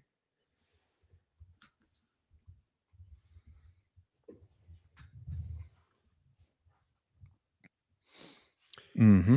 I think we got Shadrick there if you want to go to him. You got him on the... Yep. He's really? Is it the first one or the second one? The second one. Okay. Are we doing this? that I'm it? interested to see him. A little Yep, bit more. there it is. Because he played at Gulfport. God, we used to get a ton of kids out of Gulfport, man. El Toro Freeman. Sure did. Derek Hall. Derek, Was that Nick Fairley? did Fairley play there? No, he played at Copiah Lincoln. You're right. You're talking about Gulf Coast Community. Yes. Mhm. Yes. I thought you were talking about Gulfport High School. Now that's what Perkinston, Mississippi, I think, Jeffrey. Is that right? Yep, sure is. I went over there. Where Duke Williams was? Yes. DeKill, yep. Yep. Duke was from there for sure. That was a feeder school for Tubbs. Yeah, he used to place kids there. You remember the old sign in place? Oh man, remember Hargrave? Hell yes. How many kids did they send to Hargrave? Oh, well, Javon Robinson was Georgia military. Never mind. Yeah, he was GMI. Yeah. Georgia military was a good one too for Tubbs. Georgia military. Hargrave was where you wanted to send them because they didn't lose a year of eligibility. It was a prep school. Yes. So they couldn't get in, so you sent them to Hargrave. They played a year, balled out, and they came to Auburn as true freshmen. Mm-hmm. And then if you went JUCO, you had to stay 2 years, and then you would work out deals with the JUCO coach to get a red shirt out of one of those years, so that when you got them, they had three of years of eligibility. And the JUCO guy was like, I can't do that, dude. I got to win. Exactly, because it's mercenary big Yes. goes, dude. Yeah, I don't think Buddy was there, was he? With that idiot coach? Buddy Stevens? Yeah, East Mississippi. Scoop. Okay. Yeah.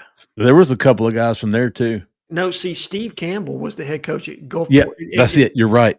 And Campbell's an Auburn guy, and so it always worked out for Tubbs to go to Steve and be like, "Look, man, That's right. That's right." Matter of fact, speaking of East Mississippi, John Franklin was in the house for the Iron Bowl. Get out of here! No, sir, he was in. He stopped in on Sunday. Hanging out Sunday, yeah. It sure was. Mr. John Franklin III. So, Scooby. By the way, Javon Robinson's in my top 5 of best Auburn players that we never got to see pan out. That dude was a stud. Yeah, he ran hard, man. What happened? Duke Williams could very well be in that list as well, I guess. Although we did get to see a good bit of him. Dude, this guy's a decent player, man. Yeah, I mean, he's got some legit tape. Here he is playing corner. Look at him running with that cat. Yeah, he's good. I mean, for either he's going to be a walk-on or a back 85 guy that you're just kind of putting on the roster. I think he's got some talent. Like you're going to use him on scout team, whatever, and he's going to help you get better. Shamar is the other Tootle, not Shedder. Not Shadar. It's Shamar. He's a quarterback, 2028 guy. Okay. So he's a sophomore. Quarterback? Boy, they just got everything in the Tootle family. Linebacker, corner. I think he's pretty good. Okay. Well, guys, I think that's going to be it from me for today. Sorry to leave it with you. Yeah, man. Go on. Protect our country, Big Dog. Our borders. Yeah. Yeah. There you go. But appreciate you letting me be on, man. If I hear anything, I'll make keep us posted, Big Dog. Yep. We'll appreciate you, man. Appreciate you guys. Later, folks. Allen Head, everybody. Allen Head. Allen Head. All right, Cole. Let's what are we getting ready for? Well, we're just kind of waiting on the rest of the class to sign out. But like you said, everybody that we're kind of watching is going to be later, which will probably be off of this show by then. Yeah, anybody with any traction, like interest, as far as is what I was getting to is like the interest here is Tavon Branch. The interest here is Corey Wells, Chris Wells, Bralan Womack. Those guys are all set for, we're guessing everybody but Bralan Womack we know is this afternoon. Yeah, somebody says that that Womack could be signing at 10:30 today. Oh, says he's not sure of the validity on that, but let me see if how I am curious, Jeffrey, where do you stand right now on Jace Matthews? We haven't talked about him much. leaning towards Auburn. Okay. I think I'm leaning. I think I'm maybe 50-50 on that one right now. Yeah, I wouldn't argue with that at all. I think LSU's got some pull there, so that one's going to be. And my thing about LSU is, and I know that NIL is going to be easy for them because it's part of Lane Kiffin's deal. So I think they're going. I don't think A&M is in this anymore. I think it's Auburn, LSU. Really, the thing with them is the reason Ole Miss wasn't a big factor. I'm thinking of Womack. The reason I tend to lean to Auburn for Jace Matthews is mom. Mom loves Auburn. She does, yeah. And Marcus Davis too. But I don't think that's an end all be all. I mean, is the uncertainty around Marcus Davis playing into it at all? Maybe, but I think by Friday, one way or the other with Marcus. Surely, for sure.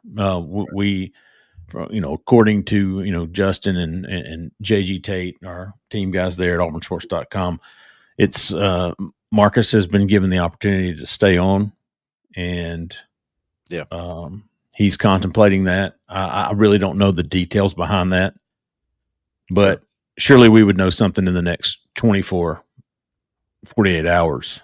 I would think we'd have a pretty clear picture of the entire staff in the next 48 hours. Would you agree? Yes, absolutely. You'd at least hope so, right? Yeah. I'm glad they didn't wait too much longer on announcing Durkin. Just a little insight on that. They did have like position meetings around the time that was put out yesterday, and Vontrell, King Williams, and DJ Durkin were involved in those meetings, and even the guys in the room, like, they didn't address it. Like, they were going like, well, sounds like you're staying, but until the big announcement. So I think it was sort of a surprise. They maybe set up for him, and I think they were very excited about it. So that's why really? I feel like they probably shored up a few guys by doing it. I mean, not the way they did it, but just by keeping Durkin and Vontrell, King Williams, and sort of surprise them, and the reaction was good. So we'll see. I still, me and Alan both think there's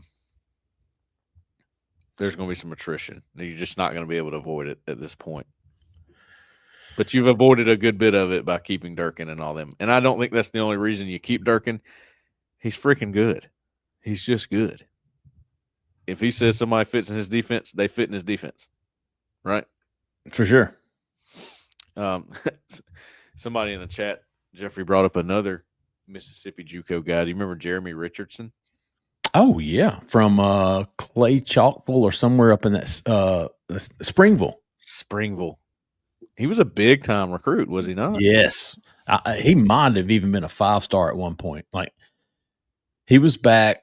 Oh, man, that was a big get for Auburn. I thought it would be fun, by the way, Jeffrey, when we had dead time on the show, because I figured we would today, just the way Jeff it is. State. I made a thread on the corner last night, just seeing what everyone's favorite signing day memory was. I thought it might be fun to talk through that when we have dead time. Springville, Alabama. Signing day moments. Been so many. So this will jog your memory and just read through a few of these. Somebody said Brent Callaway. Brent Callaway was great. I put him there that mine was just as someone who followed it. Derek Brown was a fun signing. That was a great day for Auburn. And it was just unexpected. I mean, I had the night before, I was like, he's going to Georgia, man. There ain't even no point in following that. You know? I think most of mine is kind of like, I remember more the ones that Auburn lost or had or didn't get, like your KJ Boldens, like your Scooby Williams. I don't know if y'all remember him.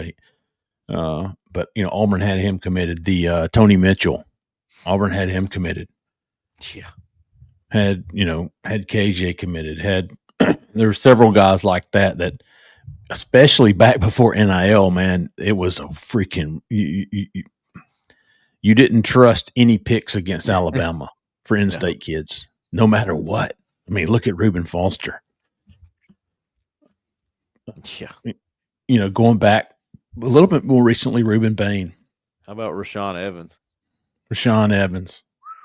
That was a rough one for Auburn fans. Justin, I think, covered that one pretty Yeah, he was all over that one. One of the best posts in this thread was he said one of the best moments, Cyrus Quandrio announcing to Auburn. One of the worst, the rest of that day. You remember that? Were you around for that one? Yeah, he announced to Auburn and ended up signing with Alabama.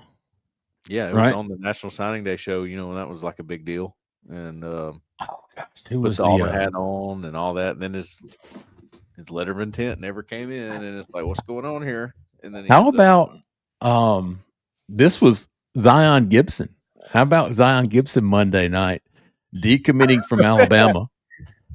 His mom getting on there and saying, "This Zion mom, take that post down, Hayes Fawcett."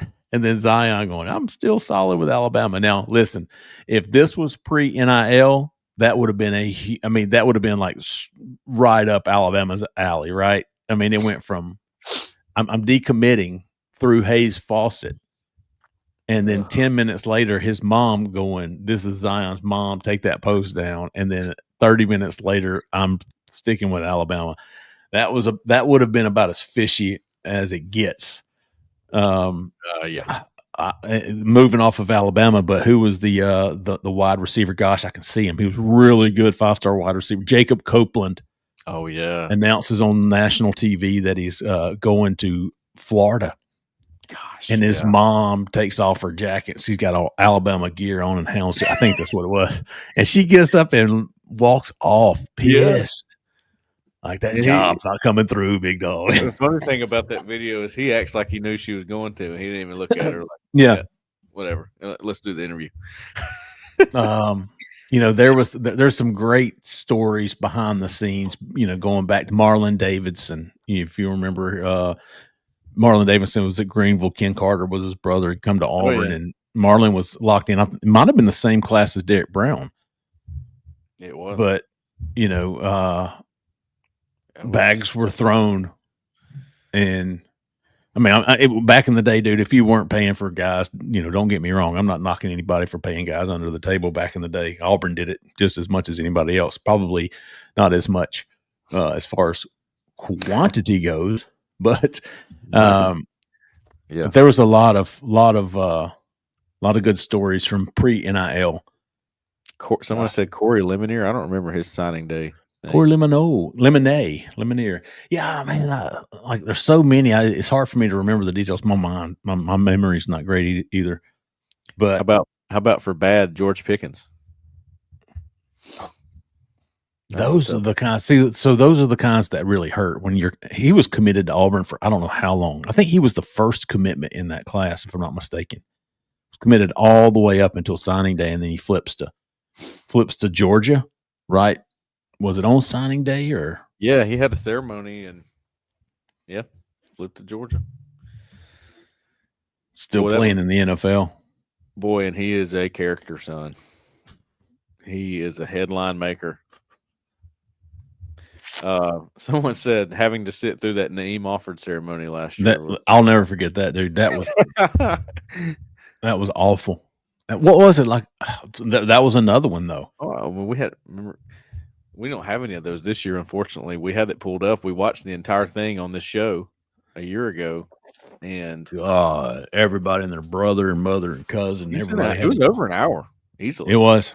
I think it was an hour and 10 minutes before we finally got some resolution on where he was going. Yeah. Byron Cowart was great. Byron Cowart was a fun one. I remember that. He had that Chucky doll in his interview on ESPN signing day. Oh gosh, yes. Man. Montravius Adams was a good one because I was in a class and sitting by a big Bama fan. He's like had it on his phone. He starts pounding. Oh, really? It was good. Yeah. They thought he was going to Bama. I don't remember that whole thing. By the way, Tyler Atkinson has signed with Texas. Wow. I thought that Georgia might end up with him, but nope. He's not. He was the who was his teammate that really wanted to come to Auburn? Who's? Tyler Atkinson's teammate. He was a 3-star guy. Did he go to North Carolina or somewhere? Maybe it wasn't his teammate. It was a Grayson kid. In this cycle? Yeah. Or last? Yeah. Anthony Davis. Oh, yeah. Ole Miss? Is he Ole Miss? Okay. That was Jermichael Garrett. But maybe Anthony. Yeah, I think you're right, Cole. He signed with Ole Miss today. Okay. Anthony Davis and Jermichael Garrett. Let's see if I was checking on Kentrell White. I was checking on some of these decommitments. Auburn had Kentrell White. It's not signed with anybody. I thought maybe Boston College might take a look at him with Kenyatta being up there. Kenyatta Watson now at the general manager at Boston College. Thought Kentrell White might be up there. Who else was some of the early targets for Auburn that ended up going up? Like Auburn could have had Anthony Davis. They could have had the tight end Xavier Tiller. Yeah. I wonder if Xavier Tiller ended up signing. Langston Hughes. Yeah, he did. He signed with Florida State today. Let me look back. Let me look back over some of this is going to be fun. Let's look back over some of the official visits that Auburn had this year. Okay. Because Auburn has some freaking dogs coming in. Yeah, they had a bunch. Some really, really impressive official visits. Am I sharing yet? Let me see. Okay, here we go. Yeah. I'm just going to look at official visits. Jordan Carter. Let's go all the way back. Let's go back to the summer, man, because that's when he got names. There's going to be some names where you're like, what? Forgot all about that dude. Yep. Remember Travis Burgess, quarterback who ended up going to North Carolina. That was a big deal. Auburn basically passed on him. He wanted in so bad. He wanted in. Travis Burgess I thought it was going to happen. I thought for sure it was going to happen. Ended up hurting his knee or something, didn't he? Yeah, he had a season-ending injury, I believe. Wow, look at this. Okay, so he had Zion Ely sneaking in for an OV early May. Dominic Harris. Forgot all about him. Dalton Toothman, Auburn could have had. Yeah, they really liked him. Deron Parks, I think. Man, I thought Auburn would be in on him. I think North Carolina is expected to get him. There's Goon, C.J. Hester, Brody Jennings. Man, wow, some of these guys. There's Rodney Cleveland, Jay Lamar, Ernest Rankins. Forgot about him. Wow, yeah. Trenton Henderson, who actually came to Auburn for the Iron Bowl this past weekend. He was at Auburn for the Iron Bowl. Derek Cooper. Hiding in plain sight in purple. Yeah. He was trying to be incognito, dude, and wore the brightest sweatsuit you could have possibly picked out. Bryce Perry Wright, A&M. Love Bryce Perry Wright. I think he's going to be really good for them. Tank Jones. Jelani Miller. Jelani Miller is a good player. Stanford's getting a good one there. There's Anthony Davis. Darrell Bell. Forgot about him. Yep, Darrell Bell. Hezekiah, former Auburn commitment, signed with Tennessee. Wow. Forgot about Hezekiah. And Me too. His brother's currently at Auburn. Malachi. Where did they bring him in from? Austin P. Austin P. Got his brother and missed out on him. The Mackenzie McEnroe Alexander. There you go. Tyrek Green. Green, yeah. Auburn was in the driver's seat for him until Georgia pushed. Yeah, and Auburn wasn't really pushing for him for some reason. Pretty good player. Landon Duckworth, I feel Auburn. Was that who they were postponing on the Burgess kid for Landon Duckworth? Wasn't those the two that they were going back and forth with at the time? And neither one of them really tickled their fancy. So I don't think we were ever sold, that they were like going all in for either. Yeah, right. Valdine Sone. Yeah, I guess. TJ White. I always liked TJ White. Just for some reason fell out. I thought that guy was a baller, personally. Jamarion Matthews, Jira Edwards. Pretty good, too. Preston Carey. God, he ended up at Georgia. Good interview. He gives a good interview. And there's Corey and Chris. Yep. Eric Perry, the former Auburn committed Memphis. Prison. Yeah, Memphis. There was Tiller. J.C. Anderson over there. Flipped from Ole Miss to LSU. Yeah. Marquez. Did you say play for Hugh Freeze over there? At Memphis, yeah. Marquez Daniel has signed. Puma has signed. Nolan Wilson to Alabama. No surprise there, although he made it. Man, Auburn was close on Puma. That was interesting. He wanted to be at Auburn. His well, I probably shouldn't go any further into that. TJ Umenyiora, we thought he might end up at Auburn. I think he's a baller. I think he'll be good. And Devontae never really made a push for any of these cornerbacks besides Lazai Jackson. There's your Craig Tutt right there. Danny Odom. Forgot about him. Golly. Look at Nebraska. There's Prothro. He's stud. Yeah. Denarius Gray, Cole. Gosh. The first commitment in this class. Yeah, I remember that. He was committed since he was like in 7th grade. I remember because I was watching the Alabama-Michigan playoff game. How about Devin Carter? Man, Devin Carter. Really good player, man. They've had so many good players on the line. So far, just from this list, you got to think Denarius Gray was committed, Devin Carter was committed, Hezekiah Harris was committed, the running back Eric Perry was committed. I was thinking of all these decommitments that Auburn's had. Speaking of decommitments, there's Bralan Womack. Xavier Crowell's never going anywhere but Alabama. There's Kentrell White, Peyton Falzone, both of those cats decommits. Yep.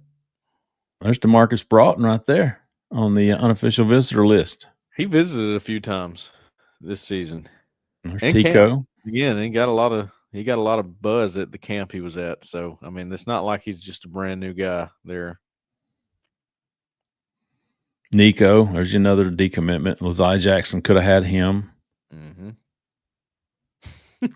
Well, I said, this is just painful. Why are we doing this? Brought in the specialist for official visits back in October. Jordan Carter finally makes it to Auburn. Remember that? He hadn't visited in forever. I know. What is this? I'll remember this cat. Yeah. Josh Ford. He was the one that was watching that Hugh Freeze press conference after they lost to Kentucky. And then we're like, you want to talk? He's like, nah. I'm good. I'm not coming here, man. I'm not coming here. That was hilarious. We were sitting in the atrium, in the little lobby there inside the recruiting center at Jordan Hare, and you can't miss this guy. Was he a transfer or was he a commitment? He was a transfer. He's a transfer from Oklahoma State. Yeah, he's a transfer. And Auburn had just lost to Kentucky. And, dude, you can imagine what the vibe was like inside that stadium, inside that lobby. People were just walking around shaking their head, recruits and all that. It was awful. Yeah, it was nice. And Josh was standing over there and walked up to him like, hey, man, he's there on official visit. You want to talk? He's like, no. Was because walked out that door. I never heard of him again. Jaquan Alexander said, listen to this, got me feeling like Charlie Brown.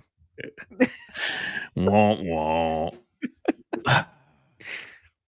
Oh, what was in your opinion, Jeffrey, what was the worst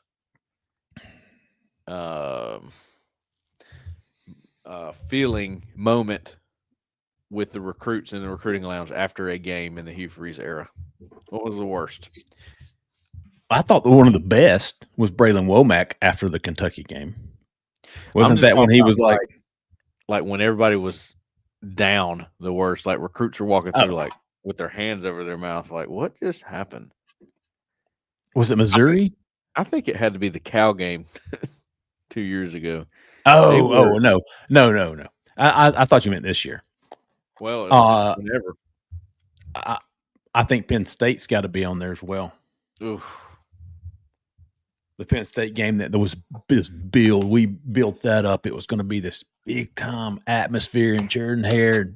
All recruits were coming, and then I remember being personally pissed because we had worked so hard up until that game, and then Auburn went out there and laid a freaking egg.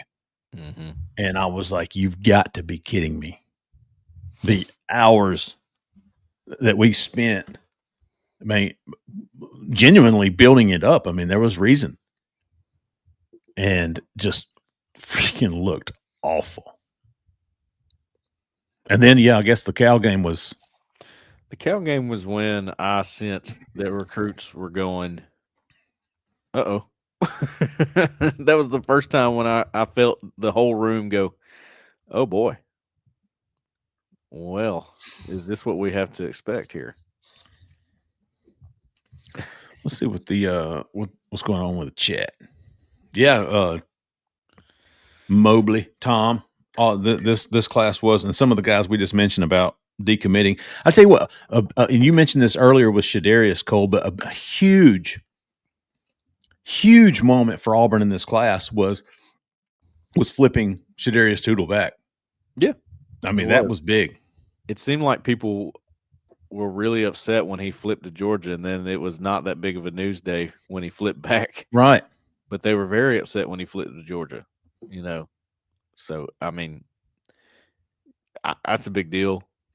That was a big deal. I feel like it should have gotten a little bit more attention, but it's just because of the way things are and how people flip and all that stuff, and people lose attention on it. But it's a big deal getting him back in this class.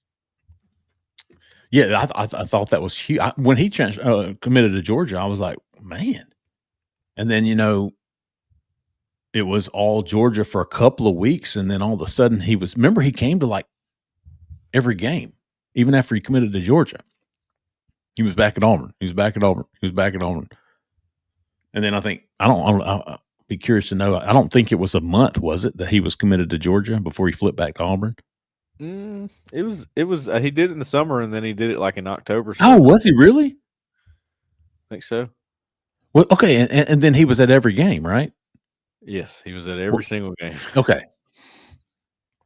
Danny Pitts, why didn't Auburn take Laziah Jackson? They would have, but after Hugh Freeze was fired, he was done.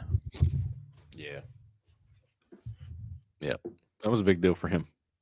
Joey Brooks, does Perry Thompson, Sam Turner, Duke Smith stay? I would say no on all three of them.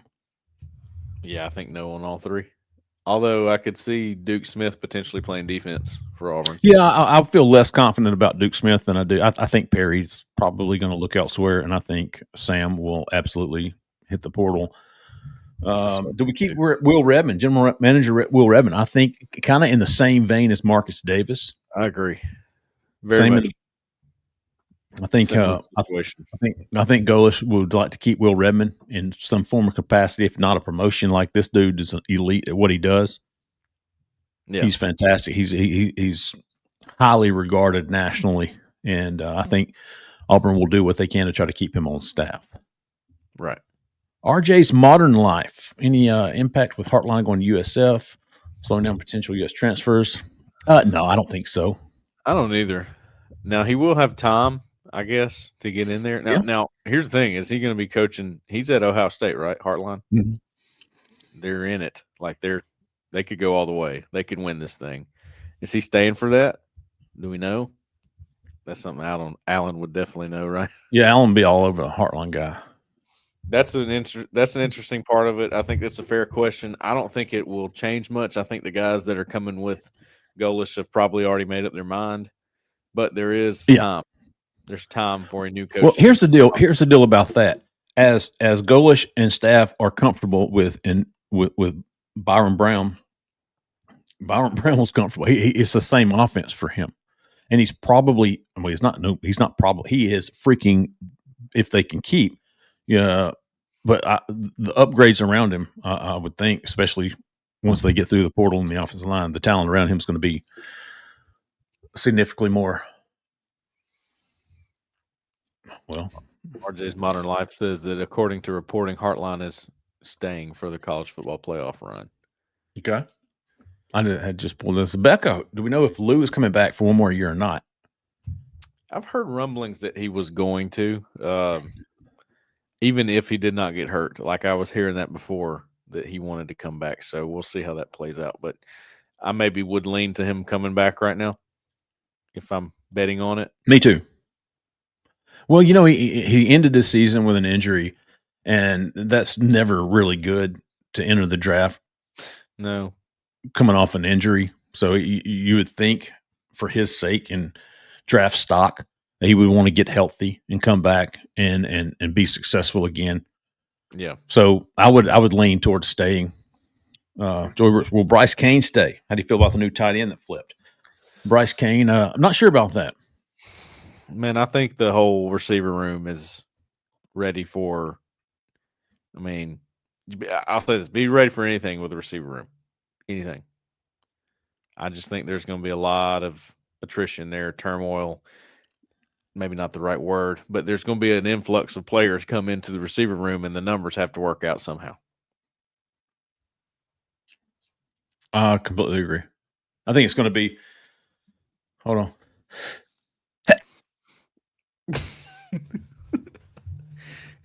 Really did I get the mute button in time? You got it. You did. Yeah.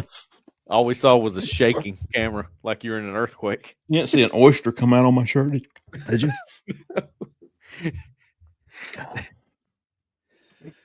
Oh, man. Thank you, RJ. Yeah, I thought it was great. Mr. I'll be 34. Jamonte Waller, we expect him to hit the road, don't we? Possibly. I think he's weighing options. We'll see how it goes. He's coming off that injury and big surgery on his foot. Sort of a weird deal for him. Hate that for him because he was really good in high school, man. Really good. And I think Rock Bellantoni saw some potential in him coming back. So now that Rock Bellantoni's not there, his future's definitely up in the air, I would say. Deshaun Spencer, his signing ceremony is starting. So we ought to see his release soon. I loved it, Deshaun Spencer. So glad they took him. I do too, man. I've been a big fan of Deshaun Spencer for a while now. He was kind of behind as a youngster behind Ryan Williams, and then stepped into Ryan Williams' role when he left Saraland. And really, they didn't miss Ryan Williams. They did, but they didn't. Like, he stepped in that role, and he was just like Ryan Williams was for Saraland, and he's been that guy. He can make contested catches at his size. He's not like just a speed guy. He makes good plays in traffic. He's a great route runner. Great route runner. That's where I think that's going to be a huge deal for this offense and this system. You got to be a good route runner in this. You got to be detailed. I think he's good at it. I think he does most of his damage before catching the football. Whereas you think of a speedy guy, you think give him the ball, let him run. I don't see it that way. I think he's more of like an Eric Singleton.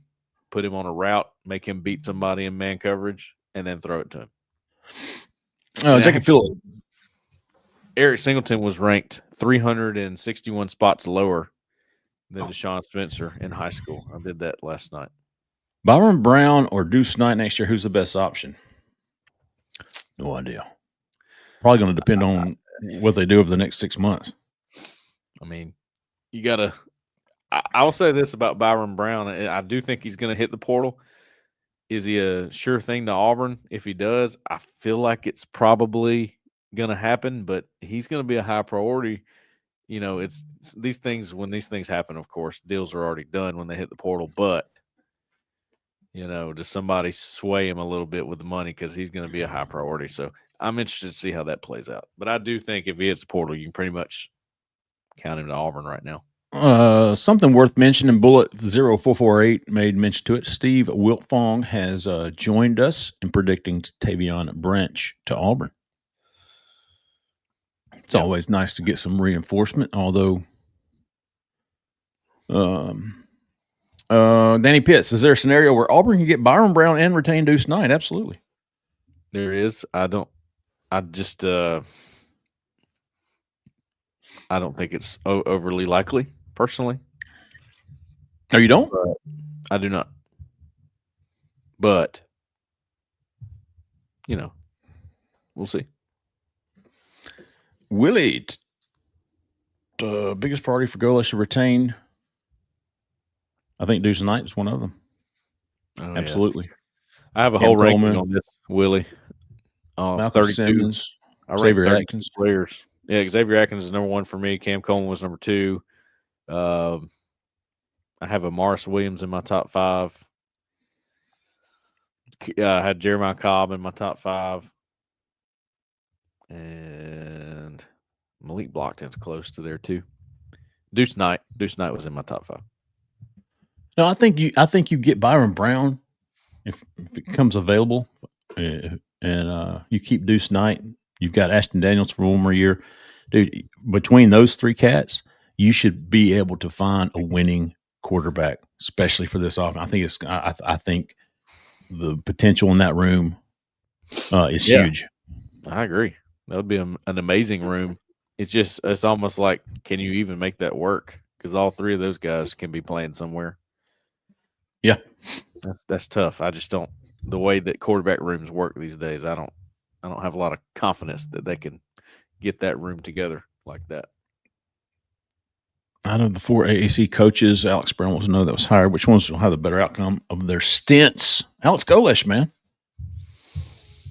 no doubt about it. Who were the others? Summerall to Florida, Silverfield to Arky. Yep, Arkansas. Why do people hate him so much? Silverfield? Yeah, people hate him. Arkansas fans are revolting. Oh, just because they didn't want him. They thought they could do better. Be honest with you, they wanted Golesh. Well, That's who they wanted. And they were pissed. Oh, yeah. Well, it is what it is, I guess. What's going on with the retainment of TJ Rushing? Kind of the same deal with Marcus Davis, and I guess, right? Yeah. He's got the options. I think it's in the. I would lean maybe more toward him being a part of the staff. I think he's pretty. Excuse me. A lot like Vontrell King Williams is. I think he's a very important piece for DJ Durkin. Let's see. I thought we had some news here. Somebody just Dooley Pritchett is in. Love Dooley Pritchett, man. Parker Pritchett. Yes. Love fan. Parker Pritchett. Let me get y'all his profile up here. Parker Pritchett, 3-star interior offensive lineman from Carver High School in Columbus, Georgia. Just a superb young man. Love this kid. He is freaking awesome. He is. And his film, man, it's I'm telling you, Alan and I were talking about it earlier, but his film saw an uptick in his senior year, I thought, to where his feet just got better. I mean, you got to remember Parker Pritchett when he was, I guess, in 10th grade, and he was originally at Russell County in Seal, and from Seal, Alabama is where he's from, and eventually transferred to Carver. But he was like 330 pounds, Jeffrey, when I saw him at the Under Armour camp in February of 2024. And the next time I saw him, he was like 280, 290. Oh, yeah. Just completely changed his body. He worked with a trainer. Like, he's just nonstop trying to get that right. And seeing him the other day, looks like he's kept it that way, and he's still really lean and 6'4", 310. I think that's probably about right. He might be closer to 6'5". He's a big dude. Wouldn't you think? Wouldn't you agree with that? Oh, yeah, absolutely. Very big. I think he's I think Auburn's got a really good one right there. I think he's I don't know if you call him hidden gem. I mean, when you go back and look at the schools that wanted him, it was like Florida, Mississippi State, Georgia was in there a little bit. Florida State. He had some big schools after him, and again, like talking to his coach in ninth grade, like this is the school he always wanted to go to. I believe his brother played for North Carolina and started offensive line for North Carolina. I believe you're right. Tyler Pritchett, is that correct? Sounds right. Yeah. So really love this pickup. I'm glad that some of these like this one to me is where I'm trying to study this new staff and go, okay, who are they cutting, who are they keeping? Because that's very telling to me. And they walk in and see this guy and go, oh yeah, we're keeping Dooley. Don't worry about it. I'm happy because it's more important on the offensive side for me. Like, who are they cutting? Who are they keeping on the offensive side of the ball? If for them to walk in and look at Parker Pritchett and go, yeah, he's going to work for us, no problem. That makes me feel maybe a little better about the where things are at. That is that leaves Wilson Zier, Adam Balagoon Ali, Sean Spencer, who we should be hearing about soon. You have now gotten signed financial aid agreements from Parker Pritchett, Shadrick Tootle, Reese Brush, DJ Broughton, Jaquez Wilkes, Michael Lundy Foster, and Wayne Henry.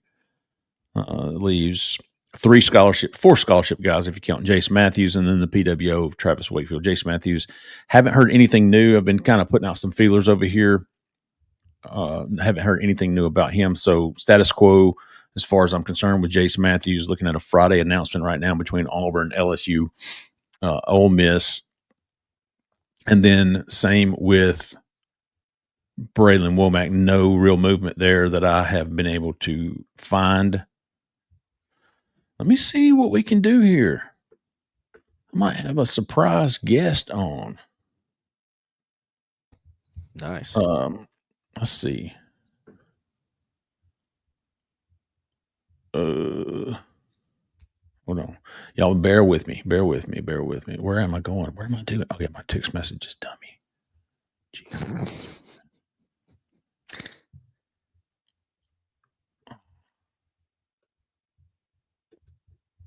I forgot Auburn plays basketball tonight. That'll be fun. That'll be good. Auburn basketball has a Auburn basketball has a football game tonight, believe it or not. That would be really interesting. Zach, be on the lookout for a incoming call in the next few minutes, if not now. We didn't mention on the draft, by the way, me and Alan talking about that. Kieron Crawford should definitely be a draft pick. They'd be missing out. Oh, man. Not. He's good, huh? Yeah, he's very good. He only gets better.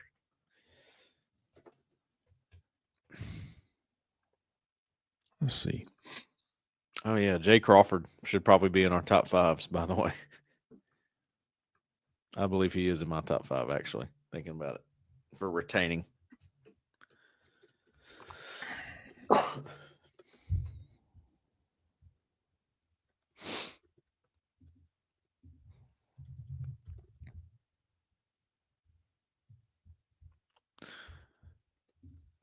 We do apologize for the dead air, by the way. We're trying to work on something here for those tuning in, but we appreciate y'all being with us all morning. Jeffrey, I guess we'll go for a while longer, but for most of the guys we're watching, it's going to be after our show, more than likely, when they make announcements. So we're just talking through things and hoping to get a guest on here soon. Justin, you want me to answer some questions? Jeffrey, knock yourself out. Yeah, that'd be great. All right. Justin Clayton wants to know, it's early, but right now, what is the record expectation for Auburn next season? Ooh, not that question. We spent an entire offseason answering that question. Well, I think, Justin, man, the idea of this coaching search and coaching hire was we can't start this rebuild again. It just can't happen. Can't go all the way back to square one. It's just not. There's way too much investment into what we've done for getting players here. Spent a lot of money, overspent in some cases, if you ask me. And now you're sitting there going, okay, if we start over and we have to go back and ask all the people that have invested in this roster, hey, can you do that again? Can you help? I know you just did all that and it didn't really work out. Can you help me again? Not the best order of operation. So it's got to be win soon. And I think this year is when they're expecting to win and get a much better record and product on the field. 7 to 8 wins, I think, is what you're looking for. Another 6-win season, another 5-win season just feels wrong. A winning record. A winning record. As if that's so much to ask for. Right. I mean, you got to think too, man. It's going to be an interesting season because of all the coaching changes in the SEC, and especially with Auburn's schedule. I think they were talking about all the new coaches in the SEC this year, and I think Auburn's playing basically all of them except for LSU. Let me see if I can pull up that football schedule. It's a fun schedule. Of all the things that Freeze said that everybody hated, and I overreacted about at times, I just didn't. I tried not to play that game with Freeze. Like, he's going to say some things that are going to cause stir and get headlines. But there was one that bothered me, and later in his tenure, when they asked him about the schedule, what do you think about your schedule for next year? Because it had been kind of talked about, like, this schedule's really tough for Auburn. And he goes, well, I can't remember how he said it. Were the Chicago Bears not available? Oh, yeah. God, that made me mad. Check the schedule out. I couldn't stand that answer. It made me mad.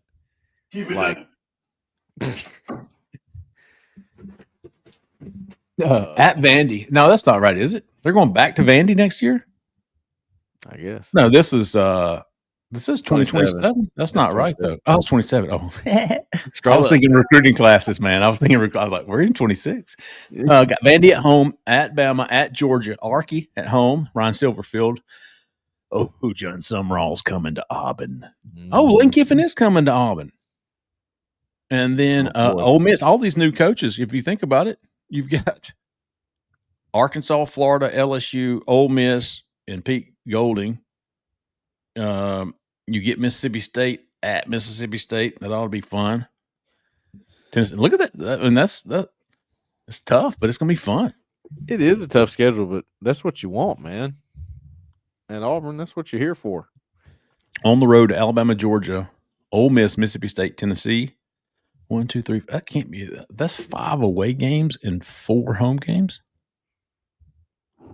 I mean, you're not counting the non-conference games, though. Yeah, no, but your SEC slate is all the non-conference games are home. Well, 5 of 9 on the road. Actually, well, the Baylor game's in Atlanta, but it's considered a home game because it's part of the home and home with Baylor. How you feel about the Notre Dame home and home coming up? I love that, man. It's gonna be fun. I love that. I might have to buy me a ticket for that one. You don't want your head coach saying, were the Dallas Cowboys not available for us? You just don't want that. You want him to go, yeah, that's why I'm here, baby. We get the best schedule in the country. I can't wait. That's what you want your coach saying. Here is what Alex Golesh said when somebody was asking him about having to play Alabama and whoever else they play, maybe Florida. And he was like, they got to play South Florida. And they got to play us. We got to play us. Like Kurt Signetti the other day, they asked him, Indiana has not won here in Happy Valley in since whatever 2000. He goes, well, this team hasn't played here, actually. I love it, man. Oh, I do too. It's good. Good. I love the mentality. Instead of, well, the Green Bay Packers weren't available. God, it makes me mad. Hate that. Yeah, that's the biggest thing that I've been told here behind the scenes. Like the biggest difference from this week to last, we'll say October, the mentality of the team, the mentality that he's Golesh is bringing to the program, accountability. I loved what he says about once your players can lead that program, you're there. Tell you one of my favorite things that I've heard him say, and just going back, and he did there. I did find something, by the way, where he talks like for 10 minutes about his transfer portal strategy. I'm going to write that probably tomorrow or something. That'll be really interesting if you haven't heard that. But he was on some show. I know the guy's face. I don't know his name. He's like on ESPN. I don't know how long. It was obviously in the last year or two because they played Alabama twice. USF did. And they gave them tough games both times. I almost beat them that first time, I think. And the question was asked to Alex Golesh, hey, how do you measure this for your program? Like, you played the number one team in the country really tough. Do you look at that as, hey, we just put a really good product on the field and almost beat the number one team in the country? Or do you look at it as losing is for losers? And he said, yeah, no, losing's for losers, dude. We don't do that. I don't care who it is. There's no moral victories here. It's just good to hear your head coach say it, whether he believes it or not. Maybe he is thinking it was a good step forward. It doesn't matter. You don't say it. Just say it. Messaging is important. I'm all about being open. Like, I like that about Freeze. I like that he would tell us what was going on and all that. It's good to be genuine, but you do have a message to your team. You gotta give to them. Yeah, no, it's same deal with these fourth quarter losses, and it was like even against Alabama, you're walking out going, man, they were going to find a way to lose, and it was probably going to be a different way. It just seemed like this team didn't have the mentality to get over that hump. They didn't have that winner's mentality. Hey, we're going to win this football. We're going to find a way to win this football game instead of we're going to find a way to lose this game. It was, and I mean, I don't want to talk about that game too much because it was so frustrating. Yeah. All the mistakes, the drops, the fumbles, and you still had a chance to win it. And I think Justin even asked Golesh in his opening press conference about, what's the difference there? Like, what can you do to get over that hump, to get this team over that hump? And it was all about the mentality and these players knowing and finding ways to win. I thought he was. I love a lot of the things that he says, and I'm like you, Cole. You've. I want to see it. It's easy to talk it. It's a little bit more difficult to walk it. But I mean, everything that I've heard about this guy, it is. And I remember when it was Sumrall and Durkin and these guys, and then Golesh was kind of an afterthought in the coaching search for Auburn. And you see some videos and you see some quotes and some interviews and you go, man, that'd be pretty cool, wouldn't it? Yeah. It'd be pretty cool. And then, getting closer to the news breaking that Sunday morning, you're going, no way. This is going to be – I want to see this. I want to see this.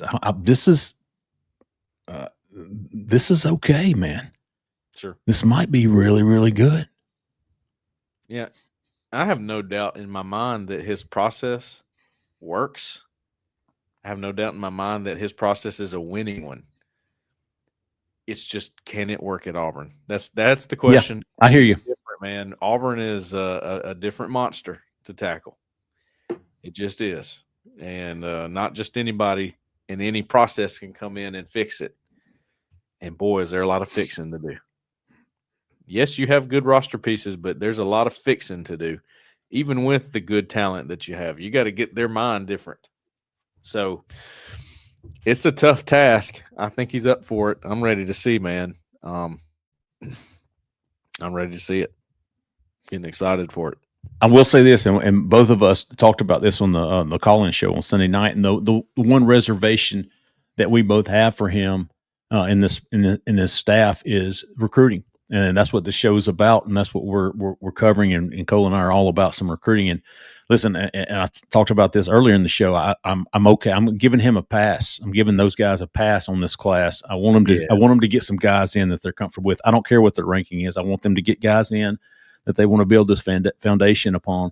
But in the future, if you want to beat the Alabamas and the Georgias on the field, you're going to have to beat the Alabamas and the Georgias on off the field. You're going to have to continue reloading this roster with talent, because that's the one thing Hugh Freeze did right in his 2.5 years here at Auburn was beat Alabama for recruits, beat Georgia for recruits. Hell, in the 2024 class, I think Hugh Freeze signed 8 or 9 of the top 10 in-state players, and so I want to see that continue as for Auburn. I want this 2027 class presumably will be a fairly large class of high school guys. Just looking at the numbers, if you're going to have a small class this year, you're probably going to have a bigger high school class next year.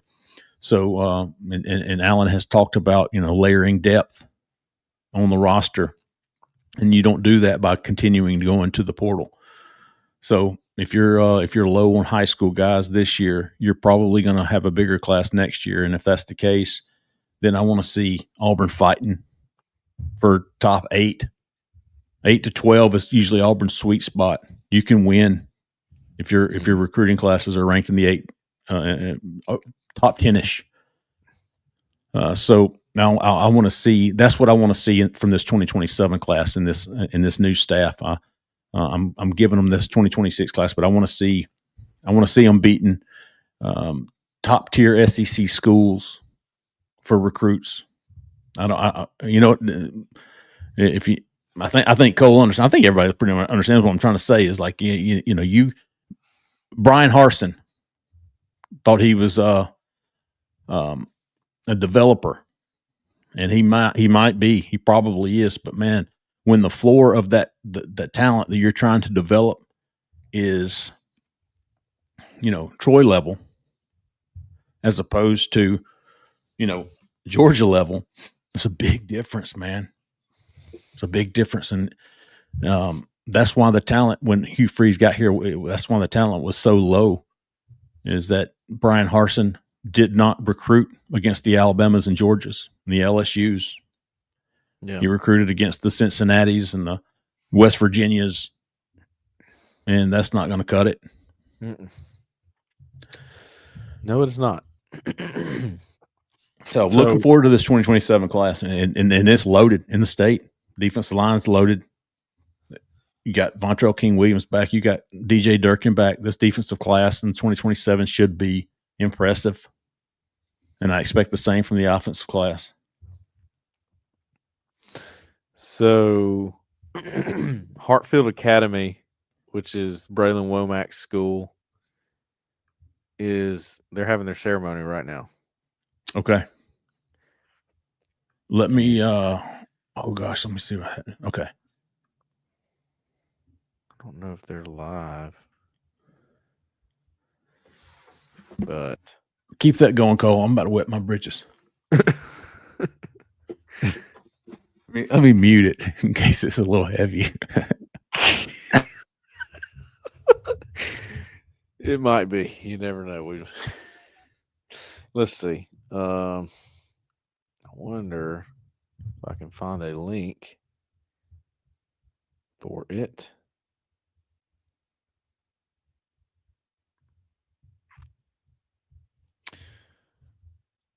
Hartfield Academy.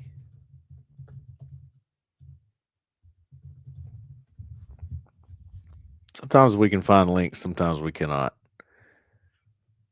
Doesn't look good for this one.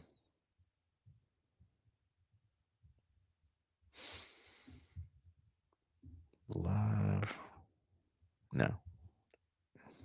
I don't know. If anybody has a stream, send a link our way. We'll put it up here, but still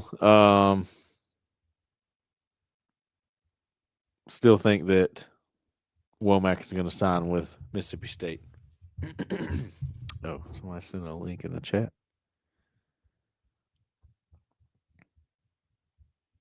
Here it is. Let's try that.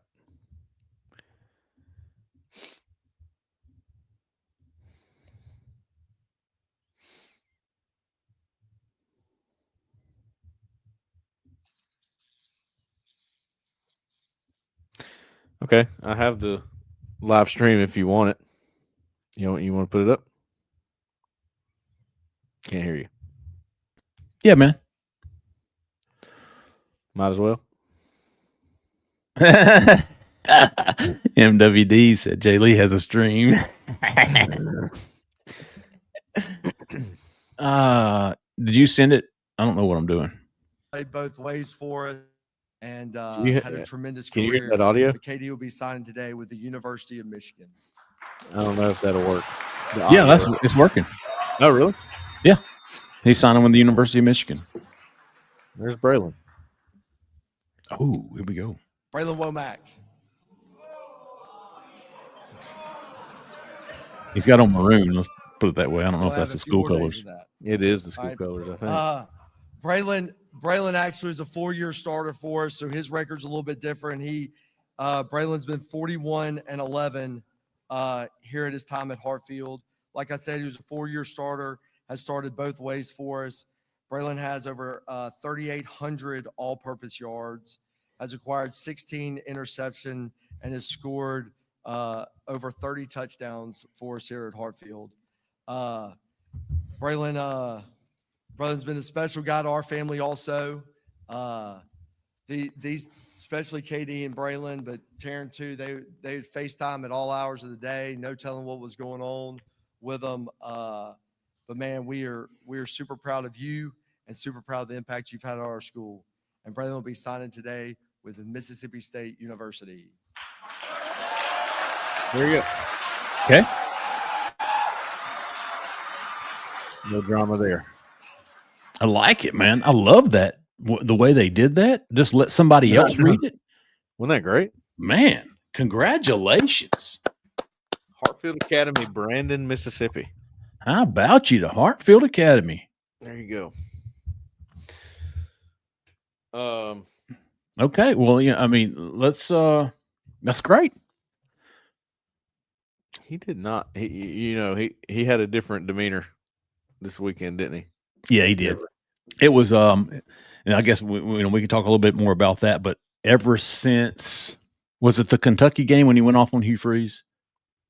And not he didn't go off on Hugh Freeze. He just said the defense is doing everything. Offense is going to have to pick it up. This is unacceptable. Basically, is what he was saying.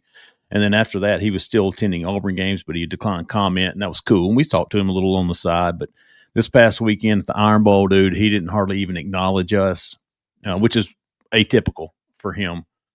And then Sunday, he was at the complex, the football facility, as recruits were leaving. He didn't stay long at all. He stayed, Cole, he was there maybe 30 minutes after I got there, and then and he was on the phone, and his father was on the phone. There wasn't much interaction going on, and just didn't look good, didn't feel good. And then he went radio silent on Auburn yesterday, and then Auburn got him on the phone late last night. Well, it was funny because when I put up my predictions, I was like, it was slow going for Auburn with Bralan Womack, and then I put up my predictions for him to stick with Mississippi State. And I mean, no, I'm not kidding you. It less than a minute or two later, it was like we got him on the phone, and it still in it. He and his mom and dad all were on the phone. I'm guessing it was DJ Durkin and TJ Rushing, and so there was still some hope, but there wasn't a lot of confidence. And I'm be honest with you, Cole. I'm not surprised that he didn't sign with Auburn. I'm surprised that it was Mississippi State, not A&M. Yeah, no, A&M was the one. Mississippi State's having a good day. Yeah. Back to the desperate thing, right? That's where Auburn's been the past few years. The annoying thing about what went down with Hugh Freeze is that they were finally in a place where they didn't have to be desperate and they didn't have to overpay. They've got the roster; they can just supplement it. But you can't have nothing, right? So, but if they're able to keep the roster and they maybe have some confidence about it now that they've got DJ Durkin and Vontrell King-Williams back in place, they can keep a big, very important part of it, which is that front seven that's been so good. Maybe there's not panic on trying to get a guy like Bralan Womack. Maybe they're going, we feel pretty good about what we got, and we know we got transfers coming in. I keep mentioning it seems to have grown legs as far as just the Twitter world. That the Fred Gaskin guy, and I liked him there. I interviewed him when he was in high school. He got an offer from Auburn, so there's connection there. They're probably going to bring a few guys like that over too. So it's one of those deals where you remember, like with the Harsin era, it was like, okay, well, they didn't sign a lot, so let's see what happens in the portal. Maybe they're holding off for that. And then it wouldn't work out. You're hoping it's not like that. They're going to have some big portal gets, right? Sorry, Auburn Tron on the corner, the message board, auburnsports.com, has a gif of my sneeze. In what thread? The Bralan Womack thread. It's like the third one now.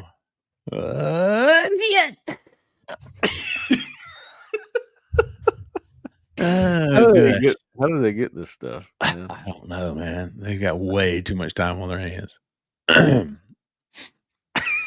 Did I get the mute button? War Valencia. You see how the camera shakes and it's just there's no noise. It just looks like so much chaos is happening there. Yeah, that was good. That was good. Oyster.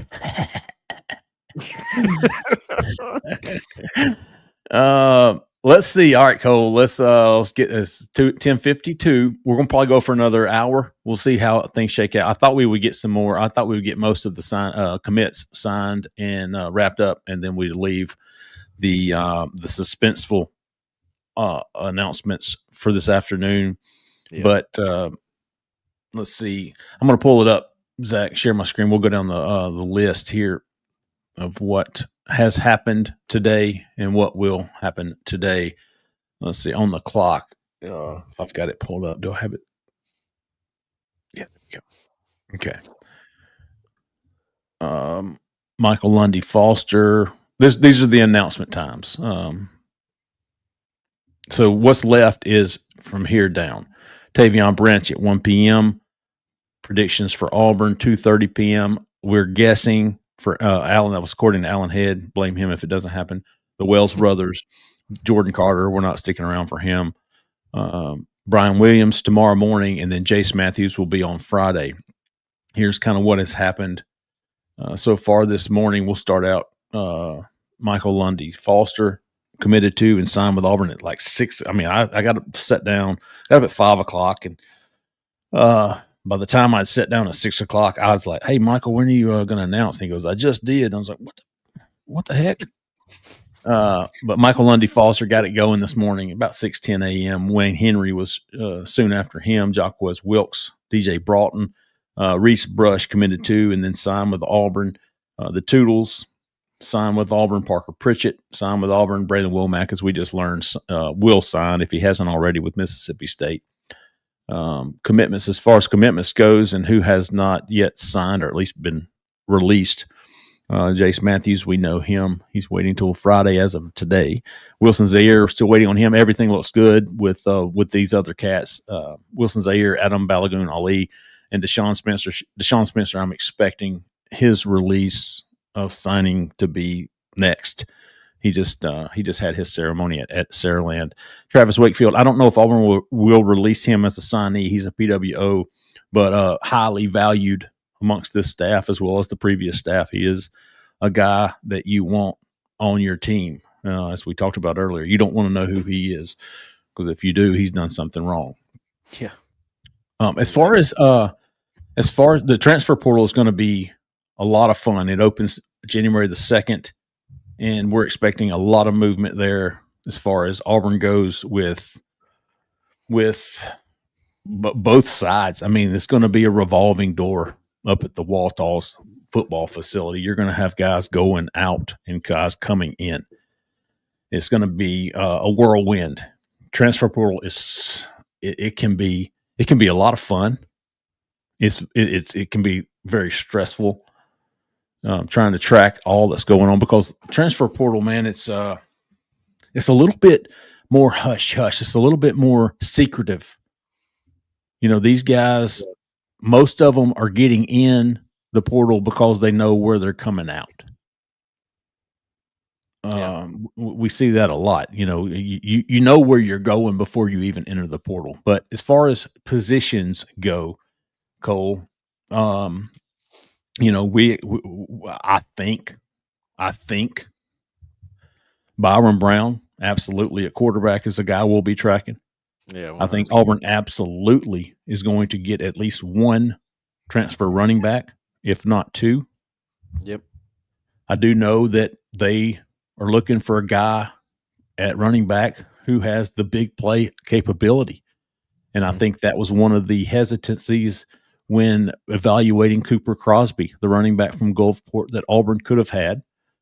But he ended up signing with Mississippi State because this new offense did not fit him great, or they didn't think he was a great fit. He's a great back, no doubt about it. But is he he's the bruiser, north-south guy, one cut, get upfield guy that they weren't ready to use one of their scholarships on. They've got other guys in mind if they were to hit the portal. So I think you're looking at running back, quarterback, at least a couple of wide receivers. We've mentioned a couple of USF guys that we're going to be keeping an eye on in Koger and Singleton. Tight ends, is definitely going to be a position that they add from the portal. Yeah. Jonathan Eccles, the tight end from USF, is a guy we're going to be tracking. Offensive line is going to be another huge need. Yeah, it is. So you're looking at, potentially, say 2, 3, 4, 5. You're potentially looking at maybe 8 to 10 additions on offense.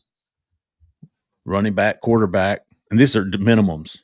2 wide receivers, tight end, 3 to 4 offensive linemen. So you're looking at 8 to 10, maybe a little bit more on the offensive side of the ball, and probably dependent on who's going out on defense, Cole, you could be looking at, you got to think they're going to get some defensive linemen.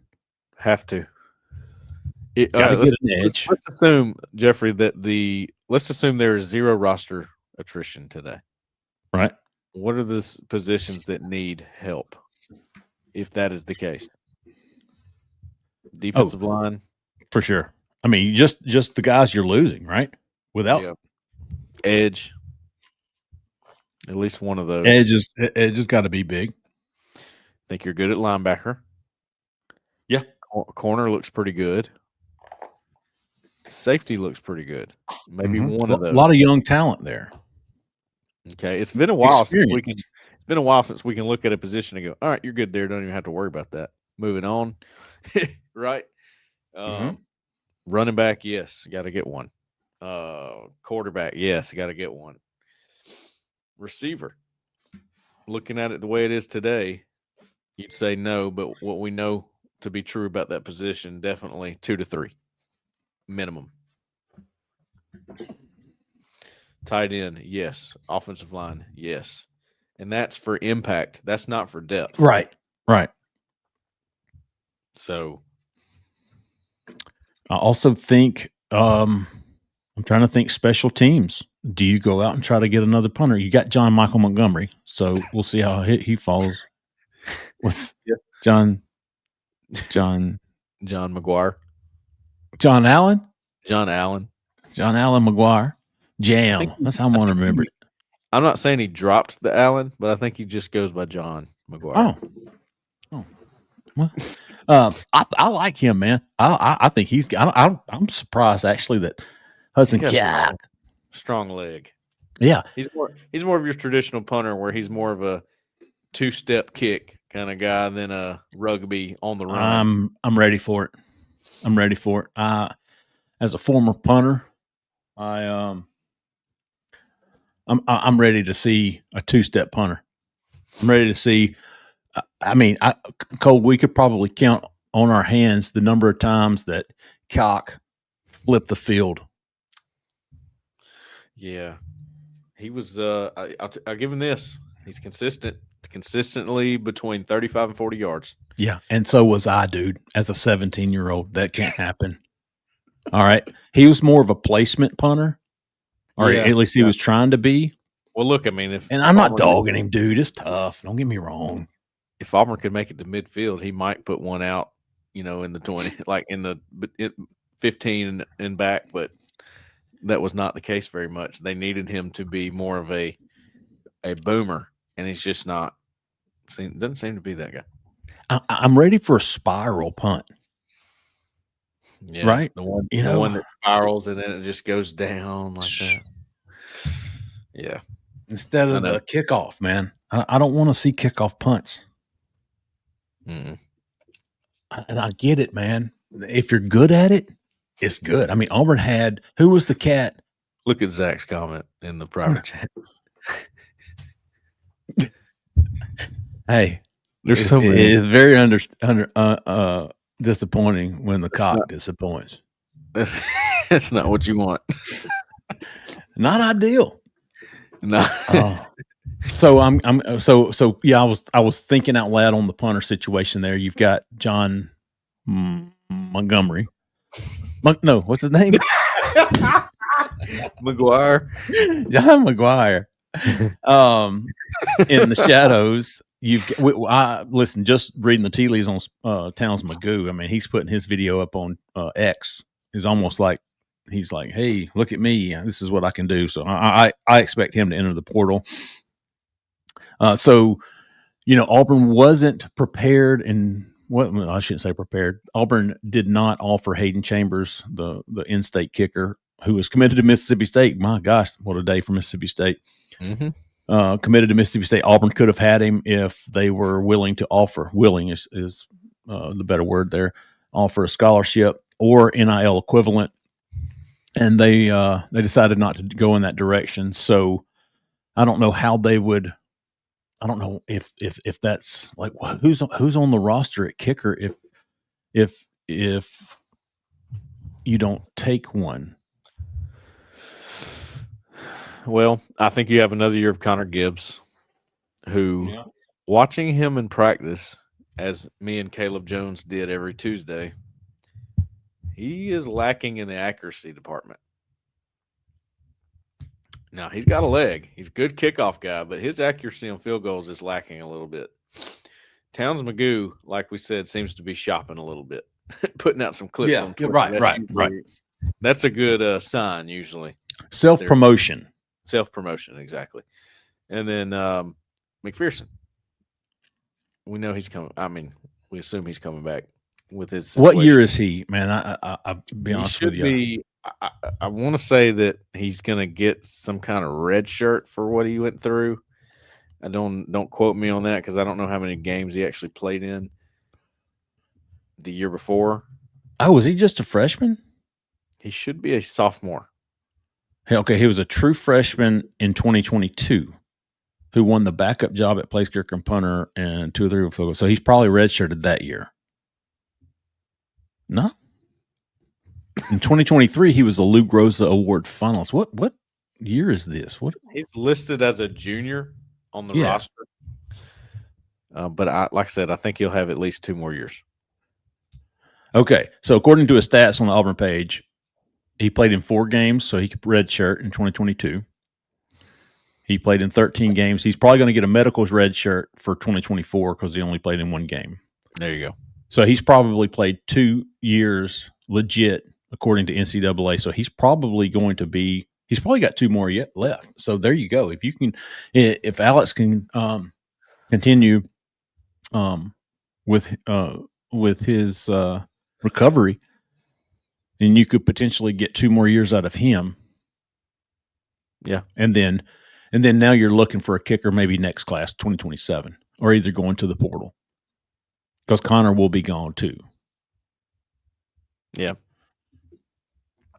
So, anyways, we just spent 30 minutes talking about special teams, but I mean it's so I couldn't. So I'll check into that, but I don't think Auburn will look for a transfer punter or kicker.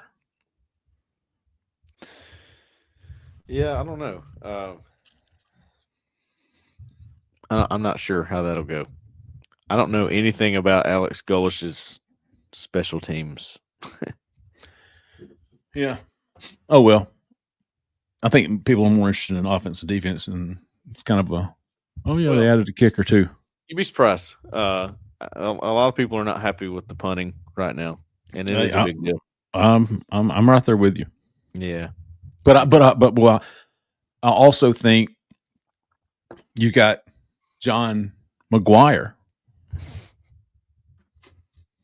Yeah, I think he can. He's got. I mean, you don't want any more than 2 or 3 on your roster, anyways. At least scholarships, do you? Not scholarship, no. Mm-mm. So you've got 2 scholarship punters. You've got 2 scholarship kickers. Isn't Connor Gibbs non-scholarship? Didn't we? Don't you remember that? Yeah. Yeah. Well, yeah. I think he might have an NIL equivalent, right? Yeah, something like that. That's how they do these kickers, man. It's like, we don't want to give you a scholarship, but we'll give you, But here's another thing: out of state tuition. Like if you're not giving a scholarship, dude, that's $100,000 a year. No. Out of the rev share. Listen, Ian Villaggio, Trey Wood, is he still on the team? Oh no, Ian Vachon. Oh, Villaggio. Ian Vanacho. I was thinking of Ian Nacho. I think Ian Vachon went back to roofing. Hey, Adam Passer. Malcolm Simmons can boot it. I guarantee you he can kick it 35 to 40 yards. He can. He does have a leg, man. Mm-hmm. I mean, he was a good punter in high school. He was one of those punters that would call his own number every once in a while. Yeah, looks good. I think I'll take off. He did that one time when I was there watching him at Benjamin Russell. He just took off, and I know the head coach or who was the head coach over there. I was like, "Did you call a fake right there?" He goes, "Nope." He just did it, and he scored 77 yards to the house. Oh, if he had just lined up on right against Iron Bowl. Yeah. Big oof. But hey, he redeemed himself. He did. Oh yeah, you can't say anything bad about him. He did. Yeah, the wide receiver position is going to be very interesting to track over the next month. Yeah, he's one that I'm watching on leaving for sure. 100%. Been that way for a while. That's why I did not put him in my roster retention ranking. The thing about this is, like, if Hugh Freeze would have stayed, man, these cats were probably bolting, man. Because they've had no quarterback play since Hugh Freeze got to Auburn, and that's the one thing Golish, has excelled at is his passing offense, and I think that helps in possibly retaining some of these guys. I also think it helps that Auburn's financially prepared to do what it can to keep these guys. And when I say these guys, I mean Cam Coleman, I mean Malcolm Simmons. I don't know what to think about Eric Singleton. Yeah, I don't see him going pro personally. Now, he could go and put up some serious numbers at the combine because he would. He would run a great 40, shuttle, all that stuff, and get drafted. But, the money he's making at Auburn right now. Well, I just don't know if they're prepared to pay him that. That's the weird part about it.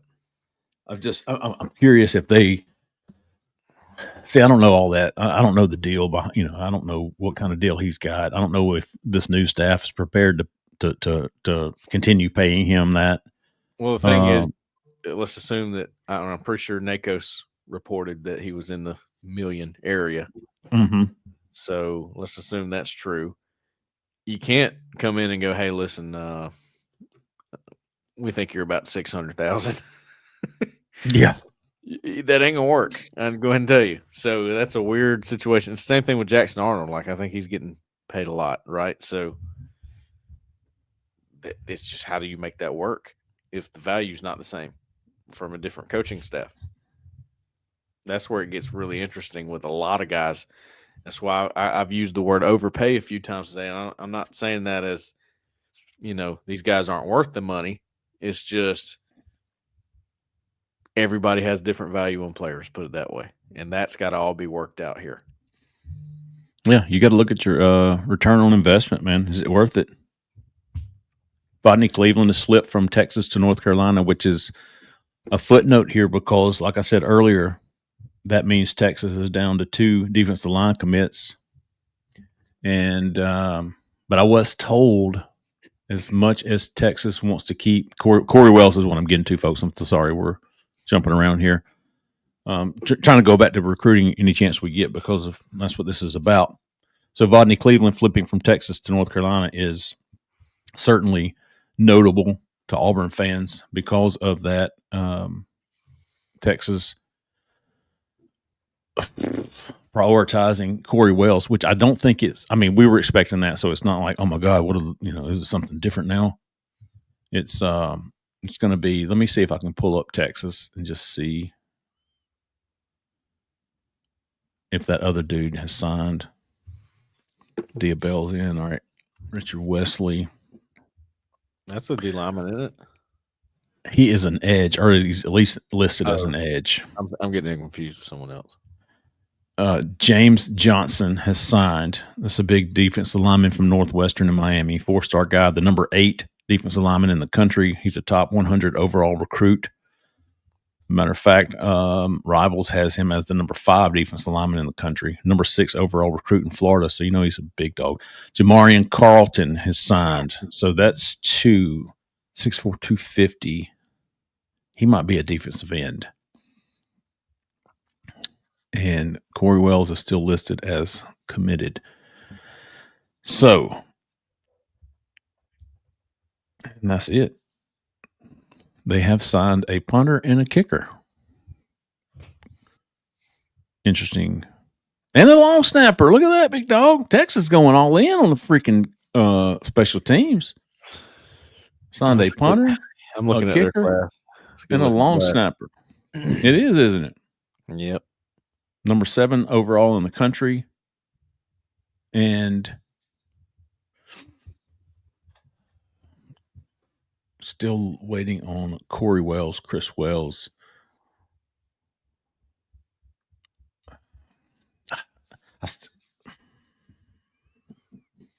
All right. I'm trying to. So, if Cole, in the next 45 minutes, in the last 45 minutes of the show, are we expecting anything? I have to go back. So everything's going so crazy. No, Tavon Branch is the next announcement at 1 p.m. Central Time. Corey and Chris at 2:30, presumably. So that's really all. That's really all that's left besides releasing signings of commitments. What time was Alan saying that the Wells brothers are? 2:30 is what he was told or had heard. I thought he said 12:30. Oh, did he? I don't know. We'll text him, figure it out. But I felt pretty good about the Wells brothers personally. Mm-hmm. Again, checking with our Texas side of things, nothing's new there. It's just they sweeten the deal for Chris. Basically, was the biggest move they made, and now we wait. That's where it's at. So, how big a deal is it, in your opinion, for Portal to get Corey Wells and Tavon Branch? Because D-line's going to be a big one for Portal. Yeah, I mean, I love how Allen sees it with the because I mean you've got to sign high school players, and the minimum defensive lineman to me every year is 2. Mm-hmm. You want to keep just restocking that room. And and then you're filling whatever holes that are created by departures to the transfer portal, you're filling those holes with other transfers. And, to keep that at least similar in classes. Like you want to replace juniors with juniors and seniors with seniors and whatnot. So I think, to me, it's not so much transfer related as it is the layered depth that Alan likes to talk about. And I think that's perfectly put, perfectly described of what you want to have in each and every room, position room. Let's see. There is. Oh, that was yesterday. I'm trying to find some information on the Wells brothers. But yeah, so that's kind of how I see it, Cole. As far as I think Auburn needs 2 high school guys in this class. I agree. That's the base minimum. Yeah. And those are 2 good ones. I really like Tavon Branch a lot. After seeing him in person, he definitely, like I said, went up in my book. Corey Wells is to me, doesn't flash as a player, but boy, that frame. Yeah, big dude. So there's a lot to work with. And you got to remember, we talked about this earlier, or kind of mentioned it, but the in-state group, and not just the in-state group. You talk about that 250-mile radius around Auburn that Alex Golich talked about. But you're talking about Donovan Moore is in state. Auburn's in a very good position for him. He's the number 1 player in the state, if I'm not mistaken, or maybe number 2. Or maybe Gunnar Stockton. Not Gunnar Stockton. Gunnar Rivers. No, is that his name? Who's the quarterback? Rivers. Oh, Rivers. Yeah. But Donovan Moore, Carlos May, a lot of these guys in the 2027 class, there's some very good defensive linemen, and not just very good defensive linemen, but very good defensive linemen that Auburn is in the thick of it for. Presumably the team to beat for Donovan Moore, the number 1 in-state player. So you have an opportunity in this 2027 class to get you a couple extras. Yeah. Get you a couple extra big dogs. Yeah. Not oversaturate that room with guys in this class where, we talked about the Ernest Rankins kids and, the guys that Auburn had really never made a big push for. I'm not saying they didn't push for Ernest Rankins. I guess they really didn't. They didn't go all in on him, It's not like they went all in on a couple of these guys that they brought in for official visits earlier.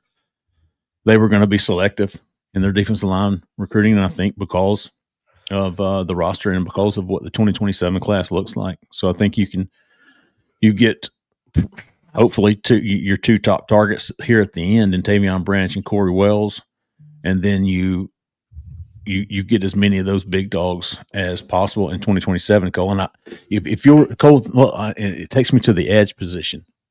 Go back 6 months, maybe 8 months. Let's go back to the spring. And Auburn was looking for, at least 2 edge guys. And they were in on so many top dogs. You remember it was like 4 or 5 guys. And we were like, man, if they can just get 2 of these cats. It was like Tank Jones, Trenton Henderson, Zion Ely. There was 2 more that, officially visited, had Auburn top group and said all the right things. Hezekiah Harris. Yeah. By the way, John Spencer is official. Okay. We'll put that up. But yeah, you think back 8 months and go, what that edge board looked like. And you're like, whew. And then here we are on signing day and none's committed. And you're looking at maybe adding Chris Wells. Yeah. It feels very similar to that year we've brought up so many times, that 2023 in-state year with like James Smith, Quay Russaw, Kelby Collins, Yanzi Pierre. Oh, yeah. So many guys. Deshaun Spencer. Let me pull up some video, Cole, and I'll let you watch and talk about him because he is a very interesting cat when it comes to this coaching transition, in that he was committed to Duke, but South Florida was all over Deshaun Spencer. And he actually committed to Duke, I believe, over South Florida back when he committed. But you had Alex Golish and Cody Burns, recruiting him to South Florida. So when he came on his official visit this past weekend, he came in with DJ Durkin as the interim coach and left with Alex Golish and Cody Burns waving goodbye to him. So it was a perfect fit for Deshaun, and he wanted to be at Auburn so badly. This is one of those kids that if he didn't sign with Auburn, I would be like, damn, I hate that for him because he really wanted to be here. I know it. But I mean, he's having a monster senior year. Yeah, and they got one more game coming up for the state championship, which, if you remember, he had a massive performance in the state championship a year ago. Just dragged Naeem Alford, if I'm remembering correctly. Yep, he did, and I think he had 3 touchdowns in that game. But like I said, he was the one that filled in at Saraland after Ryan Williams left, and like he never left. So I think he's got 2,000 all-purpose yards this year, Zach. I'm going to pull up his senior video. 27 or 28 touchdowns. He's a perfect fit, Cole. You talk about him, I'll get this caught up. Yeah, he's a deep threat, man. Like I said, I think that his best attribute is route runnings. Everything before the football arrives is when he's the best. Like, I don't think he's your guy you throw a screen to and then he makes moves on people. I think he is best when he's doing. Look, here's him blocking right here. The quarterback there too, Jameson Roberts. He's somebody to watch going forward. 2027. That's right.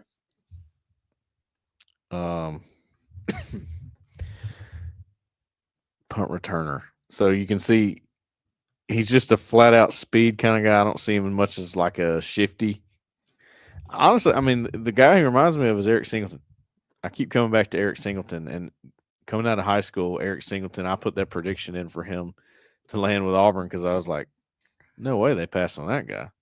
And they end up doing that and go to the portal, which was understandable at the time.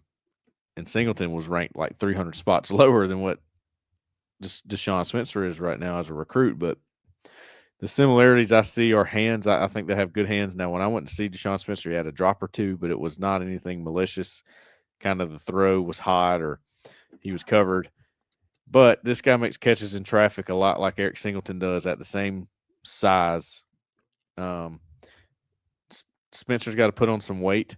He's like 155, 160 pounds right now, but he's got enough to where he can fill out to about 175, 180. I think this guy was a steal for Duke when they had him committed, and I was like, man, they end up with that guy. He's going to be a big-time receiver for them. See, he's got some leaping ability there, going up and getting it. Pressing him, to me, like they're pressing him on this play right here. It's just not smart. Safety came over and helped. They throw the back shoulder. He can do that too. So I like his ability in not just being a small, shifty receiver, but in actually being a full-time receiver. Cover slot fade all day. Boom. Again, watch this quarterback, man. Jameson Roberts, 2027. Going to be somebody. Already has Oklahoma's offer, Auburn offer, all that. And was in Auburn for the Iron Bowl and a couple of other games, I do believe. Can you hear me? Okay. Mm-hmm. Yeah. Yeah, he'll be a guy. I'm guessing he'll be a guy that this new staff, as far as fit goes in this offense. Because let me ask you this, Cole, because there's some quarterbacks in this 2027 class. Yeah. Do you, having watched Gunnar Rivers, who we talked about earlier, is he a good fit for this offense? Gunnar Rivers? Gunnar Rivers. He is the number 2 overall player in the state next year, the number 7 quarterback. Yeah, Gunnar Rivers fits in just about anything you want to do. That's the kind of player he is. Jameson Roberts is interesting. I think he's got a lot of athleticism and running ability. But again, you go back to what Golish said at his press conference, and we're going to tailor that offense around the quarterback. You've seen different guys I mean, he goes from Hendon Hooker to Joe Milton to what he's got now in Byron Brown. Those are different guys. It's not all similar like maybe some of Freeze's were, you know. So that's where I'm like, I mean, just get him a good quarterback. Right. It doesn't have to be anybody with a certain skill set, I don't think. Obviously, it's always a good thing in today's age that you get a guy with the dual threat ability. I think Rivers has that. Roberts for sure has that. The interesting thing to me is when you go back to Reese Brush, and I'm like, I just don't see a ton of running ability from him, and maybe it's something that he just doesn't have to do, and he is that kind of athlete. I mean, he's a baseball player first, like he's got some athleticism there, so I'm interested. I'm very interested in that, and I think the prerequisite for a quarterback in this offense is arm talent. Just got to have it. You got to have a certain level of it. I was looking at the quarterbacks for next year, which in the state of Alabama alone, by the way, Donovan Moore is the number 1 overall player in the state, according to the Rivals industry ranking. But you got Gunnar Rivers, Trent Seaborn, who's committed to Alabama. Yeah. Bobby Coleman, the younger brother of Cam, Mm-hmm. is a guy. I don't know if he's an SEC guy, but because he's 5'11", he's not big dude. He's not SEC size. No, he's not. Great quarterback though. Great high school quarterback. I mean, hell, he's led Central still alive. Mm-hmm. And then Jamison Roberts. Kason Myers from Auburn High School. Damn good quarterback. Yeah, he is. I like Kason Myers a lot. I don't know if he's going to make it to an Auburn or at one of those big schools, but he's a good player. Elijah Haven is the number 1 overall quarterback. I think he was supposed to be at the Iron Bowl, but I don't remember seeing him. Yeah, he was supposed to be there. Didn't happen. Yeah. Let's see. I was looking at some national rankings and any names that pop up or that sound familiar to me, other than the guys from the state of Alabama. And who knows what Alex Golesh has planned for the 2027. You would think. The thing about quarterbacks, man, is it used to be they committed early and their recruitments were over. Like it was done. You didn't mess with quarterbacks anymore. It was like an unwritten rule. Yeah. Now they commit, and that means absolutely nothing. I mean, and most of let's see, 2 of the top 4 are uncommitted in Elijah Haven and Israel Abrams. You got to think Elijah Haven being from Baton Rouge, and now you've got Lane Kiffin in the house. That'll be interesting. Alabama's probably in that as well. Trey Taylor, Crew Tractor. He's number 4. I'm serious, dude. Number 4. That looks like I was gonna say that looks like our picture, but it's not. Look at this. Trey Taylor. It might be because he did visit actually. Okay. And yeah, he looks familiar. That's not our picture, but he did visit Auburn. Committed to Nebraska. Mm-hmm. Very That's big private property. Lock him up. Nebraska locked him up. Locked him up. That poor kid. He put out a tweet where he was, how they do like I'm shutting my recruitment down. Oh yeah.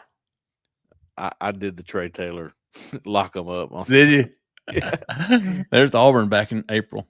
He visited Auburn back in April. Jared Curtis. Jared Curtis had. I think he signed. Did I think he signed. Mm-hmm. I think he signed with Vandy. Yep, signed. Man, Vandy and Mississippi State winning signing day. Can you believe that? Crazy, isn't it? Let's see. So we are waiting on 3 more commits. Auburn will be releasing Travis Wakefield as a signee. So you're looking at. Are we looking at? Am I sharing my page? Okay. Wilson Zaire, which I've heard everything's cool there. Adam Balagoon Ali. There was some hesitancy there with him because he was very Durkin dependent. Like he was a Durkin dude. And you saw him kind of be a little hesitant. Deron Parks to North Carolina. Okay. He was a little hesitant when there was uncertainty regarding DJ Durkin, but from all indications, from everything I've heard and been told, I don't think there's any concern with any of Wilson Zaire, Adam Balagoon Ali, and obviously Travis Wakefield. Just probably waiting on them to get it done. Yeah, and Auburn will release them. Jason Matthews. I'm gonna make some last show feelers. I'm gonna put out some feelers before we go. Give kind of everybody the latest I'm hearing with Jace Matthews, with the Wells brothers, and with Tavon Branch. We've been going for 4.5 hours. Is that about normal? I think so. This is not your typical signing day. So we've no, you're right. There's been less to talk about because there's been less to talk about. There's been less going on. There hasn't been any. I mean, the Bralan Womack, I'm so glad that didn't drag on. I told you the other night when we were doing the call-in show, you either you either win the press conference or signing day. You can't get both. You sure did. And I'd say Auburn won the press conference here.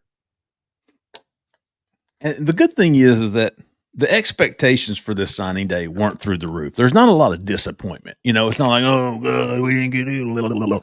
Now, yeah, if Auburn misses out on the Wells brothers and misses out on Tavon Branch, then there's going to be some disappointment.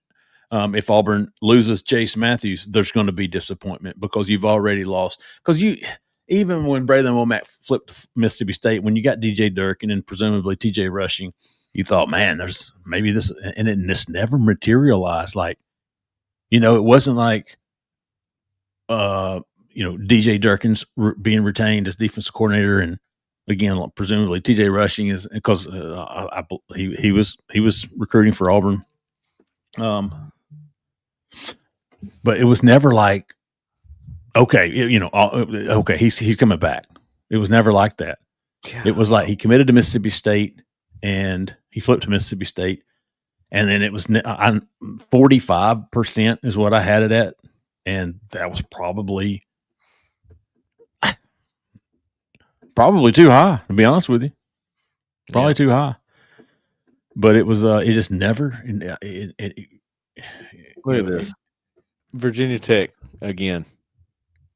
Another Penn State recruit. Oh God, I thought you were about to say Tavon Branch. No.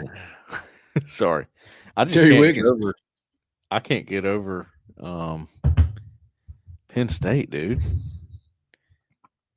It's such a weird thing. I mean, Franklin's like pissed at them, is he not? Oh, he's taking them to task. And putting together, when I was doing the charting, all the candidates and putting together like their top recruits that they're credited for, his list, I could have done 25 stars. Really?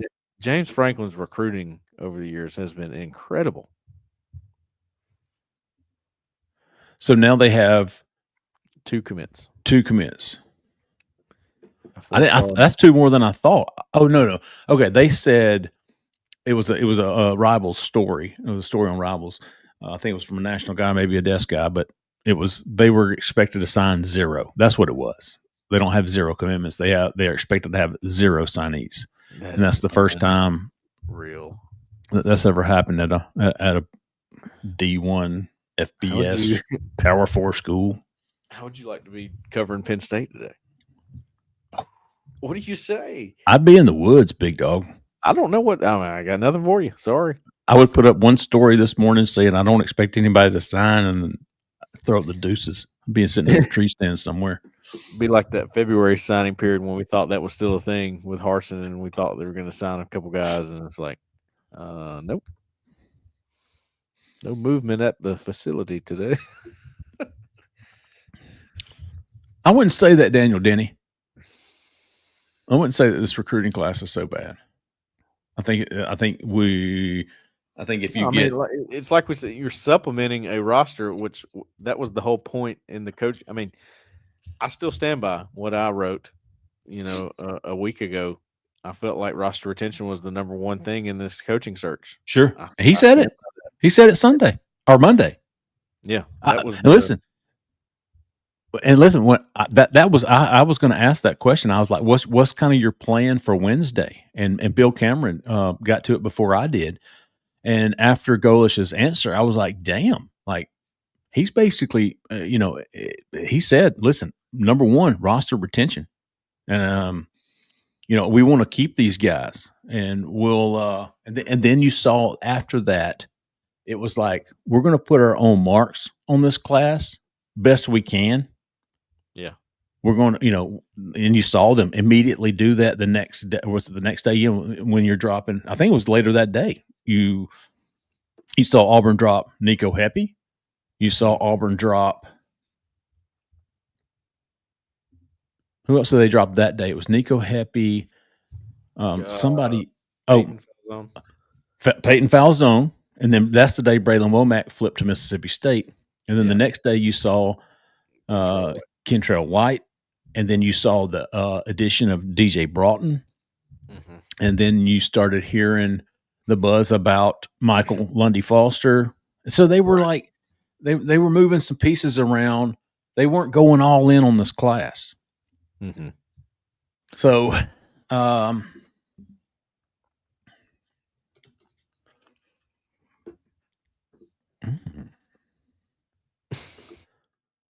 So there wasn't huge expectations for this class, and I think if you can get Tavon Branch, I think if you can get the Wells brothers, and you can hold on to Jace Matthews, I think this is about as good as you could have hoped for, minus getting Bralan Womack back. And like I said, we never really thought that would happen.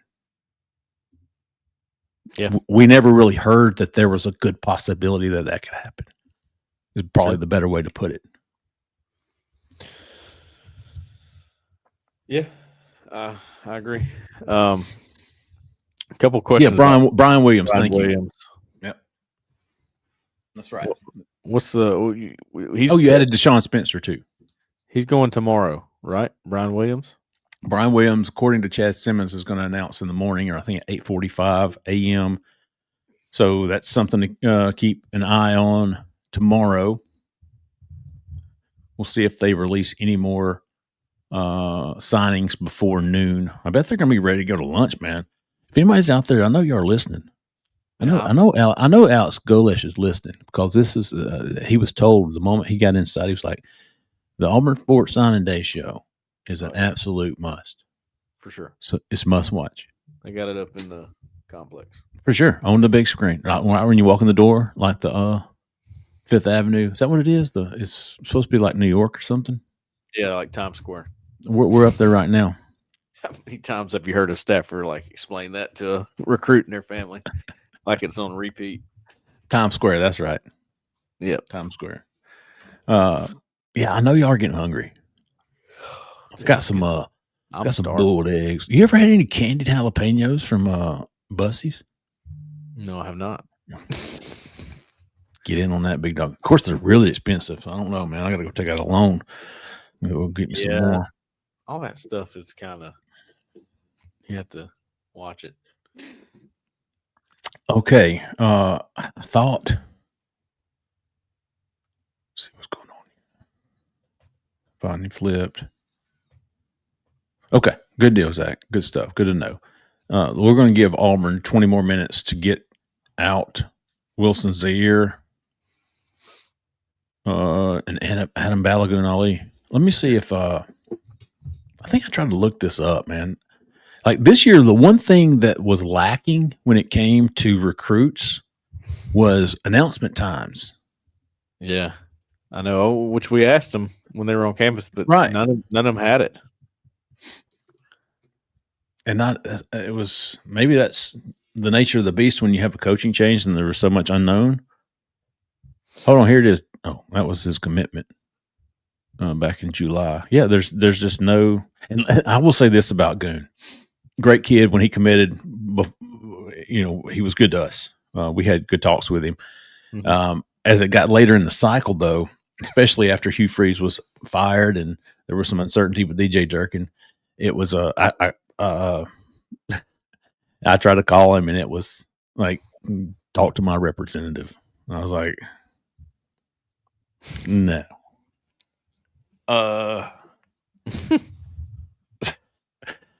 You can't big time me, big dog. I big time. No, I'm just kidding. Man. Let me ask you about Goon real quick. Is he an Elijah Melendez type linebacker? No. Okay. No, he's like more fluid. Originally, DJ Durkin told him he'd be a dime, which I don't know if he even calls it that anymore. It's just like part of being a wheel backer. Right. It's just this position where it's like you're in coverage. We like you in coverage, basically. It's a lot like what we saw Bryce Diaz playing. Okay. He jumped that ball and almost intercepted it against Alabama this past weekend. I think he's going to be in that role. He's more of a coverage guy. He's not a box linebacker to me. And, he looked smaller to me. Did he look like he maybe trimmed down some when we saw him this past weekend? I think that's fair. Yeah, so he's in the 210 range. I don't think he's going to get a whole lot bigger than that. 6'2", 210. Smaller backer. Oh, I want to document this. Before we figure out Tavon Branch and Chris Corey-Wells and Brian Williams. Auburn is currently 57th. Their 2026 class is ranked 57th in the country and 14th in the SEC out of 16 teams.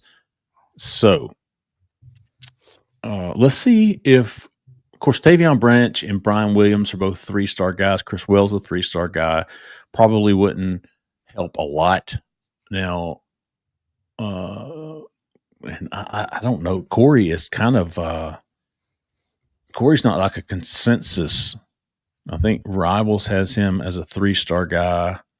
Yeah, but he's 278 overall in the industry ranking. So he'd probably help. He would help. Right.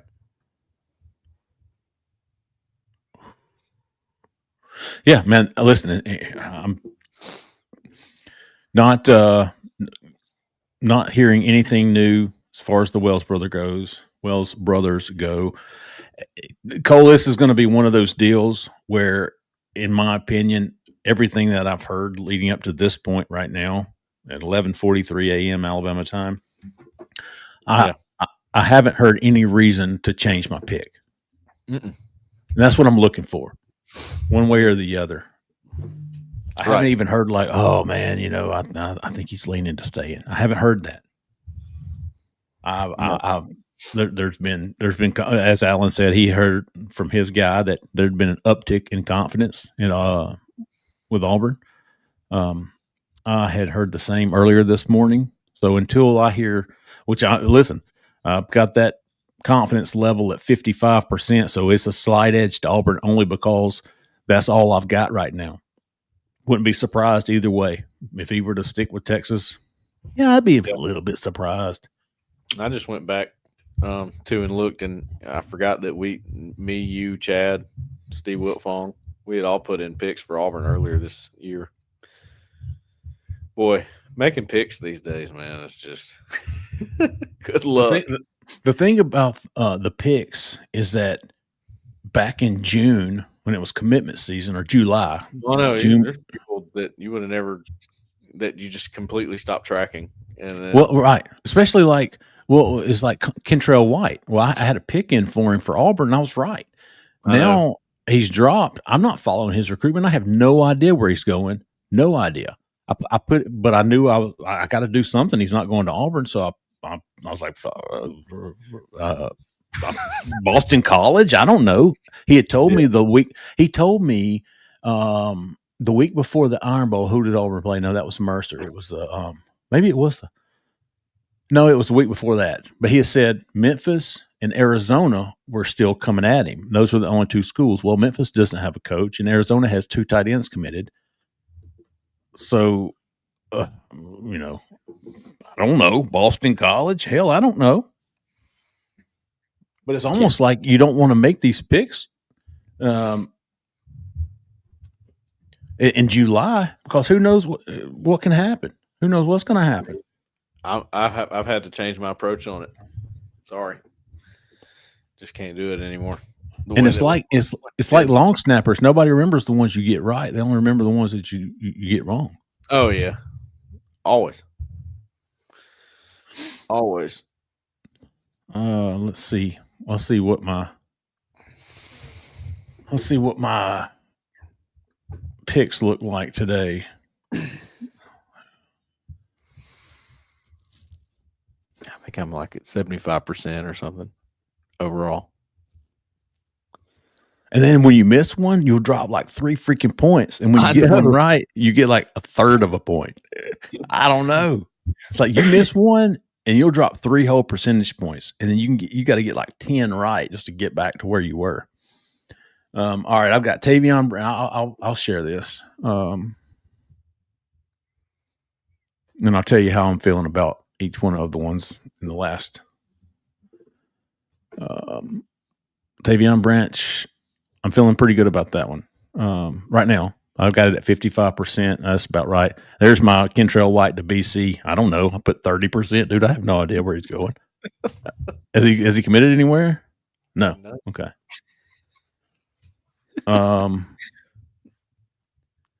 Jordan Carter, Tennessee, feel good about that. Brian Williams, Auburn, feel good about that. Got Lundy Foster, Brush, Spencer. Missed on Womack. I would have missed on that one anyways. I would have said Texas A&M if it's not Auburn. So I would have missed on that one. Jerome Parks, NC, a couple of basketball cats. Here's your Wells brother, Donovan Moore. And then I lucked up and there's Jace Matthews sticking with Auburn. So I'm not ready to change any of those unless Kentrell White tells me where he's going. Poor thing, man. I hate that. That's the one thing I hate about recruiting is day before signing day, kids getting dropped. It happens everywhere. But still doesn't make it any less cringe or any less heartfelt for kids. I guess you have to rush to get the commitment in and then figure it out later. This is the way they all go about it. There's benefit to waiting, man. There really is for kids out there. For any recruits watching this, if you are. So Kentrell White hasn't signed anywhere. Peyton Falzone hasn't signed anywhere. We saw Nico Heppy go to Florida State. Yeah, good for him. And was that the 3 decommitments, and 2 of them don't have anywhere to go, or at least he hasn't signed anywhere or committed. Let me see. And somebody's getting a serious athlete in that guy. I mean, he is sort of different. Maybe Penn State will get him back. Yeah. You know what? That's probably most likely, Cole. That's yeah, gosh, man. The new coach comes in, you've got an in-state kid, 4-star kid, former commit. I could definitely see that happening. Oh, come on, Auburn. Give me 2 more real quick. Yeah, probably not going to happen. Probably not going to happen. Wilson's here. Nothing. Of course, Wilson, after he committed, he shut it up. Yep. He has no interest in doing any interviews. Wilson, you want to talk? Good. All right. No thanks. Let's see. He was there Sunday. He was there with Killian Sunday. I think they left before Golish was introduced to the team. I think there was a team meeting that day for at 2:00, wasn't there, Cole? Because remember, listen, we were talking to Tavon Branch, and Justin had just posted, "Hey, Golish just landed in Auburn," and Caleb was like, "Yeah, they're probably going to be bringing him over with a police escort," and I was like, "For what? Like he's driving from the airport to here. Like, what does he need airport security for?" Yeah. And about midway through Tavon Branch's interview, you can hear woo woo woo woo, and I was like, "You gotta be shitting me!" And here comes like 6 state troopers and Escalade or something, and I'm like, "Oh my god, dude!" They had like 6 state troopers and Golish, and I think Cody was with him. Pulled into the back of the Walthoff facility, and they met with the team at 2:00. And then, because Tavon Branch at the time was like, "Yeah, I haven't talked to him yet. I'm going back in there to talk to him." And so we ended up getting him later. And as we said earlier, he was impressed. Everybody was impressed with what he had to say. Yeah, I was looking for that audio because at one point we just had to stop. Yeah. I don't remember if I saved it or not, but we just had to stop. We just watched them come in. Like, well, that's going. We can't do the interview. But they were about to leave, and then they were like, let's hang around and see the new guy here.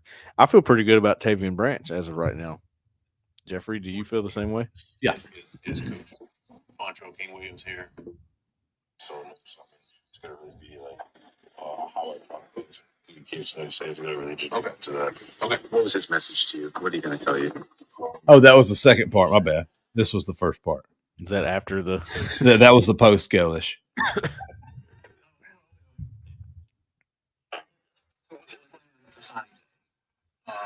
You're gonna make a decision there.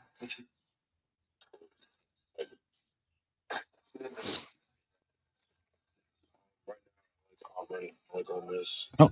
Still Virginia, Texas. Yeah, there you go. Oregon still in this too. Okay. Are you familiar with Peyton Falzone? Yeah, that's my guy. Met him at Pinkston. He was actually committed before. And then he was connected from there. So that's my guy. Just completely ruined that interview. Like, dude, he's a football coach. Like, he's coming from the airport. Settle down. He had a police escort to Tiger Walk right before the press conference, or at least one. Yeah, he had one. Yeah, he sure did.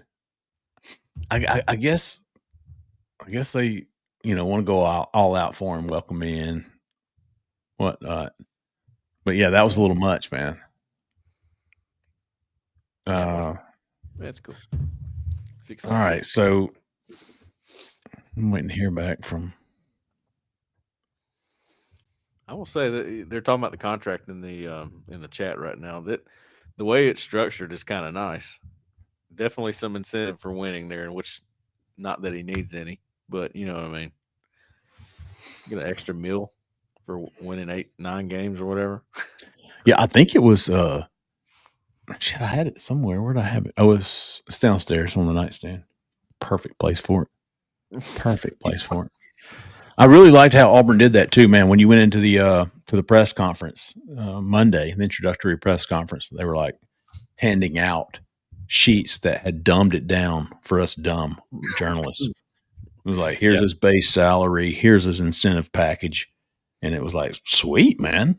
But it was like 8 win, is 6 or 7 million. And then it was, $1 million for 8. And there's a 1.5 for 9 and 2 for 10. And, and then it was like the SEC championship game was like 250. It was like nothing.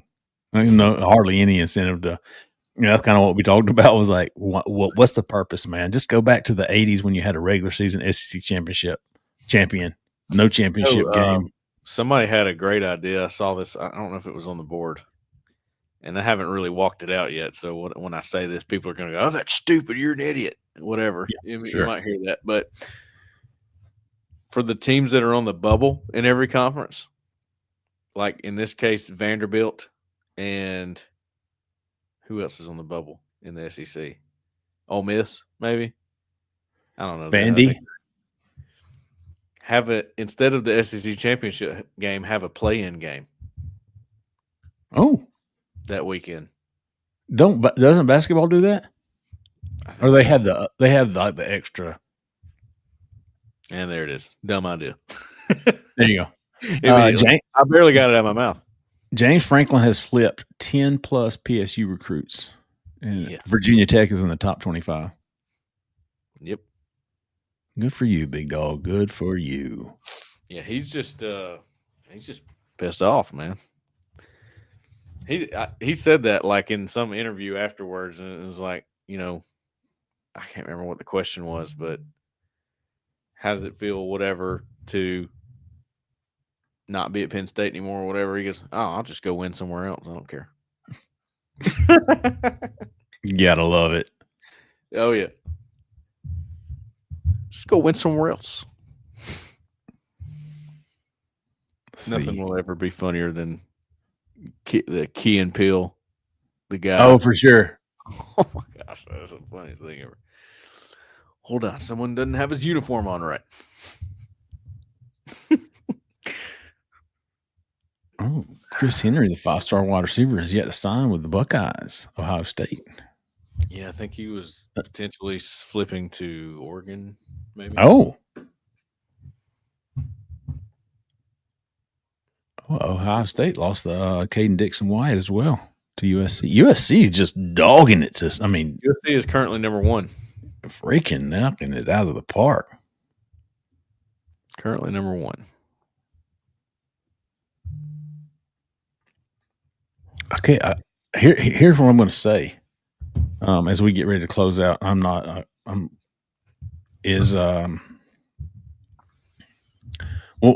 do a wrap. We'll do a wrap. Miami's not a factor in who? What are we talking about here? Calvin Russell. Okay, no big deal. Yeah. All right. All right. Let's wrap it up, folks. Let's see what's left. We got Tavon Branch in 1 hour, and again, we're going to be following it all at auburnsports.com. Yeah, if you're not a member, go get signed up now. You can do it for $1 for the first 7 days. Cancel in times that 7 days, you won't get billed. So go get. But I guarantee you, once you sign in, you're not gonna want to leave. Fantastic coverage all around from the crew. We're going to be covering it there. Tavon Branch at 1 o'clock in an hour, and then we believe the Wells brothers will have their announcements. I don't have any reason to doubt Allen Head, so I'm going with 2:30 until it's not. Jordan Carter at 3. Nobody cares. Yeah. So you got Tavon Branch at 1. Wells brothers soon after that. Brian Williams will be making an announcement at 8:45 in the morning, according to Chad Simmons, and then all eyes will be on Jace Matthews moving forward as he plans to announce his decision on Friday. Maybe we'll have some clarity on the status of Marcus Davis and if that has any effect, positive or negative, whichever way it goes, on Jace Matthews. I don't think it's going to be make or break, but it certainly would help if he's still at Auburn come Friday. As far as commitments go, everybody has been released as signed except for Wilson Zaire and Adam Balagoon Ali, Travis Wakefield, the long snapper, as well. Those 3 guys, I'm expecting them to be released today. I haven't heard any reason to think that they're waiting, but who knows? But we'll be tracking again at auburnsports.com. Jace Matthews again for Friday. All right, that's going to wrap up this year's 2026 class, the signing day special. We have had a anticlimactic show, which is not always a bad thing. It's not always a bad thing when things go smoothly. You're not wrong about that. It's not a bad thing when you have no fireworks, because the potential was there for some duds. Mm-hmm. And you didn't really get any of that, man. You had a couple of additions. So good stuff all the way around. This was never going to be a top 10 class, probably since the middle, or actually the start of the season. So we'll see how it shakes out over the next 48 hours with the guys we mentioned: Branch, Wells, Brian Williams, Jace Matthews. We'll see how that shakes out.